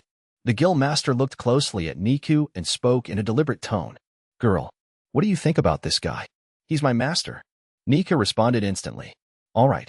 For whatever reason, the guildmaster nodded slowly and patted Niku's head. In contrast to his dignified appearance from before, he was now smiling like a friendly old man. After a bit, he turned to look at the receptionist. They seem good to me. Hey, Celia. Go ahead and rank him up. Yes, sir. Understood. We were chased out of the guildmaster's room right after that, as if he had nothing else to say to us. What was the deal with that? And was there any point in me going with her? Please. Niku and I went back to the lobby. After a moment of waiting, the receptionist brought us our guild cards. You now have F-rank guild cards. Please look them over. We took the cards from her and saw that they indeed had F-rank written on them. Her duty done, the receptionist returned behind the counter. And now, we can investigate the ordinary cave. I immediately started hunting for the Investigate the Ordinary Cave quest. Wait. What? I can't find it. Am I just missing it? I looked to Niku, but she just shook her head. It's not here. Yep. Which means someone took it, I guess. Oh crap. What do I do? When did it get taken? This morning? At noon? Maybe last night? If they just took it, we could catch up to them on the road there. We might end up fighting, though. Would we be able to win that fight? Master. I glanced at Niku. Speaking of which, does Nika really understand that I'm a dungeon master? Like, does she get what that implies? I don't think I've ever talked to her about it. But, okay. I need to calm down. Rokuko can handle herself. She'll do what I told her to for sure. If what I know about this world is right, that'll be enough. The only problem is, what if what I know and what the guild knows is different? I need to find that out right away, which means now's not the time to be sleeping. Hoa. I headed towards the counter. Behind it was Celia, the same receptionist as always. Sorry for coming right back. I'd like to ask you some questions about dungeons, if that's okay. Many adventurers will soon be returning, but I can answer your questions until then. But what do you want to know? The dungeons around here are all D rank or above, so they should have little to do with you. In other words, because the ordinary cave was the subject of an F rank quest, it wasn't a normal dungeon. I remember seeing a quest about exploring some dungeon named Ordinary Cave. I couldn't find it just now, but it was an F rank quest, which makes me curious about it. Ah, yes. That quest is primarily for rookies. It's a quest based on investigating a harmless, newly born dungeon. Those are quite rare. We post the quest about once every 2 weeks. Newly born? I'll have to ask Rokuko to see if that's a fact or just a false rumor. By the way, what kind of person took the quest? That information is confidential. Yeah, figures. I'd have appreciated it if she told me, but I'd basically lose all trust in her if she gave away information like that willy-nilly. More importantly, I have 2 quests marked specifically for your young slave. They're both toilet cleaning. What will you do? They're G-rank quests if you wish to take them. Let me think about it. Toilet cleaning, huh? I guess our first client liked our work so much he advertised us around town. But now's definitely not the time for us to be wasting time with that. While I'm here, might I ask what kind of places dungeons are? Dungeons are places where treasure, monsters, and traps appear. It's often said that if you wish to get rich quick, dungeons are your best bet. Though I presume you already knew that much. And naturally, of course. How could I not? Yeah, I had no idea. Thank you for teaching me what's common sense in this world. Then, are you aware of what a dungeon boss or a dungeon core is? Dungeon boss? Not dungeon core. Now that she mentions it, I do remember one of the knights talking about a dungeon boss or something. Cores are like the hearts of dungeons. Right. Yes, that's right. A dungeon will collapse as soon as its core is destroyed. The dungeon boss is a being that awaits at the bottom of a dungeon, protecting its core. Some theorize that the dungeon core and the dungeon boss are one at heart. Historically, there are legends of the Demon King's castle collapsing after the Demon King himself was defeated. It's quite a popular theory that the Demon King was both the dungeon core and dungeon boss of his castle dungeon. Though I personally believe that the Demon King was just a sore loser who, at the last moment, tried to destroy those who defeated him by any means possible. A Demon King dungeon core, huh? I guess it was just someone like Rokuko going way too far. I tried imagining Rokuko as a demon queen. She stepped on her long cape and fell over. Yeah, Rokuko doesn't fit that role at all. The dungeon collapsing after the dungeon core gets destroyed probably had to do with the core holding up the walls on its own. Though, there were so many dungeon terms I was starting to lose track of what was common knowledge and what wasn't. I heard there was a rumor that you can grow stronger by destroying dungeon cores. Is that true? He who dares wins, or something like that. That is rumored, but whether or not it's true is still unknown. And, I might add, destroying guild-managed dungeons is punishable by death under Imperial law. I would advise you to not try experimenting. Seriously? Seems like our dungeon's protected by Imperial law. It might be a good idea for me to calm down a little. By the way, if you wish to know more about dungeons, I suggest that you buy a dungeonology book. Although books are expensive, there is no better way to learn what you wish to know. Now that's the kind of info I wanted. Dungeonology, huh? That's a funny name, but I'm glad I learned about it. I definitely want one of those books. Though, even a copy of Intro to Dungeonology will cost you a full gold piece. That's pretty expensive. You think so? All books are that expensive, in my experience. Really? Well, I don't have any gold pieces right now. And if a single copper is about 100 yen, doesn't that make one gold coin about 1 million yen? Books are friggin' expensive. Maybe I'll be able to afford it if I go back to the dungeon and buy a lot of expensive-looking things with DP. Sweet. One more reason to go back to the dungeon. The receptionist glanced behind me. I followed her gaze and saw that several adventurers had just returned. Will that be all for today? People are returning now. Yeah, sorry. Thanks for the help. Do not mention it. Giving advice to adventurers is part of my job. Now, if you'll excuse me. The receptionist turned and started helping out someone else. It'd be rude of me to keep bothering her, so I took Niku and left the counter. Either way, I doubted the ordinary cave's core was in any danger of being destroyed, though there was a decent chance some dungeonology scholars or whatever would investigate it due to how rapidly it increased in size. Either way, DP-wise, it'd be cheaper for us to stay here since we didn't need to buy food or anything. One path available to me was to become an adventurer and used Laziest City as my base of operation. But to put it simply, I couldn't live without my futon. I could squeeze in a nap on the park bench or on the blanket-covered boxes in the sleepy Songbird Inn, but I sure didn't enjoy it very much. I had gotten more than enough information. It'd be a solid idea to go back to the ordinary cave, temporarily, and come back with valuable stuff. I really wanted to get my hands on that dungeonology book, though it might be a while before I can get my hands on enough for 1 gold coin's worth of stuff. Wait a second. Can I maybe buy that book with DP? I checked the DP catalog, and yep, there it was. Maybe it's showing up now because someone told me about it. Let's see here. Intro to Dungeonology, 100 DP. Wait, what? 100 DP. The heck is with that?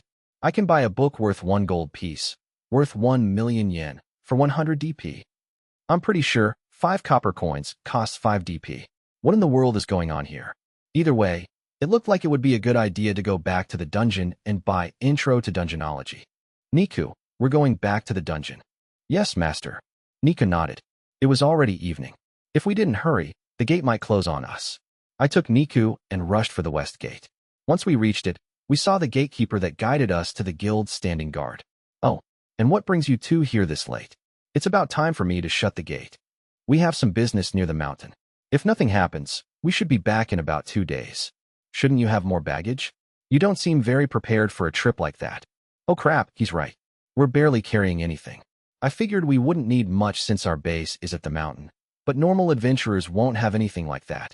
But I'd feel pretty silly packing up hardcore every time I go back to the dungeon. It shouldn't be a long trip, and if worse comes to worst, we can live off the land for a bit. It'll be easier for us to move without a lot of baggage weighing us down. Alright, makes sense to me. I thought my excuse had been pretty flimsy, but the guard accepted it without any problems.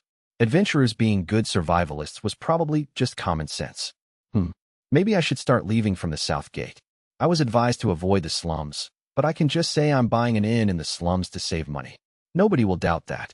I can avoid lying by just rephrasing that as, I'm sleeping outside the city, or something vague like that. So, what's your business by the mountain anyway? Got a quest to gather some herbs? Nope, no quest. I'll pay the gate fee. Alright, just so you know, the mountain can be dangerous at night. Be nice and careful, why here? Absolutely. Thank you. I paid the gate guard 2 coppers after showing him my guild card, and then left the city without any problems. Now, time to get back as soon as possible. I ordered my wearable golem to run as fast as possible the moment the gatekeeper was out of sight. Rokuko's perspective. The dungeon is quiet and nothing's going on. I can't sense anyone coming anywhere near me. I'm so bored. I mumble to myself. Bored. MHM. That's right. I'm bored. I've spent so much time with Kaima and his dog girl slave lately that I feel kinda lonely now that they're gone. Weird. I've spent my whole life by myself, but I've never felt this lonely before. I summoned Kaima when bandits conquered my dungeon and he got rid of them for me. He picked up a random slave girl and then started making weird golems. MHM. My life's changed a lot ever since Kaima became my dungeon master. Thinking about it, my dungeon's a lot bigger than it used to be. Plus, I have way more DP than I ever had before. I bite into my melon bread. Even this treat is something I owe to him. And it tastes delicious. It's delicious, but it's missing something. Something important. I try to figure out what's missing and quickly realize what it is. Kaima's missing. Melon bread tastes so much better when Kaima's around. Even when he's sleeping, his presence changes so much. I wonder if Kaima's coming back soon. He's been gone for a while. He said he'd come right back, but it's been over a whole day since he left. I wonder if something happened. NGGGH. I can tell he's still alive since we're connected as dungeon and master, but that's all I know. I plop down onto Kaima's futon and roll around. Oh, sniff, sniff. It smells like Kaima. Oh well, I don't dislike that. I dig deeper into the futon and realize it actually is pretty comfortable.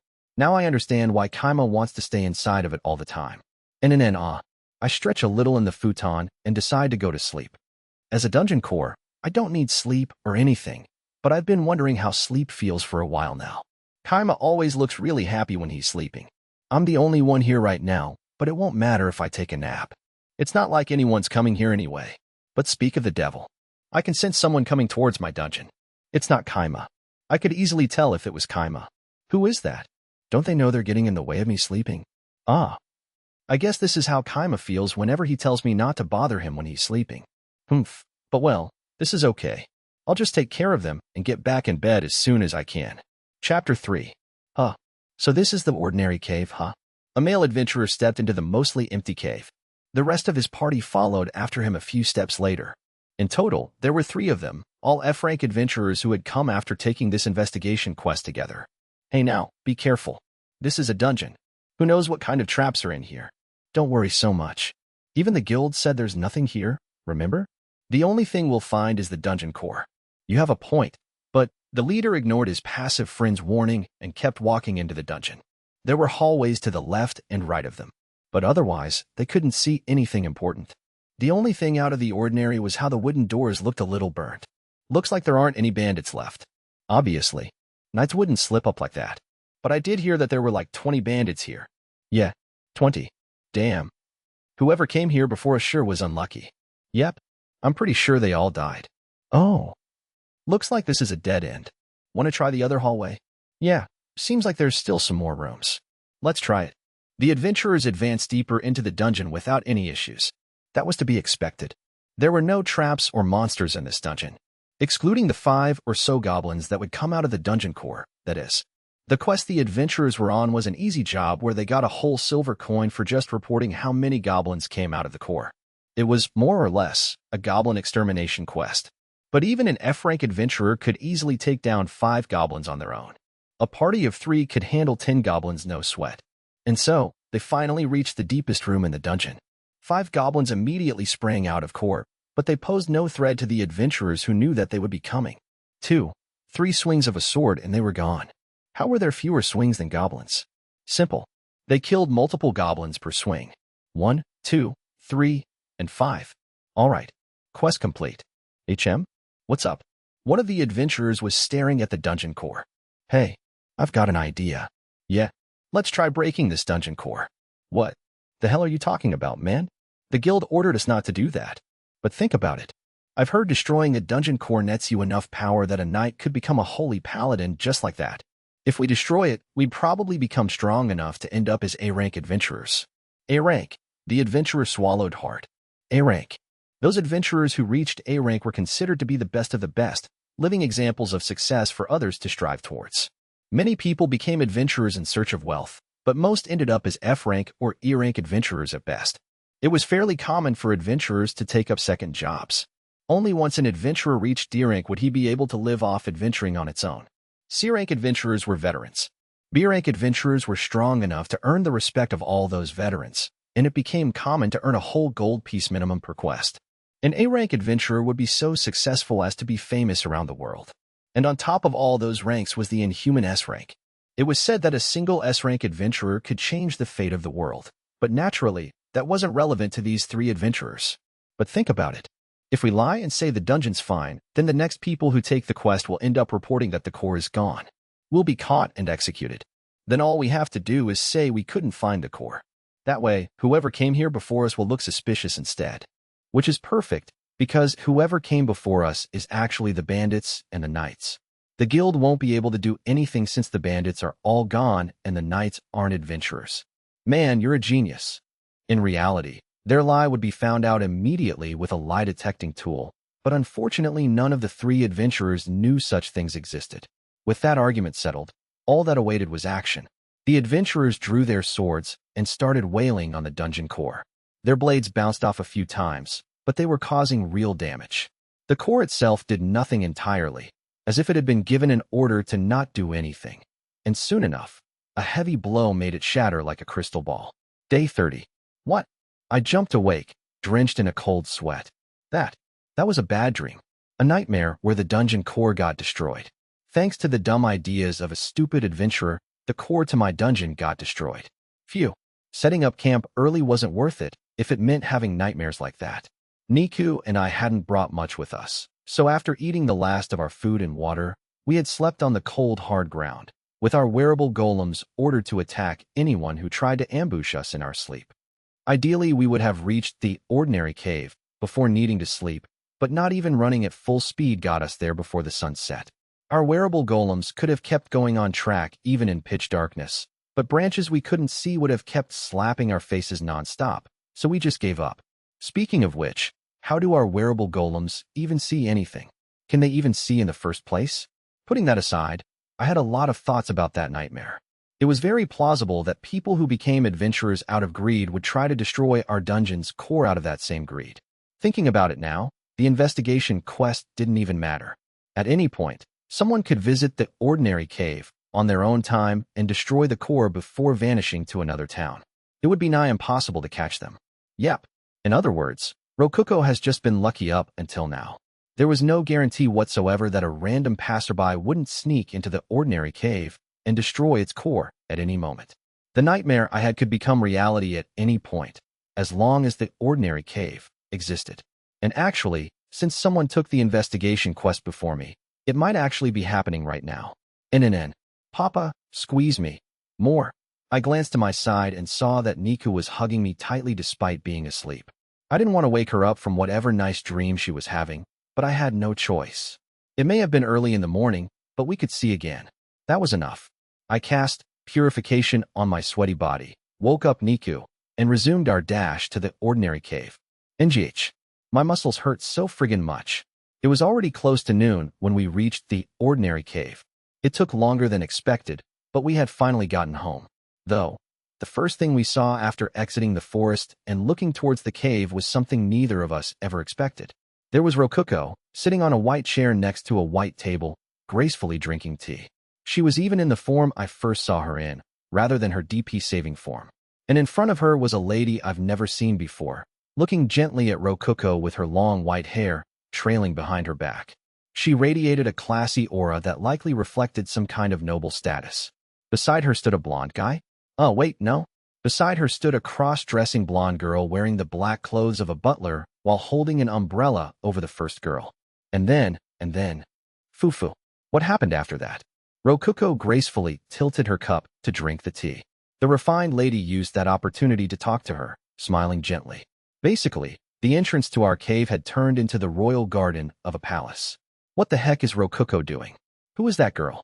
Why are they drinking tea like nothing's wrong at all? I froze in place, and soon enough made eye contact with the broadly smiling Rokuko.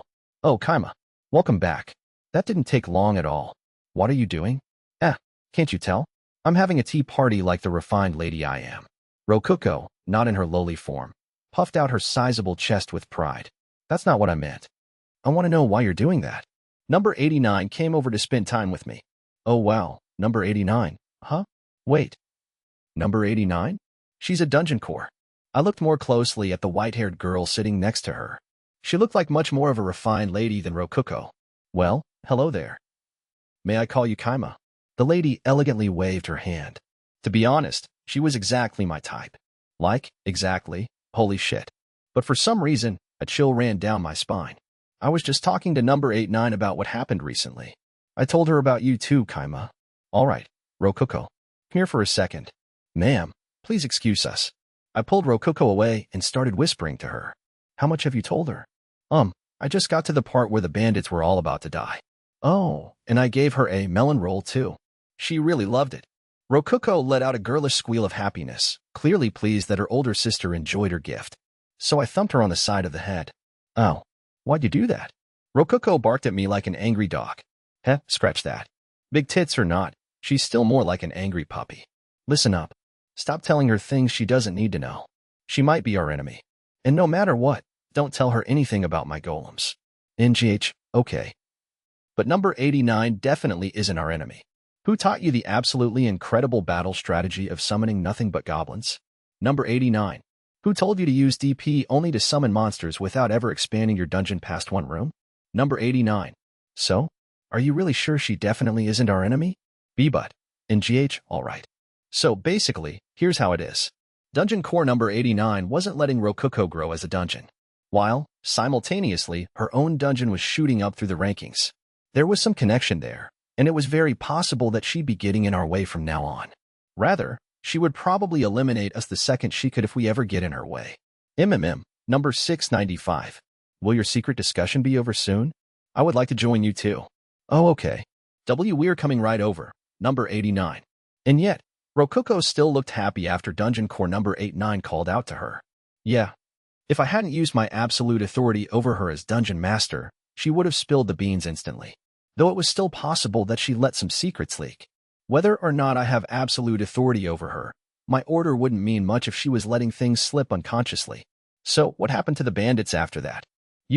Rococo glanced at me. She must not have known whether or not it was okay for her to talk. So, I answered for her. As you can tell, they were massacred. The band of knights took care of them, then? Yes, that's perfect. But I must wonder how much DP they were worth. Judging from the reports, you two must have earned at least 10,000. The reports? What do you mean by that? Sorry, I don't know too much about you.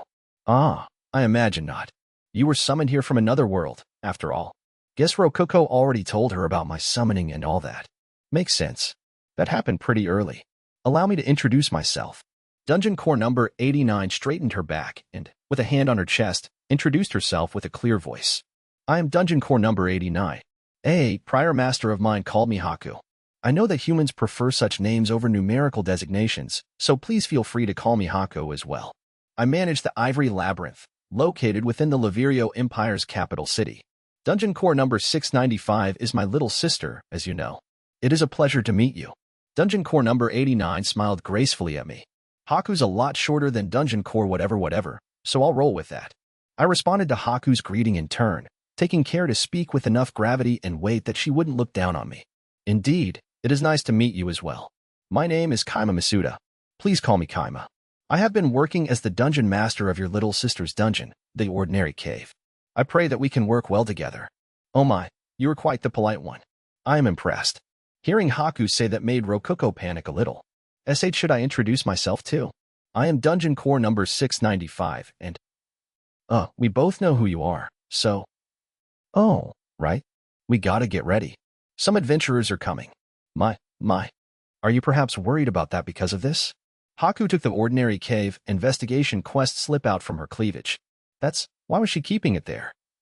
I mean, why does she have that? Haku quickly answered my question. Despite my true identity, I am also an A-rank adventurer, a position I exploited to get my hands on this. The knights from my country gave their report on the Ordinary Cave, and I couldn't help but come see things for myself. I thought you needed at least 2 people to take that quest. In what world would 2 F ranks be superior to a single A rank? But either way, Chloe, my succubus friend here, is also an A-rank adventurer. We took the quest together as a pair. Chloe bowed after being introduced. That butler outfit wasn't just for show. So she is a cross-dressing beauty, huh? I guess not all monsters are mindless beasts. But isn't that just a little sad for a succubus? I'd be way more convinced if someone told me Haku was a succubus. But either way, a pure-hearted and chaste succubus feels a lot more realistic than a pure-hearted and chaste porn star. In this fantasy world, at least. So do not worry, Kaima. You'll be fine for at least half a month now. Haku smiled, as if saying the situation was entirely under her control. She was right. No invaders would be coming for our dungeon anytime soon, excluding the 2 in front of me. By the way, Kaima, may I ask you a question? Sure. What's up? The smile vanished from Haku's face. Are you a soldier of God? I felt a chill run down my spine. A soldier of God. No idea what that means. Some god talked to me while I was being summoned here, but I didn't become his soldier or anything. I did meet someone who claimed to be a god, but I don't remember him talking about anything like that. I see. As if satisfied by my answer, Haku resumed smiling. I could almost feel the atmosphere warming back up. Forgive me, but I used magic to determine whether or not you were lying. You seem to be telling the truth, thankfully. I was worried about you ever since number 695 told me that she had summoned you from another world. When did she cast that magic? And that kind of magic even exists? Makes sense, I guess, since there's a magic tool that does the same thing. But either way, I have something more important to ask about. Sorry, but what exactly is a soldier of God? They are people who, after being summoned here from another world, destroy dungeons at the behest of God, a god, in any case. I defeated one of them before, and they told me that dungeons must be destroyed as they interfere with the flow of mana. They are known as heroes in this world. Oh, whoops. I might be a soldier of God.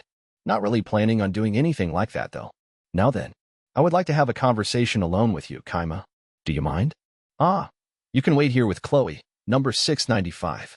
Oh, okay. Understood, my lady. Come with me, princess. I followed Haku as she distanced herself from Rococo and Chloe. Of course, Nika stayed behind too. Yeah, this is pretty dangerous. I didn't notice until she stood up, but Haku has absolutely incredible feet. Crap. I can't stop staring at her feet, even though I know I'm in danger here. Her Vietnamese-style Adai dress hugged her body perfectly, showing off all her curves. I could see the outline of her feet through the thin cloth of her skirt each time she took a step. I want to look under her skirt. I want to take off her shoes and get a good look at her bare feet. Now then, Haku turned to look at me after we had walked a fair distance. The fact that she looked beautiful just turning around really helped me understand why Rococo looked up to her so much. And then, without missing a beat, she said, "Would you please relinquish your position as Dungeon Master? I'm afraid I can't do that. The beds in this world suck way too much. They're like, unforgivably bad. I couldn't live with them. I'm not going to quit being a Dungeon Master. It's the only way for me to get futons and even better beds. Sincerely though, what have you been doing to my cute little number 695? How dare you defile her as you have? If you won't quit being a Dungeon Master, then please at least relinquish your absolute authority over her and then kill yourself immediately. Isn't that basically just me quitting being a Dungeon Master? I'm not really sure what you're talking about. I mean, I wouldn't mind giving up my absolute authority, but suicide is a bit much. Oh my, I like your cooperative attitude. But will you truly give up your authority? I mean, yeah. I think the absolute authority system is pretty messed up in the first place, so I was thinking about getting rid of it somehow. Like, in my dream, I told Rococo to just send out 5 goblins. Don't do anything else, and that ended up killing her. She couldn't do anything to protect herself even in the face of death. I'd like to help Rococo become independent enough to at least be able to defend herself. I imagine you've already ordered number 695 to do lewd things with you. Yes? And then you ordered her to forget all those inconvenient memories. NGH, you're just doing whatever you want with her. You humans are all the same. Hold on a second. I didn't do anything like that. I wonder about that. Your species treat we dungeon cores like toys, giving us orders like slowly fall in love with me over time and marry me. I didn't even realize what was going on until he died. I can't trust you humans at all. I thought I taught that to number 695, but she still. Oh, I guess that's what happened to her. She might not have meant to actually say that out loud. I don't have any interest in non-consensual stuff, so yeah, I'll give it up no problem. Very well. I will have you remove it while I watch.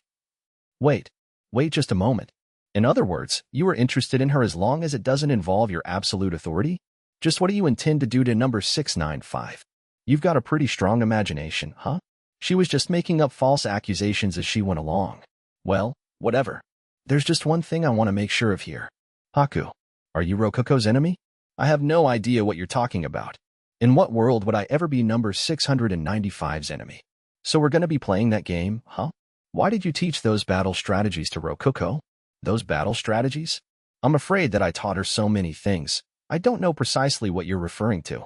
I decided to take things step by step and ask one specific question at a time to ensure I knew what was going on. Okay, first of all, why did you teach her to summon goblins specifically? Goblins are the most efficient monster for a dungeon as small as hers to summon. Even if she were to summon a strong monster, she wouldn't be able to maintain it for long. Smaller monsters don't require much food, either. Makes sense. Goblins are pretty efficient. Why did you teach her to summon monsters all at once using as much DP as possible? There is undeniable strength in numbers. A strong foe can be beaten by many weak allies. Additionally, there is not a single dungeon core alive who would prioritize DP over survival in a dangerous situation. That's true. There's no point in saving your resources for later if there won't be a later. Why did you teach her that building rooms was a waste of DP and that monsters should be prioritized? Rooms can't defeat invaders, can they? Victory can only be obtained by summoning monsters to defeat invaders. She's right. No matter how many rooms you have, you need some kind of offensive strategy to ultimately win. In that case, why didn't you teach her about using traps? Most of them can only be used a single time, which isn't very cost-effective. And to make matters worse, you can place very few traps in a small dungeon. Traps that can be used many times are quite expensive. Makes sense. All right. I think that's enough questions. All her advice makes perfect sense from the perspective of this specific dungeon. But remove one condition and all the advice would be completely worthless. Okay. I understand where you're coming from. Now what I want to know is, how did you make people view her as a safe, harmless dungeon? Yep. The condition was that Rococo had to be a dungeon managed by humans. In any other situation, invaders would destroy the dungeon core as soon as they defeated the goblins. After all, the ordinary cave had in fact been just an ordinary cave with a core lying defenseless in its only room. Oh my, you figured it out, have you? Well, the answer is simple enough. I personally created both the Lavirio Empire and the Adventurers Guild. Rococo was established as a safe dungeon because I willed it. I had more or less noticed that already. It didn't take me long to realize that she was a big fish in this sea. And by that I mean both among humans and among other dungeon cores. Oh my, you don't seem very surprised. I mean, you mentioned receiving a report from the knights earlier. You had no intention of hiding your true identity, did you? Well, no, I didn't. Haku smiled and laughed a little, visibly pleased. So, why did you try to ensure that the ordinary cave would stay weak and small forever? Because number 695 is cuter that way, and I want to protect her. That's why I panicked quite a bit when I heard that she had been occupied by bandits. You want to protect her? What? Well, she is my cute little sister, you know. I yearn for her safety so much that at first I thought about placing a guard by her entrance to prevent anyone from invading her in the first place. But that would just attract unwanted attention from the soldiers of God, who would proceed to hunt her. That's why I instead focused on making her as invisible and forgettable as possible. So, is that satisfactory enough of an explanation for you? Am I satisfied, huh? More or less, but there's still a few things I want to know. Why are you hunting other dungeon cores? One of the knights had said that one needed to destroy a dungeon core to become a holy paladin, which, of course, had to be a system that Haku set in place herself. She was protecting Rococo while actively attacking other dungeon cores, and I wanted to know why. Wait, I wonder if she knows that her little system there nearly got Rococo killed when the knights were here. That has nothing to do with number 695. If I didn't hunt other cores, the soldiers of God would hunt me in turn. She was doing it for her own sake. That was very easy to understand. Makes sense to me. Very well. Is there anything else you want to know? I'll answer any questions you have while we're here. That's pretty nice of you. Any particular reason behind this streak of kindness? Yes, well, consider it a reward from me. I heard from number 695 that you made certain every single one of the dirty bandits that stepped on her died. You made sure not a single one of them survived. This is my thanks for that. If even a single one had gotten away, I would have needed to waste my time hunting them down. All right, may as well use this opportunity to ask about holy paladins. By the way, did you know that one of the knights that came here tried to destroy Rococo's core? I heard. I gave special treatment to the 17th Knight Platoon, and yet their report mentioned one of them trying to swing their sword at number 695. Can you believe it? My goodness, I will never understand how you humans can be so simple-minded as to not understand how lovely and cute and perfect number 695's core is. Naturally, I'm having them all executed. All of them. Of course, I can't mention number 695 in the official charges, so I'm planning to forge evidence indicting them all of treason against the state. The true treason would be punishing them with just a pay drop despite how grave the crime of attempting to destroy number 695 is. That makes their executions lawful and just. I suppose that they are currently returning to the capital with no idea of what awaits them. Oh, this woman's messed up in the head. And she's so stupidly powerful, she can easily destroy people's lives if she wants to. What kind of politics involves executing an entire platoon of knights? That's just scary. Oh my, do you think I went too far? Not at all. Oh, by the way, the knights left early out of laziness. They said adventurers would take care of any stragglers for them. Was that in the report too? It seems I have another crime to charge them with. I kept my cool and played along with her. I'd be in danger myself if I disagreed with her too much. But either way, I felt like I knew her a little better after all that. I was pretty confident she wouldn't end up becoming Rococo's enemy. Everything she did was for Rococo's sake. After all, we should be safe as long as Rococo doesn't try to hurt Haku for whatever reason. By the way, I heard them mention something about becoming a holy paladin. Holy paladin? That's just some title I made up.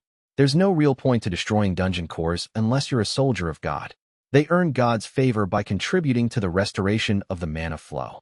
Ah, yeah, that sounds like what he asked me to do. I'll keep quiet about that.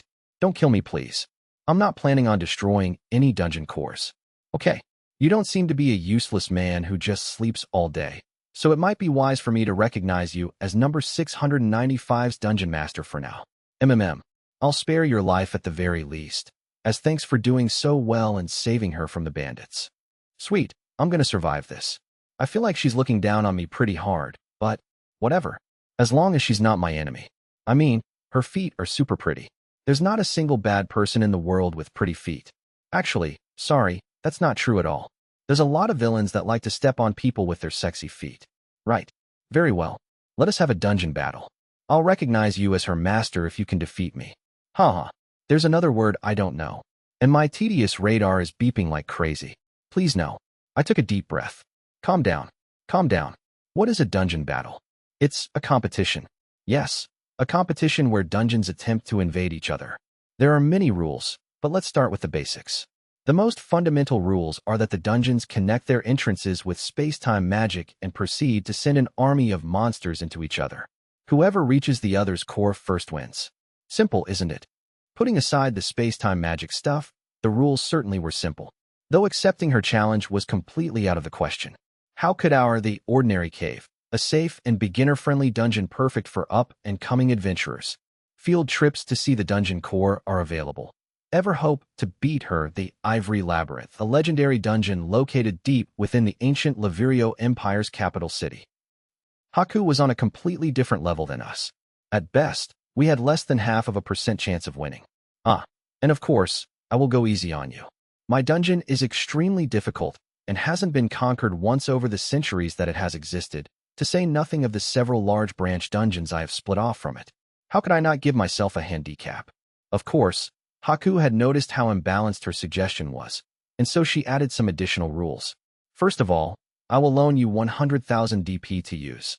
I will then make a new branch dungeon the same size as your ordinary cave, and then develop it using 100,000 DP as well. You will win if you can touch the dummy core within it.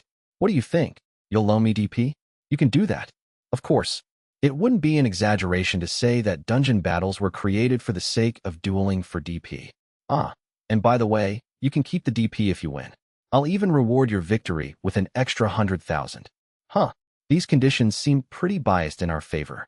I couldn't give number 695 this much DP under most other circumstances, could I? She would go crazy with it. That reasoning made sense to me. But there was more to her than met the eye. She was definitely planning something. If I couldn't figure out what that was, I'd be done for. And I still hadn't heard what would happen if I lost. And if you win, Haku? Fufufu. I'll have you repay the DP I lent you with your body. And I don't mean that in a sexual way. You'll just have to work in my dungeon as an adventurer. I'll set you free once you've earned 100,000 DP and offered it up to me. You have my word that I will take care of number 695 myself until you've repaid your debt. These conditions are unreasonably favorable to you, so I'm sure you'll accept my challenge. You will, won't you? She was right. The conditions were in our favor. We'd get 100,000 DP right off the bat, and we could use it to grow our dungeon in any way that we pleased. But think about it from my perspective. A single goblin was worth 20 DP, but actually defeating them in the dungeon would only earn back 2 DP. Assuming that logic held true for all monsters, I would need to beat 50,000 goblins to earn 100,000 DP. At best, I would need to beat 10 low-ranked dragons. Just how long would that even take? Wait, hold on. Would killing monsters even count as offering up DP? Monsters cost DP to summon. Wouldn't killing them just make my debt even worse? Holy crap.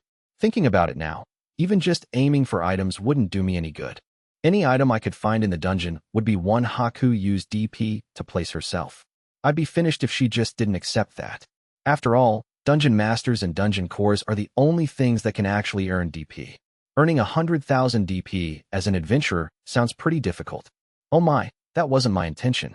In that case, I'll be satisfied with DP earned from battles as well. Are you suggesting that I work as a monster and as a player killer? In the legendary Ivory Labyrinth, where veteran adventurers from all over the world gather. Fufu. I do have some branch dungeons made to be suitable for beginners, you know. Haku giggled in blatant amusement. Yeah, I can't let my guard down around this person.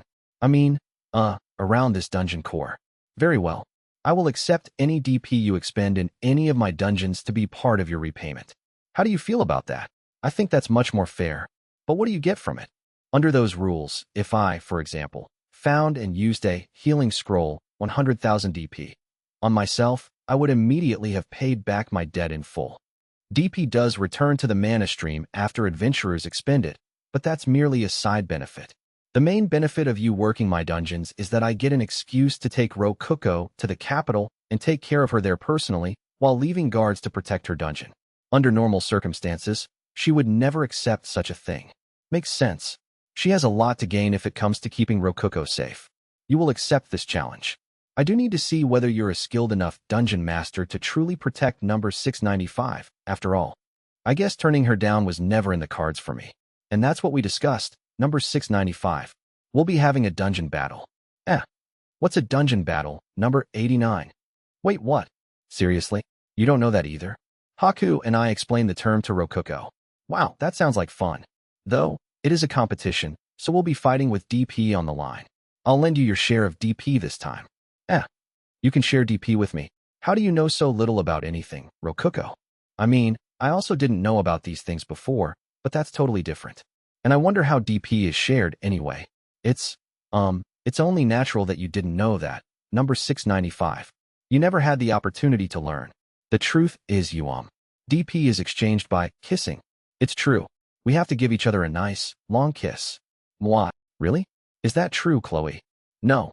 If my memories are correct, a simple handshake would do well enough. I consulted the butler for confirmation and got a quick, firm answer. This is the first time number 695 has ever exchanged DP before, and I'm giving her an entire 100,000. It's important that we kiss so that none leaks out and is wasted by mistake. It's easy to make mistakes when you're doing something for the first time. Is it not wise for us to use the safest method here? That excuse is so obviously fake it hurts. 100,000. I can't take that much. I'm just lending it to you. And you'll need around that much to prepare for our battle. After all, this is a competition where we fight with DP as our everything. It would be boring for us both if you didn't have any DP, wouldn't it? This is just a simple handicap for me. NNGH. We'll have to give it all back to her if we lose, so it really is just a loan. Go ahead and take it. And be sure to do exactly as Haku says when it comes to taking the DP from her. Okay. Thank you very much. Number 89. I'll gladly accept your DP. I realized halfway through saying, go ahead and take it, that my statements would probably be interpreted as orders that Rokuko had to obey due to my absolute authority. So, I added on that last bit about the DP exchanging to earn some brownie points. Haku's stealthily giving me a thumbs up. I guess a thumbs up means the same thing in this world too. What should I do to take the DP from you? Number 89. Close your eyes. Open your mouth just a little, and stick out your tongue. Yes, just like that. Leave the rest to me. I'll eat you. I'll give you the DP now. She was just about to say I'll eat you up, right? Haku locked her mouth against Rokuko's, making sure that their tongues touched as much as possible. She embraced Rokuko's trembling body and pulled her closer with her left hand while using her right hand to lock her head in place. Rokuko looked nervous due to never having done something like that before, but she kept her eyes shut and entrusted her body to Haku. She was blushing bright red and would occasionally twitch as if some sensitive spot on her body was being touched. Haku had been going really slowly and taking her time, but apparently that was all just the beginning. She embraced Rokuko's head with both hands and moved her mouth, causing something, likely DP, to flow into her little sister's mouth. Rokuko pulled her head back in surprise, allowing me to briefly see a shining light between their tongues, but Haku soon pulled her head back. And so, that continued for about 10 more minutes. When their mouths finally separated, a string of saliva bridged the gap between their tongues before breaking apart. Fa. Ga. Ha. Nfu. Their expressions were entirely different. Rokuko was breathing heavily with her eyes shut, whereas Haku was smiling in satisfaction while licking her lips. The only thing they shared was their flushed cheeks and dreamy floatiness. A small amount leaked out, but I gave more than that as a bonus. Ha. Thank you, Shomush. Number 89. How? Ifufu. Was your first DP exchange too much for you? That's fine. I'll keep holding on to you for as long as necessary, so rest well. Haku once again stealthily gave me a thumbs up behind her back. Yeah, That definitely means good job in this world, too. I checked our DP while Rokuko rested her body against Haku's. 114,032 DP. The exchange certainly seemed to have gone well. I think we had 3,500 DP before this, so. Dang. The DP I worked my ass off to get with blood, sweat, and tears is equivalent to just a minor bonus in Haku's eyes. Just how much DP does she earn a day? Seriously. By the way, Kaima. Do not even think about losing intentionally by not preparing for the battle. I won't accept the DP I just loaned you as a way to repay your debt. It has to be new DP. Oh snap, there goes that plan. Darn. I could have earned 10,000 DP for nothing, too. By the way, this is a gift from me. Haku gave me a copy of Intro to Dungeonology. I took a look at the author and saw that it had been written by Haku Lavirio. Makes sense that a dungeon core would write a book about dungeons. This is probably the best source of information I could ask for. Humans believe many things that aren't quite true, so you should read this and be careful. Most of these are things I've thought up myself. One thing that's particularly popular amongst we cores is this section. Haku pointed her pale, white finger to a section in the book named Safe Zones. I glanced over it and saw that safe zones were described as, reasonably enough, safe places where monsters cannot enter. This is just an act on our part. We set up magic tools that appear to serve some kind of function and then order our monsters to never go into the area. That causes humans to let their guard down, thinking the area is completely safe. I get it. That's pretty smart.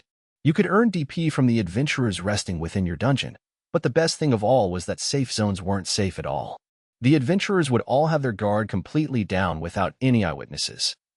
You could easily kill them all without leaving any evidence behind. Of course, since nobody would know that the adventurers had gone into the safe zone, everyone would just think they died normally in the dungeon. In a world as lacking in sources of information as this one, a book written by someone famous from the imperial capital would be about as reliable as you could get. Haku's basically manipulating them like the mass media manipulated people back on Earth. If you sometimes order a monster to enter the safe zone, the adventurers all start panicking about a new species of monster. Isn't it funny that all it takes for humans to be tricked is a change in fur color? Sometimes I dress up as a fortune teller and tell them which species can go into the safe zones. They always practically cry in happiness while thanking me. Isn't that just comical? Well, making a problem and then selling the solution to that problem. Haku sure is something. But tricking people into thinking safe zones existed was convenient for me. Humans being ignorant of how dungeons worked was nothing but a positive for me. I gladly accepted the book. By the way, Dungeon Logi books above the intro level apparently focused on more specific information. For example, books about how to conquer certain famous dungeons. Though those weren't as common. You have a lot to learn and much to prepare, so we can begin the battle in 3 days. Do your best, okay? Do you have enough time to go back to the capital? I walked here since my adventurer identity is weakened to match what humans would expect from me, but I do know teleport. Oh, and by the way, teleport scrolls cost 50 million DP. The only problem is that actually using the spell takes up so much mana there normally needs to be a team of magicians working together to make it work. It's not really something humans can use on their own. I thought we were going to connect our dungeons using space-time magic.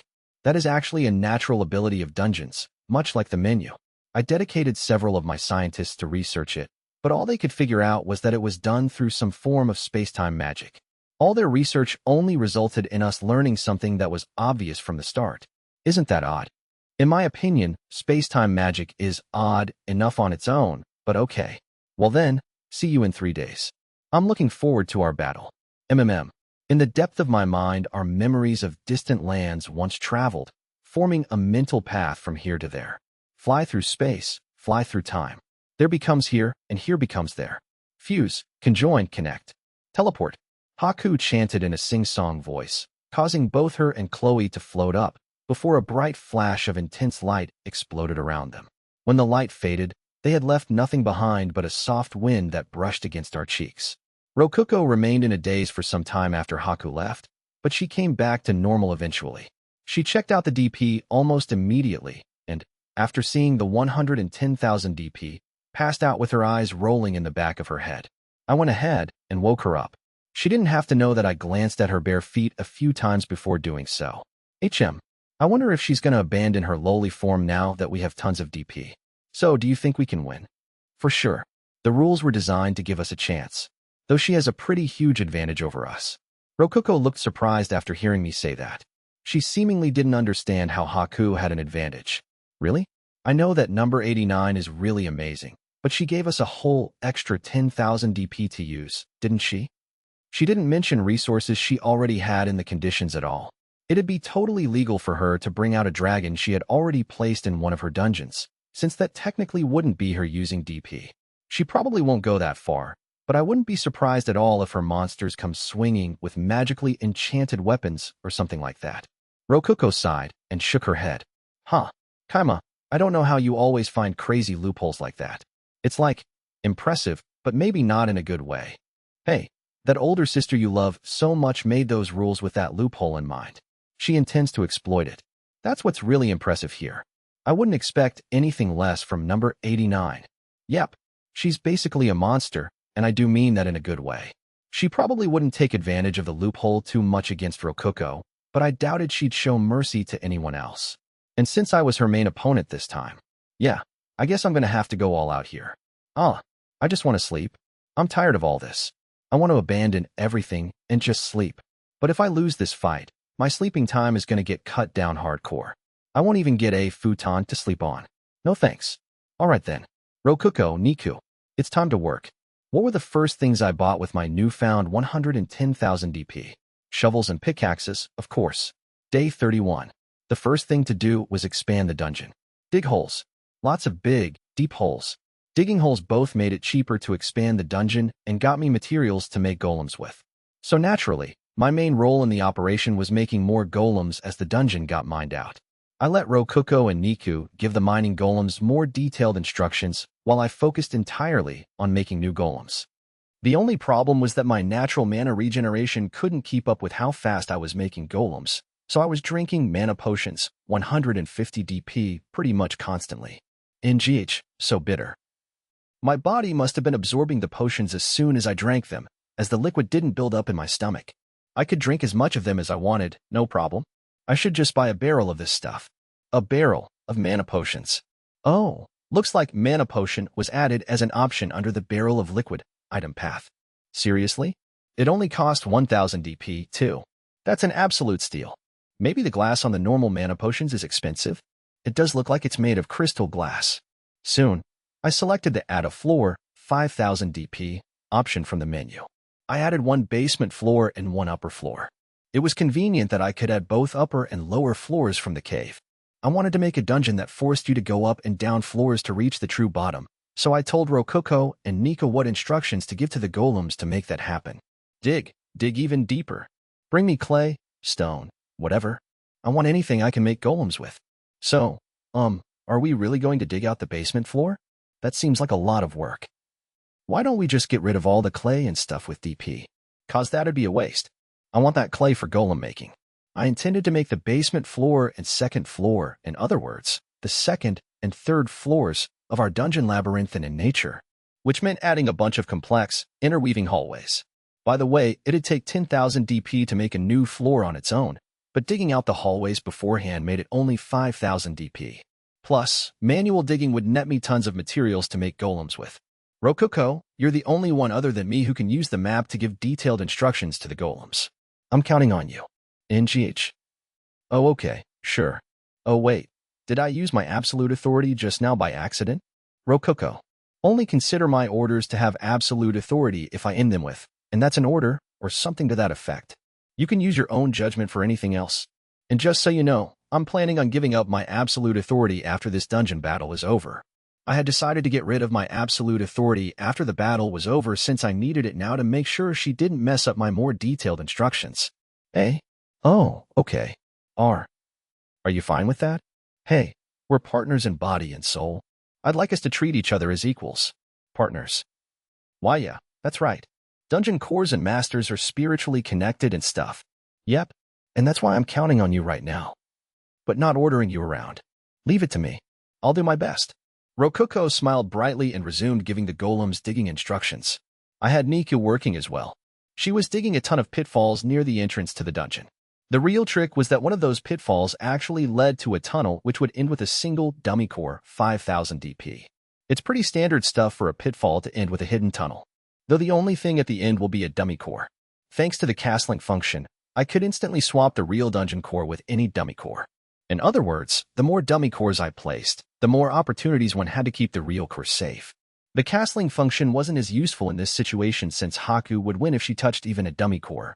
But still, I could just hide them right before she got to them. The number of dummy cores she hadn't almost found would basically be how much HP our dungeon had left. I will dig out a lot of pitfalls. I'll put flooring on the bottom too. That's the spirit. I want you to put spikes on that flooring after you're done, so be careful not to fall on yourself. I'll be putting covers over the pitfalls once they're all dug out. Roger. By the way, the covers would be really thin and flat golems. Golems were great even outside of doing physical labor, though I was probably the only one who's ever gone out of their way to make flat plate golems. Just goes to show how much I cared about saving DP. Oh, it might be fun to put wall-shaped golems in the labyrinth and have them move around so the correct path shifts around. That would make things pretty tricky. I'll talk to Rococo about this later. In any case, I decided to make the area after the labyrinth the puzzle area. Thus, I bought a durable switch-activated door, 1000 DP. I hid the switch within a golem and made it such that the door would open only after you solved a puzzle. By the way, it'd be super rude to make the switch impossible to reach, so... Just kidding. The door would weaken and turn into a destructible object if the switch was unreachable or anything like that. That had something to do with the powers of the dungeon not working, or something. On the flip side, if the switch was reachable, the door became incredibly durable thanks to the dungeon's power. The main thing was that it had to be simple to open the door. The puzzle, in turn, had to be one that anyone could solve using some common sense. But those rules were exclusive to the door. Although I was hiding the switch within a golem, the puzzle itself was extremely simple. Flip the switch, open the door. Thanks to that, I was getting an extremely durable door for cheap. The main flaw with that plan was that it'd all fall apart if the golem with the switch got destroyed, but I decided to hope that any invaders would see the door and assume there was an actual puzzle they had to solve.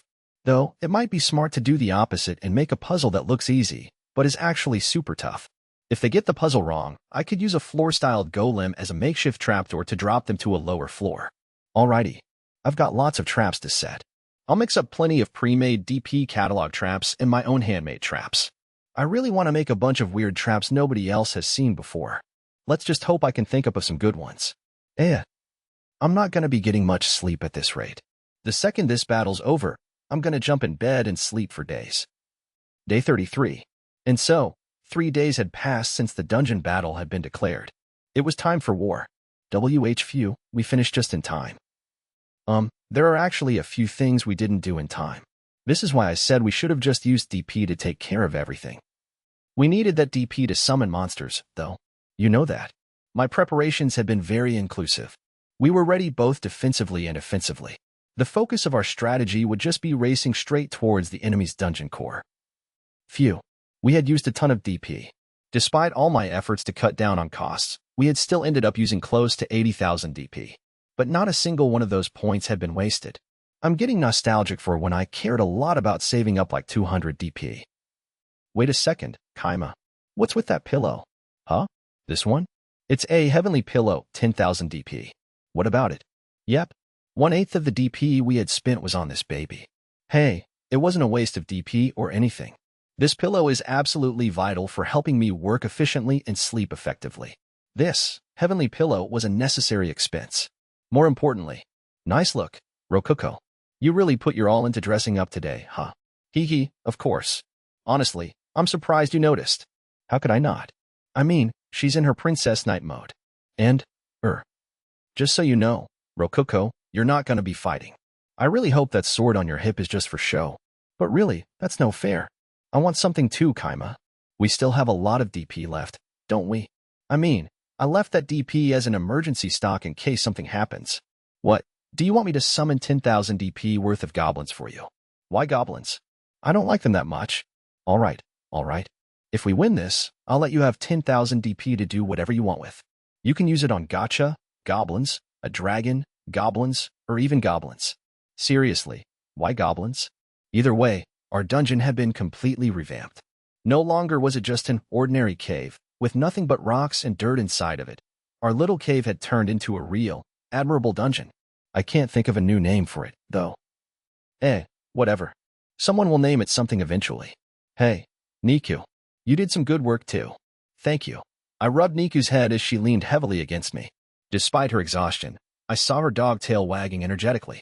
In some ways, I felt that we had all worked a bit too hard for this. I myself had worked so hard that I couldn't even remember how many golems I had made over the past 3 days. It was at least 200. I even made standard old clay golems. Yep. Rokuko, that rude little girl, even said, you can make normal ones too, after seeing what I was doing. I mean, come on. The more mobile golems I made were basically just normal golems too. I just mixed in stone with the clay and all that. Mainly because it was annoying to separate them. They look like normal clay golems on the outside, so it all works out, right? Haku's perspective. How are the preparations proceeding, Chloe? Without issue, my lady. The Ivory Proving Grounds was a branch dungeon of the capital's Ivory Labyrinth. It had suddenly appeared a short distance away from the capital itself. Of course, it was in truth a dungeon that dungeon core number 89. That Haku had prepared for her dungeon battle with Rokuko. It had been named by Haku herself. She planned to register the dungeon under that name to the Adventurers Guild. It was a dungeon with 5 floors in total, dug out using 50,000 DP. Minotaurs wandered its halls and traps were placed everywhere, with loaded crossbows hidden and spears prepared to fly out of holes in the floors and walls. There were even lizard men placed about. And among those monsters, many of them held enchanted weapons which would cost 10,000 DP each. That's right. Multiple monsters. By the way, Chloe, I feel as if many weapons are missing from my armory. Do you know anything about this? I would guess that the 17th Night Platoon stole from it before leaving. Yet another crime they have committed against us. I see. There's no helping that, then. I feel as if I've seen the axe that Minotaur over there is holding before, but it must be something else entirely. Indeed, that axe is actually quite common. Oh my, it seems that lizardmen have gotten into our dungeon. There was a lizardman nest around this area to begin with. But that has nothing to do with us, does it? Indeed, it does not. We are not responsible for native creatures inhabiting our dungeon on their own. Their dungeon had been prepared using more than 100,000 DP, and their conversation revealed how that was done. Of course, they hadn't broken the rule about not using more than the set amount of DP. What they were doing was completely legal.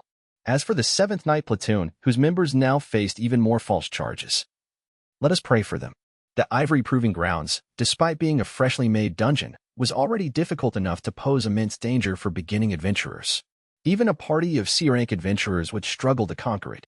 If you included the army of monsters waiting by the entrance for war to begin, the dungeon's difficulty would increase even further, all the way to B rank.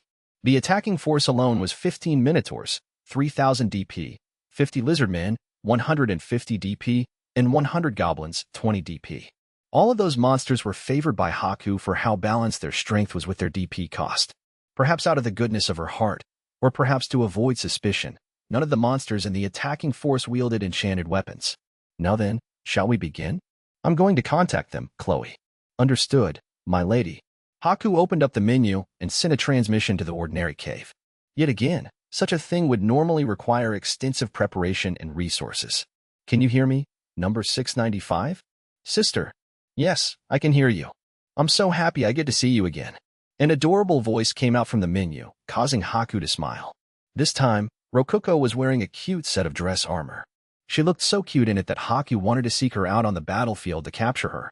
Haku found herself lovingly absorbed in Rokuko's angelic, cute smile that was dripping with clear enthusiasm for her first dungeon battle. This little cutie would surely start to cry with tears and snot dirtying her beautiful face if Haku were to mercilessly attack her as planned. Hot. Very hot. But I must take care to not go too far and make her hate me, thought Haku. Fufu. I hope I'm not rushing you, but are you ready to begin? Very well. Dungeon battle, start. Haku's words marked the beginning of battle. The moment she finished speaking, a gate appeared near the entrance to her dungeon.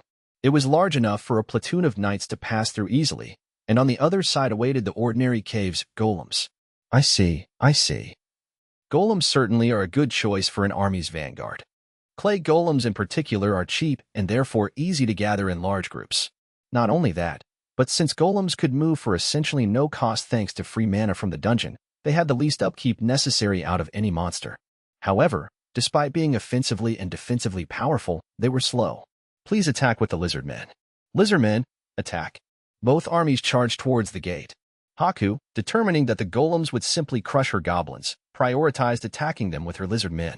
The goblins would mainly work as scouts to help with conquering the dungeon itself. Losing them early on the battlefield would be a tactical failure. The lizard men leaped through the gate and swung their blades at the golems. Many of them were hit directly and collapsed onto the ground, bodies broken, but the majority of them won with speed and damaged the golems effectively. But nonetheless, many golems slipped past them and invaded the ivory proving grounds. The enemy has invaded our dungeon. Lamia was looking at the map and reporting the movements of the enemy army. She was one of Haku's most trusted retainers. Haku had brought her 5 retainers, including Chloe, into her master room to assist with the dungeon battle. The one who had just ordered the lizard men to charge was a living armor who was in charge of offensively maneuvering her armies. It's a bit late to be doing this now, but the ivory proving grounds military leadership was as follows: Amelia, a Lamia in charge of defense; Dolce, a wraith in charge of managing intelligence such as troop casualty statistics; Sally, a living armor in charge of combat and battles; Misha, a workcat in charge of offensive reconnaissance; and finally, Chloe the succubus, who supported Haku in any way necessary.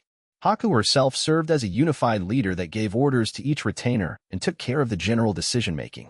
There are around 200 invaders? The retainers all shook in fear after hearing Dolce's report. No way. We didn't let that many get through. I can't even see that many monsters. No, look closer. The invaders aren't golems. They're gray rats. What? Gray rats? Those aren't even monsters. Even Haku's voice rose in confusion and fear. It seemed that the golems had all been carrying large boxes on their backs filled to the brim with ordinary rats. Of course, since each rat was being displayed on the map as an enemy, they had all been summoned and placed under the dungeon core's control. Rats or not, they were the enemy, and if even a single one touched the ivory proving grounds, dummy core, Haku would lose. Even the golems who hadn't passed through the gated boxes, and soon their tops burst open as a throng of rats raced out. They charged like a pulsating wave of gray water, weaving through the lizardmen's legs and into the ivory proving grounds. Exterminate them at once. I can't. They're too small. The minotaurs can't handle them. Order half of the goblins to focus on exterminating the rats. We're in danger here. They've conquered the first floor. The enemy is now invading the second floor. I count around 500 invaders. What about the traps? They aren't working. The rats are just too small. Even if an arrow lands, it's like throwing a fireball into a lake. Contact all lizardmen in the dungeon. Tell them to exterminate the rats. Exterminate the rats. The retainers had immediately fallen into a loud panic. Haku, on the other hand, soon regained her calm. He certainly has a good head on his shoulders, doesn't he? I had no idea gray rats were so suitable for an advance force. Indeed.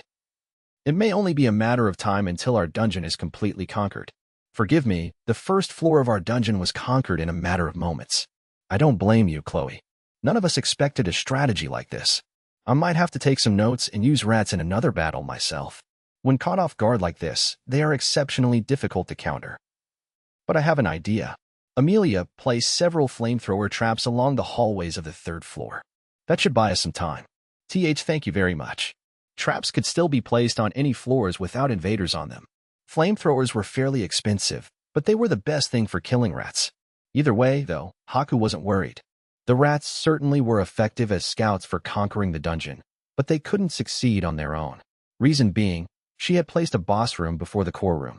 The rats needed to beat the boss of her dungeon, a red minotaur, in order to reach the core, and that wasn't likely to happen. It seems we've finished off the golems, proceeding to invade their dungeon. By all means, we must find number 695 before they reach our core, after all. Kaima's perspective. Oh wow, look at them go. I murmured to myself in awe as I watched the map steadily getting filled out before my eyes. The map's filling out like, super fast. That means our armies are conquering the dungeon like crazy, right? We're beating Haku. You bet. But just cause we're winning now doesn't mean the battle's over. Naturally, you don't just get a map of the enemy's dungeon at the start of a dungeon battle. That makes total sense. It's a little hard to get lost in a labyrinth you have a comprehensive map for. And the dungeon core would be on it, too. A finished map would make a dungeon battle ridiculously boring. That said, those being invaded can still look at their map and see where all the enemies are. Master, the Golem, Vanguard, has been completely destroyed. All 50 of them are gone. Alright, just as planned. By the way, that Golem Vanguard had been composed almost entirely of clay golems I made with Create Golem. Only a few of them at the front had actually been summoned, which saved us a lot of DP. I had made the others out of the clay we got from expanding the dungeon. Talk about recycling. Aren't I eco-friendly? But the most important thing was how much DP it saved, for sure. I put magic stones into them just in case Haku got suspicious. But even so, those only cost a tenth of what golems did. I could even reuse the destroyed golems' bodies by absorbing them back into the dungeon, assuming they died within it. Same went for the magic stones. The rat surprise attack, a ton of traps including the pitfalls Nika dug out, and finally, the complex second and third floor labyrinths that Rokuko built. I wonder how Haku's gonna hold up. I observed the battlefield while rubbing Niku's head. Haku's perspective. There are pitfalls right at the start.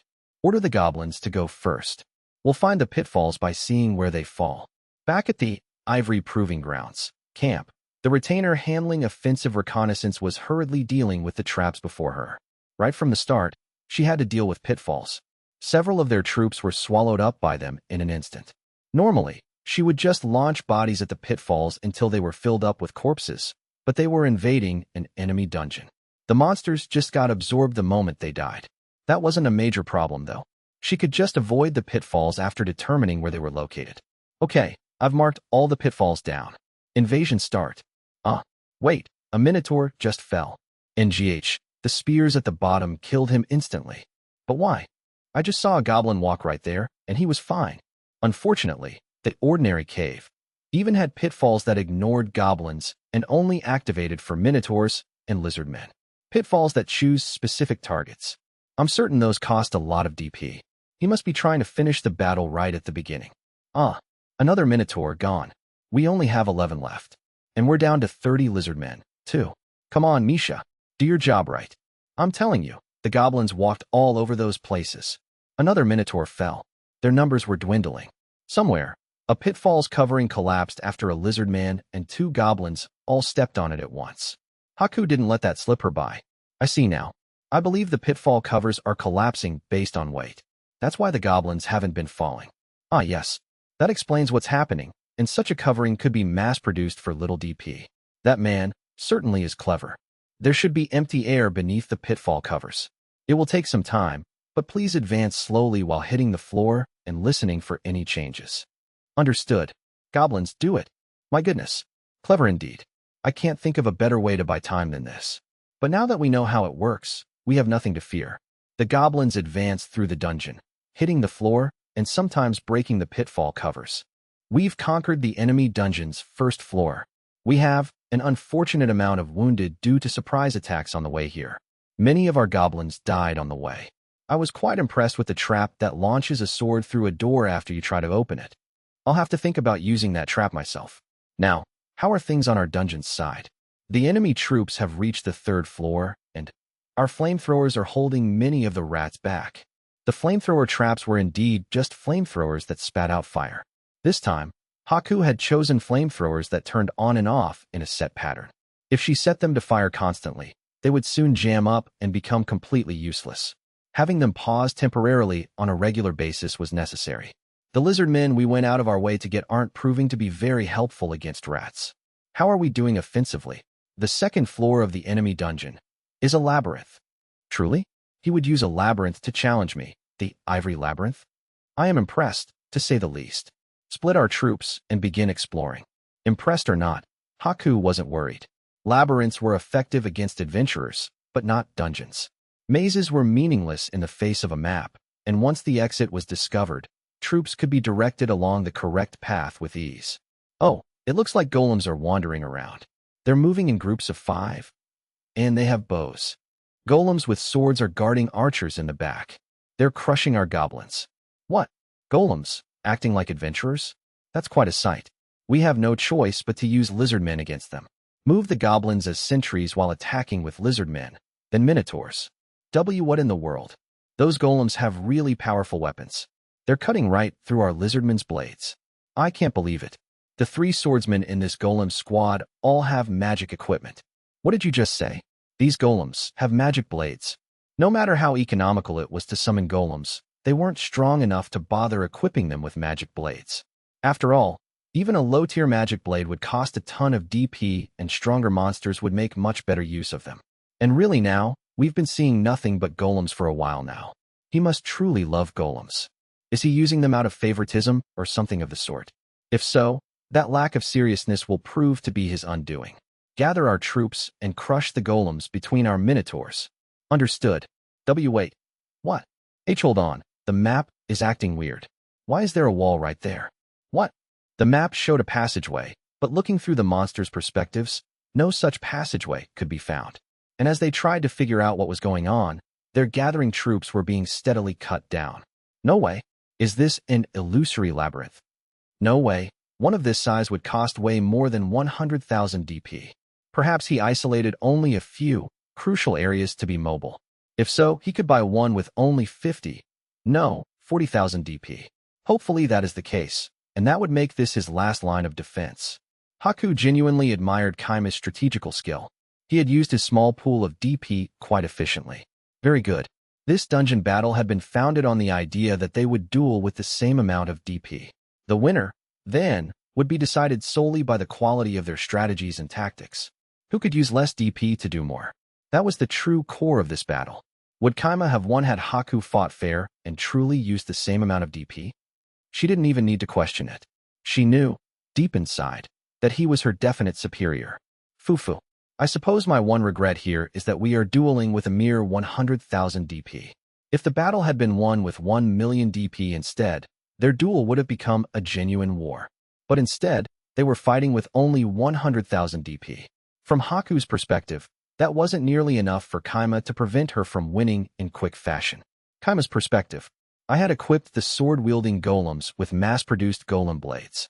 They were made of stone with only the blade being iron, which helped save a lot of DP since I could make several golem blades from a single iron ingot. The stone was free, as it could be mined from the dungeon walls. I had made the bows without putting much effort into them. The arrows, too, I had made from whatever stuff I found lying around. I would have been that lazy with the bows, too, but since the arrows flew better with wooden bows, I cut down some trees and made the bows out of them. The only other thing I used, really, was determination and mana potions in barrel form. Since their weapons were golems too, this party of golems would normally be displayed on the map as an actual army of golems, but thankfully I could designate them as golems plus equipment, which saved me some map space. Very convenient. And of course, I was watching the map and moving the wall golems around as soon as they were completely out of the enemy's sight. Hell yeah, the wall golems are moving around undetected. Those are the things you had Nico punch earlier, right? They can move? I don't see feet on them or anything. They're a new model. I put tires under them so they can drive around. Thanks to that, believe it or not, these mobile wall golems cost exactly 0 DP. They were free. I made them from leftover parts, and I did everything myself. Plus, since they're only moving around inside the dungeon, I didn't even have to buy magic stones for them. My motto? Reduce, reuse, recycle. Haku's perspective. By the time Haku conquered the labyrinth, invaders had already surpassed the 3rd floor of her own ivory proving grounds. There were still over 150 rats still alive. They were cleverly and effectively avoiding the flamethrowers, as if someone was giving them detailed instructions. But even so, thanks to all the lizard men she had gathered in the staircase room, many of the rats had perished. I can't believe that we have to climb back up a floor now. I thought perhaps the 3rd floor would return to more standard practices, but instead, the labyrinth continues up to the 2nd floor. It might be wise to employ this man not as an adventurer, but as a dungeon advisor. At the end of the labyrinth was an upward staircase. The 2nd floor ended with an exit that took them up 2 whole floors. If the initial entrance was called Floor 1, would they now be on Floor 0? Or perhaps Floor -1? In human terms, they were technically on the 2nd floor, but I have no idea what to name where we are. He has no intention of making anything easy for us, does he? I declare that this floor will be known as the 2nd above-ground floor. Yes, understood. And I see a door right away on the 2nd above-ground floor. The staircase led them right to a room with a large door in it. By borrowing the vision of their monsters, they saw just how firm and durable the door looked. That, and a brightly colored sign right beside it. What is written on it? It appears to be a riddle. I'll read it out loud. The answer is simple. You mustn't think too hard about this. Please tell me how to split 1 silver coin between 3 people. And that's it. How to split 1 silver coin between 3 people. 1 silver coin is worth 100 copper coins, so Haku smiled as she watched Dolce start to count on her fingers. I know the answer to this. First, you convert the silver coin into 100 copper coins. Then, You hand the copper coins one by one to each individual, and give the final copper coin to whoever handed out the coins as payment for their labor. In other words, 2 of them get 33 copper coins, and the third one gets 34. A question as simple as that was nothing to Haku, an experienced dungeon core with a long history of dealing with riddles and puzzles. Fantastic, my lady. That answer certainly satisfies the question. I could not imagine a more perfect answer. And there you have it. Open up, door? A riddle of this level would never be able to stop Our Lady. Dungeon core number 89. The floor beneath their monsters collapsed. What? But how? An uncomfortable atmosphere filled the ivory proving grounds core room. The entire floor of the puzzle room was a pitfall, and it led to the entrance floor. But why? My answer should have been perfect. Now let's just calm down. I mean, look, our entire army wasn't in the room, so we're still safe. We can solve this really soon. How many were wounded in the fall? One of the Minotaurs broke his ankle. He won't be able to fight anymore. 2 of the Minotaurs died from the fall, and all 3 lizard men survived. But every goblin that fell died. To list off the survivors, we have 6 Minotaurs, 12 lizard men, minus the 3 that fell, and 8 goblins left. Haku squeezed her fists tightly and choked out her next order. Use the 3 surviving lizard men to carry away the wounded Minotaur. NGH. I cannot believe I failed after being so confident in my answer. This is humiliating. I'll rip apart the wounded Minotaur and mount his corpse on my wall so I never forget this shame. My lady, let's try answering the riddle again, using only a single goblin. We can move our entire army again if we answer it correctly. But that would be shameful in its cowardice. You do realize that number 695 is watching us, don't you? I think we should prioritize winning here. THVE conquered the 4th floor. The rats are moving like trained soldiers. We can't stop them. My lady. Chloe was silently begging Haku to realize that there was simply no time. And Haku, experienced as she was, made her decision. Very well. We will boldly, use goblins here. Kaima's perspective.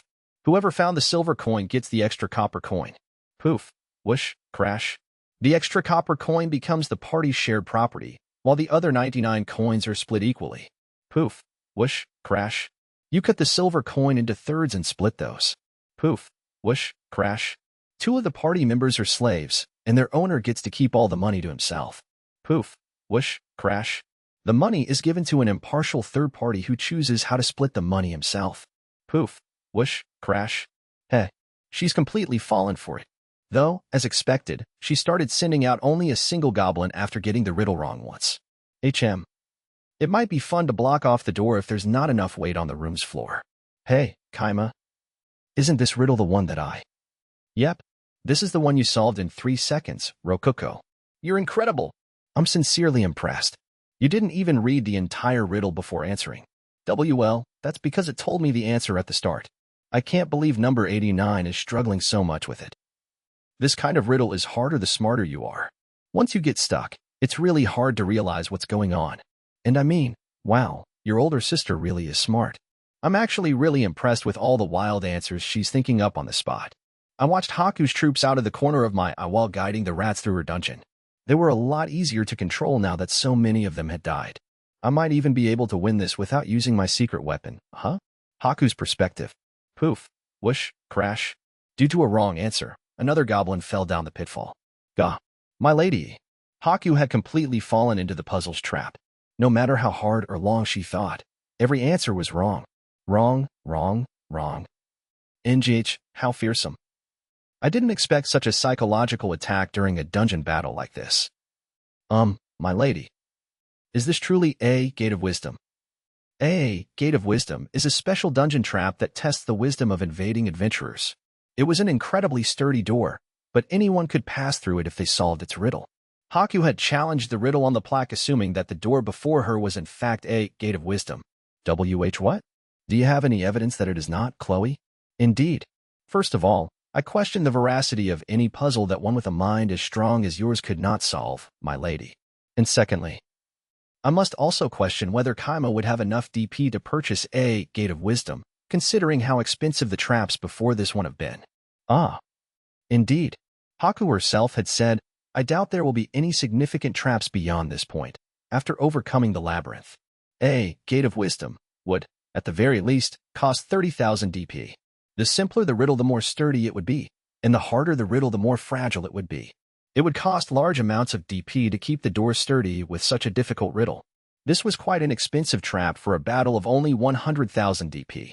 Which means, it is quite possible that it is simply an ordinary door that he expected to be broken. Or perhaps it is a trap where attempting to answer the question in front of it will cause the floor to open. That would be an absolutely devilish trap. No matter how many times you attempted to answer the riddle, the door would never open. Even if your answer was correct. The moment you stopped to think about the riddle, you had already lost. And my goodness, this is just frightening. What in the world is wrong with Kaima's head? I've never seen a trap as unfair as this one. It's just cowardly, and if you never noticed the trick, you'd be stuck here forever. NGH. But even so, it is our fault for being tricked. Let us accept our loss here with no more shameful griping. Fufu. But truly, I am impressed you saw through it, Chloe. You supported me when my vision grew too narrow, just as I'd expect from my right-hand woman. Your praise honors me beyond words. Misha, the pink-haired workat, hesitantly raised her hand. Among all the 5 retainers in the master room, she was the least suited to solving riddles. To put it simply, she was an airhead. Haku directed a bright, visibly angry smile towards her. What is it, Misha? I've already decided to destroy this door through righteous violence. Are you trying to get in my way? I would never dream of that. It's just, I was thinking. Maybe the answer to the riddle is just simple. Simple? What are you talking about, Misha? Oh, I see. It is true that this is quite a simple trap at heart. It merely presents a question without an answer. And no, that's not what I mean. It says right there at the start that the answer is simple, doesn't it? The air froze. In no way. Ha ha ha. That'd be ridiculous. GG's, Misha, what kind of idea is that? Aha. Seriously, Misha, that's just... Their voices were stiff and shaky. By this point, all the retainers were thinking that might actually be the right answer. The retainers, and Haku herself, too. Even Chloe. Chloe, I will give the riddle one more try. NGH. Understood. Haku gave the last answer herself, prepared for her heart to shatter if that was indeed the correct answer. The answer is simple. Ding. The door made a sound, signifying that it had been unlocked. Haku's heart shattered. The gate of wisdom slowly opened. Haku gathered her shattered heart together as best she could and tried peering through the door, but couldn't. Reason being, there was a solid wall on the other side of the door, and on that solid wall was a sign with "under construction" written on it. Haku's shattered heart exploded. Kaima's perspective. Oh nice, she figured it out. Hey, why'd you in the dungeon there anyway? Weren't you going to make a whole floor there? Yeah, but I actually ran out of time before I could finish it. And not because I was sleeping, okay? Seriously. Rokuko shook her head, clearly thinking, he totally slept instead of making it. Rokuko checked the map to confirm that there was nothing on the top floor before looking at me. Unable to bear her narrowed eyes, I changed the subject. To tell the truth, I gave up on the riddle after you solved it instantly. I figured it would be best to just be bold and not make the floor at all. How is that bold? I just thought it'd surprise them, basically. Well, it is pretty surprising. Who would end a massive labyrinth with a dead end? But anyway, where do they even go from there? I hid 1 dummy core in a pitfall and 3 in the labyrinth. They walked by every single one. 2 of them were in small rooms pushing out of the square-shaped labyrinth, and 1 was in the ceiling. Haku didn't notice them since I had hidden them behind wall golems. The dungeon would cease functioning if the real dungeon core were hidden behind a wall, so if I needed to use the castling function to swap it with one of the dummy cores, I would just make the wall golem their move out of the way. As an aside, the dungeon core wouldn't be considered blocked off as long as there was a door to its location. I didn't really know the exact logic behind it, but surrounding it with wall golems was a clear no-go. No idea why, though. But my thoughts were interrupted by our units finding the boss room. I was genuinely stunned that our rats had made it that far into the dungeon. Grawa. Within the boss room was a minotaur. But not just any minotaur. The minotaurs that invaded our dungeon all had brown fur like you would expect, but this minotaur had red fur, making it a red minotaur. This guy sure is red. But why red? Is he super shy or something? Yep, he's red. I think monsters of the fire element usually end up being red. And you can count on fire monsters having high attack power. That's their thing. Indeed, the red minotaur was snorting fire out of his nose. We can't just ignore him and slip into the next room, can we? No way. The door out won't open until you beat the boss. Our gray rats were facing a red minotaur as their final opponent. Air. There's an idiom that goes like, a cornered mouse will bite a cat. Hopefully being cornered gives our rat pals here enough courage to beat this red, muscular cow. Brah. The red minotaur swung his metal club sideways, scraping it against the floor. Our rats were blown back in all directions, as if they had been packed tight into a water balloon that just burst. Several of them managed to escape by jumping away, but nonetheless, over 50 rats had died in a single swipe. Oh shit. That was almost half of them. Kaima, are you going to use your secret weapon now? Nah, it's not an actual weapon or anything. It won't help us here. Come on, go bite him, rats. The rats responded to my order by biting the minotaur's feet. But they were flung aside after he shook his feet, and to make matters worse, he crushed several rats after bringing his feet back down. We were getting destroyed. At best, our rats could scratch the minotaur's skin a little. Yeah, I guess I shouldn't expect rats to beat the dungeon boss too. Niku. Prepare our second wave, the golem platoon. I hadn't expected the rats to reach the core alone, so I had prepared a platoon of golems equipped for dungeon invasion. But could they beat the red minotaur either? Golems weren't fast. They'd be crushed beneath his club just like the rats were. They were ultimately just dolls made of clay and stone, after all. Welp, I was starting to question whether I could win this. The more time we spent here, the more time Haku had to conquer our dungeon. She would find one of the cores eventually, no matter how hard I tried to hide them. She was actually very intelligent. I had led her into a trap by exploiting her intelligence, but once she calmed down, it wouldn't be long before she found the secret path in the pitfalls or noticed the golem walls hiding the dummy cores. The red minotaur spat out fire, burning 10 more rats alive. There were 38 rats still alive, not even 10% of the original invasion force. I ordered them to circle the red minotaur to at least avoid the survivors being wiped out with a single swing of his club. The only thing I can do here is watch as they all die, huh? Welp, guess I should use the last of our DP to buy some nice tools that'll be useful while I'm working in Haku's dungeon. Oh, this magic blade looks pretty nice. I guess the story of Kaima the adventurer begins here. Wait, Kaima. I have an idea on how to win this. Can we try it out? Rococo smirked confidently, her tone dripping with pride. Huh? Tell me what the idea is first. Okay. Listen up, because I'm about to tell you something amazing. Believe it or not, minotaurs die if their heads come off. I think that's true for basically every living thing, not just minotaurs. So basically, we should just focus on attacking its head. Even gray rats should be able to do some damage then. I don't know about that. Won't the fire from his nose just burn them all to death? Not if they clog his nose and stop him from breathing. That's not what. Wait, hold on. Stop him from breathing, huh? All right. Let's give it a shot. I watched the roaring minotaur closely while giving orders to the rats. All units, attack the specified point. The rats surrounding the minotaur all charged forward. Experienced as gray rats were with climbing even steep cliff faces, the minotaur's legs proved to be no more than ladders assisting their ascent. The red minotaur swung his body around to try and knock them off, but he couldn't shake them all off. 5 rats managed to reach his head. Ngggg. Grah. The red minotaur tried to spit out fire. But him preparing to spit out fire was exactly the opening I was waiting for. I sent 2 rats towards his large nose, and soon both of his nostrils were clogged. The minotaur immediately opened his mouth to suck in air, and as he did so, I sent the other 3 rats straight into his mouth. Wait, what? Kaima, he ate them. Nope. This is what I was banking on, Rococo. Now that they're in his throat, I'm gonna order them to keep still and block it up. The rats obeyed my orders and kept still, clogging the red minotaur's air duct. Unable to breathe, the red monster could do nothing but flail his body around in a rampage. He crushed the rats in his nose with his hands, but it was too late. He couldn't even roar with his throat blocked up. Helpless, he fell to his knees and gripped his throat. His club fell from his hand and noisily hit the floor. He then tried to pull the rats out of his throat, but his hands were too big and his fingers couldn't reach deep enough inside. He tried throwing up, but his air duct was so solidly blocked that he couldn't even manage that. Saliva flew out of his mouth as he writhed helplessly. And then, after a few minutes passed, his arms weakly fell to the floor and his body started to twitch. 1 more minute was all it took before the door to the next room opened up. The rats that had been in his throat climbed out of his mouth, covered in minotaur saliva but still alive. Well, we won.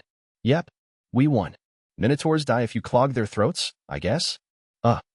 I think basically any living thing will die if you clog their throat. Really? That's good to know. Rococo doesn't even need to breathe, huh? I mean, she is a dungeon core, so I shouldn't be surprised about that. But anyway, Uh, yeah. Enemy or not. Holy crap. I feel bad about suffocating that thing to death with rats. Geez. I ordered the rats to advance while praying for the red minotaur to have a peaceful afterlife. We still had 27 rats remaining. All we had to do was find the dungeon core, and it had to be in the room right after the boss room. The map showed that we had explored everywhere else in the dungeon. Haku's dungeon had ended up being incredibly normal, what with the boss being the final obstacle and all that. The rats raced through the dungeon hall. As expected, the next room was the core room. In the middle of it rested a familiar-looking, basketball-sized orb. There was Haku's dummy core, with nothing standing between its pedestal and my rats. We can win this. I ordered the rats to jump at it, but someone appeared out of the dummy core at the last moment. It was Chloe, wielding a spear. You can teleport out of dummy cores too, huh? I didn't know that. I could have made a lot more golems if I had known. I can already see the endless flow of golems appearing from seemingly nowhere in the labyrinth. Wait, hold up. Are you telling me they have a second last line of defense? That's breaking some kind of rule, isn't it? Wait, it doesn't matter. She's full of openings, we can sneak a rat past her. Or so I thought, the exact moment before Chloe. Protect me, flame wall. Crackling fire roared up around the core in a circular fashion, turning the 5 rats I had sent charging dash. Oh man, this is too much. I guess the red minotaur was just for show and this is the real last boss, huh? Come on. Haku's perspective. Those in the ivory proving grounds master room were all stunned by the under construction poster. The only thing that differed was in which exact way they were suffering. First of all, Haku. She was frozen with a smile on her face. Misha, the only one who figured out the correct answer to the riddle, was green with anxiety and had, I said something I really shouldn't have, written all over her face. The other 4 retainers, Chloe included, felt indescribable fear from Haku's smile and found themselves unable to say anything. The enemy has broken through the boss room. They've found our core room. The silence was only broken after Amelia, head of defense, gave a panicked report. Dolce, head of information, immediately replied. Wait, what? Hold on. What happened to the boss, our red minotaur? They had to beat the boss to reach the core room, didn't they? The red minotaur suffocated to death after they stuffed rats into his throat. The air froze. Not just because of how terrifying a mental image that gave everyone, but because it was unbelievable that their boss monster had been defeated by mere rats. This doesn't even make sense. Gray rats aren't supposed to be this powerful, this monstrous. Please calm down, Dolce. My lady, we haven't lost yet. Order the attacking force to continue their search. There's surely something we overlooked. Chloe, please go defend the core using my spear. Understood. I will protect it even if it costs me my life. No one suggested that she was over-exaggerating how serious a battle with the rats would be. They had just witnessed Kaima sacrificing his rats to clog a red minotaur's throat and choke him to death. Chloe was much smaller than a minotaur. It would only take 1 rat to choke her to death. There are still 30 foes remaining. I pray for your victory. My life belongs to you, my lady. I will not let it end here. To battle. Chloe grabbed the spear and jumped out of the core the exact moment that the horde of rats charged at it. Just in time, I see. Protect me, flame wall. That one short chant was all it took for a wall of fire to sprout out from the floor and surround the core. The rats all backed off after witnessing those at the front burn to death. Such was the power of Haku's magic spear, the Flame Wall Spear. It used the wielder's mana to cast the high-rank fire spell Flame Wall after a keyword was said. Indeed, it was literally a magical spear. And a rare one, too. If one were to offer up even a single Flame Wall Spear to a dungeon, one would easily earn 100 million DP. It was a treasure among treasures. It was one of Haku's favored weapons, an impressive feat considering the massive size of her collection. I should be able to save some time with this. How will they move now, I wonder? Chloe began thinking to herself. At most, she expected the rats to bundle together and try charging through the wall of flames. She took a good look at the enemy and saw that the rats were indeed bundling together. Very well. I shall counter their charge. If I ready myself, there's nothing I can't handle. Chloe. No, look behind you. The enemy is behind you. There's 5 of them. What? She turned around, but didn't see anything. She looked for the enemy but could find nothing. There was nothing behind her. But she said there were 5 of them. The flames swayed in the air, as if reflecting Chloe's panic. What in the world? Chloe. They touched the core. What? But how? She didn't understand anything. The strength drained from her body and the flame wall dissipated. Chloe had failed to fulfill her promise with her lord. That reality hit her with a harsh sense of loss and emptiness, but she kept the spear gripped firmly within her hand. She didn't know what had happened, and she felt a need to figure it out. The flames faded slowly, and she noticed that something was resting on top of the dimly glowing dummy core. What is that? There she saw something that looked like a transparent, square bug. It was unlike anything she had seen before. Kaima's perspective. I'm so glad I prepared that secret weapon. The wall of flame that Flame Wall produced was impressive, but not perfect.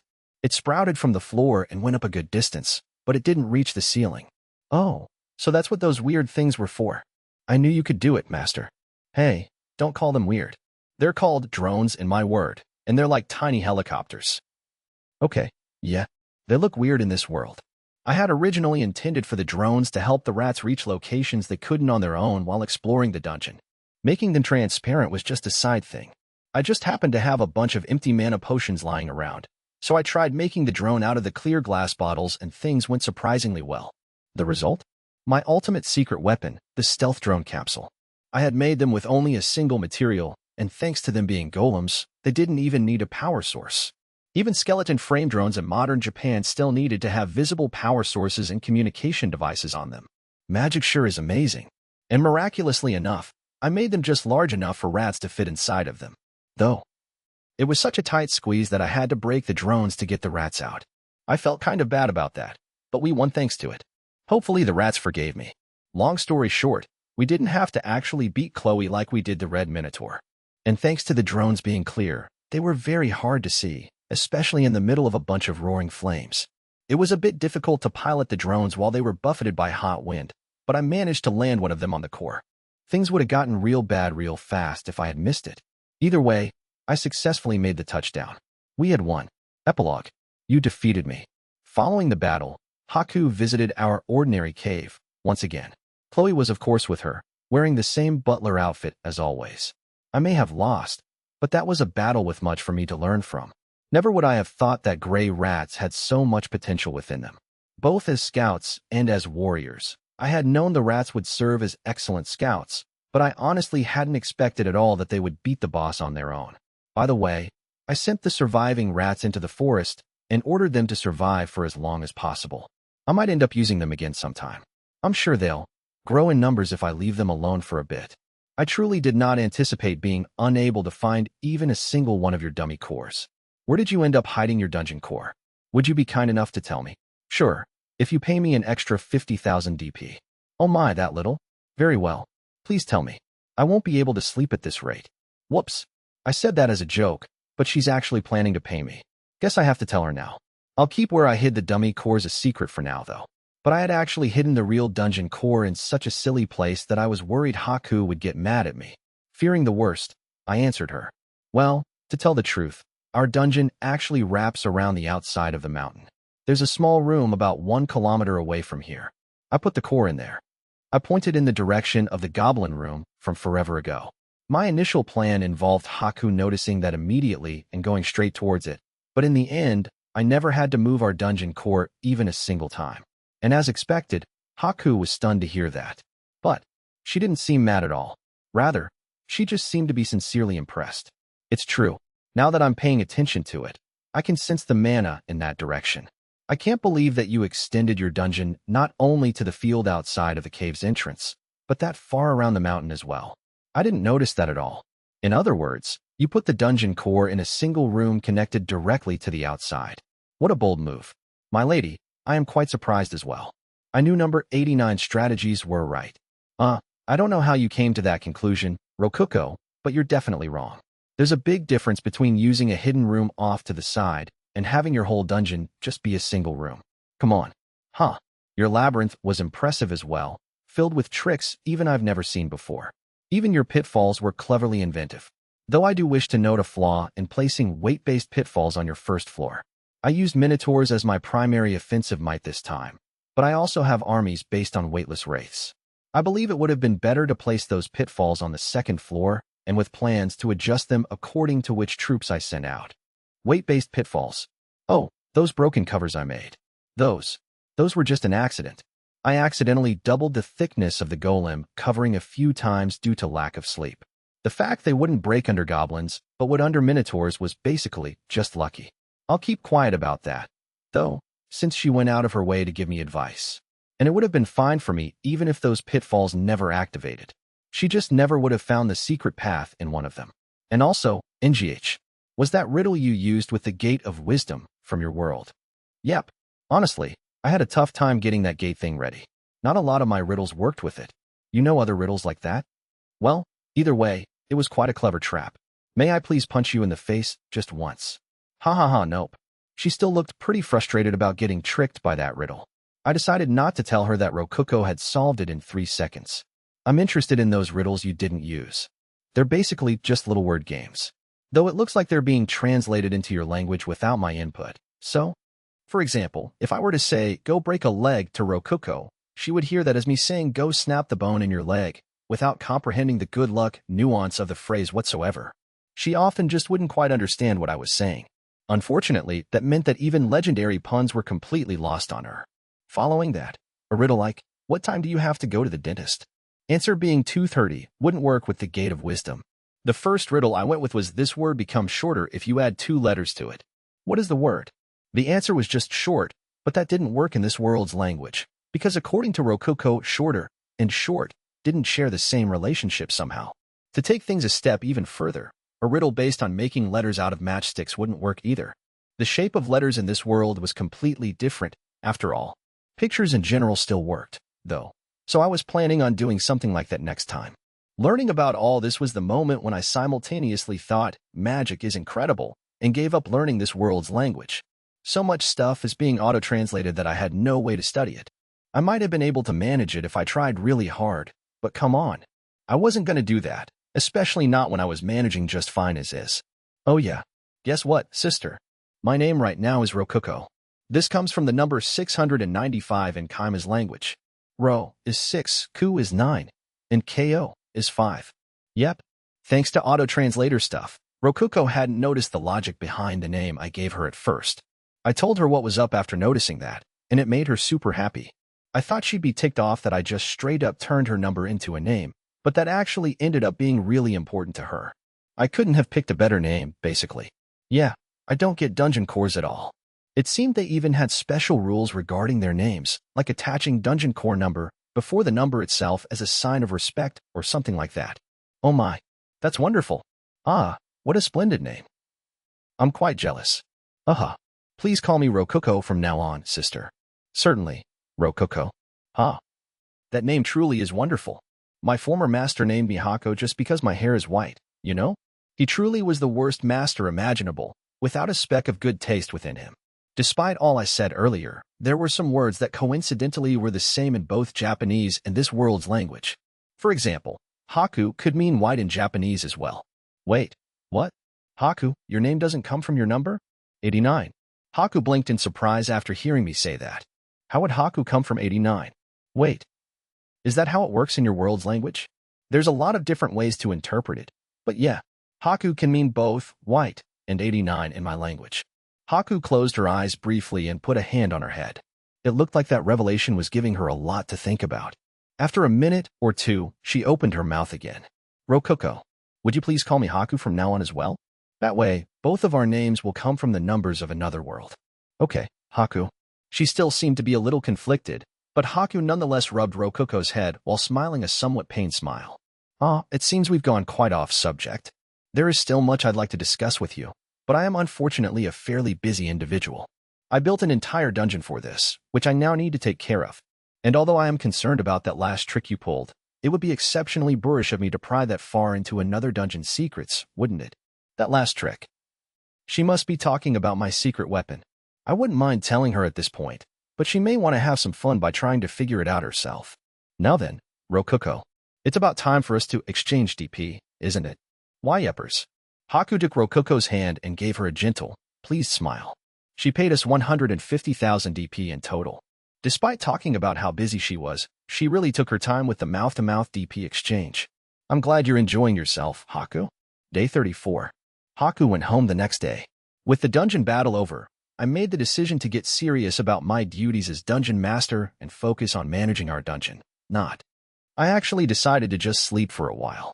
I should be able to kick back and relax for a while now. I'm totally spent after all that. For some reason, Rokuko was resting in a futon laid out next to mine. Whatever. We both worked a lot. I'll let her sleep by me just this once. Master. Huh? What's up, Niku? Are you getting too hot? No. I want you to squeeze me tighter. As requested, I hugged Nika tightly. Her skin was as smooth and pleasant to the touch as ever. Hold on, Kaima. Listen to what I'm saying too. And what exactly do you have to talk about? I'm pretty sleepy right now, you know? Seriously, why do you sleep that much? I'm really surprised you actually managed to beat Haku like this. What can I say? I won because I'm in love. What's with you all of a sudden? Rokuko began to panic a little, stammering nervously. Huh?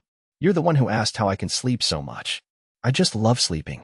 Oh, that's what you were talking about. I totally thought, you were saying you loved me or something. Well, yeah. I love you too, Rokuko. Mind if I rub your feet? Actually, just let me rub your feet.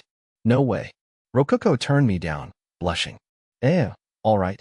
I'm gonna sleep then. I could make joking orders like that because I had gotten rid of my absolute authority. If I hadn't, Rokuko would have held out her feet without a word and let me rub them. Wait, crap. I feel like I've made a huge mistake here. Oh well. I was just joking around when I said it. Anyway. Hey, Kaima. Are you going to stay with me? You're not going to go anywhere, right? Rokuko spoke to me in a sweet voice, as if seeking comfort. My heart thumped. What? Do you want me to leave? No way. Melon rolls don't taste as good without you around, Kaima. I don't know what she's talking about, but all right. I feel like I could sleep all day today. So let's do it. Extra episode, Rokuko is a Dakimakura. When I woke up, I saw Rokuko staring straight at me. The hell? Is her hobby watching people sleep? As I rubbed my sleepy eyes and grumbled to myself, Rokuko suddenly said something. By the way, Kaima, I guess you're actually going to use that dog-eared girl as a Dakimakura now, aren't you? Huh? Oh, yeah. I guess I am. I thought other people were bad Dakimakuras at first, but after an extended trial period, it turns out they're actually pretty good. Trial and error is pretty important. Never give up after one go.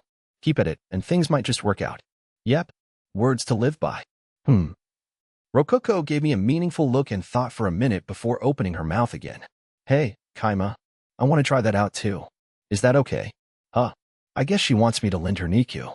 I don't have any problem with that. Sleeping without Niku for a day won't kill me or anything, and I could just sleep with a normal pillow in her place. Sure. Just for today, though. Oh, really? You're really okay with it? Yeah.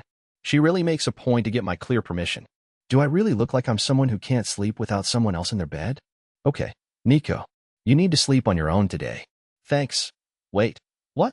And so, that night, Rokuko was right in front of me, in the same futon as me. To make sure everyone completely understands the situation, let me make it clear that I'm not saying we were sleeping in the same room.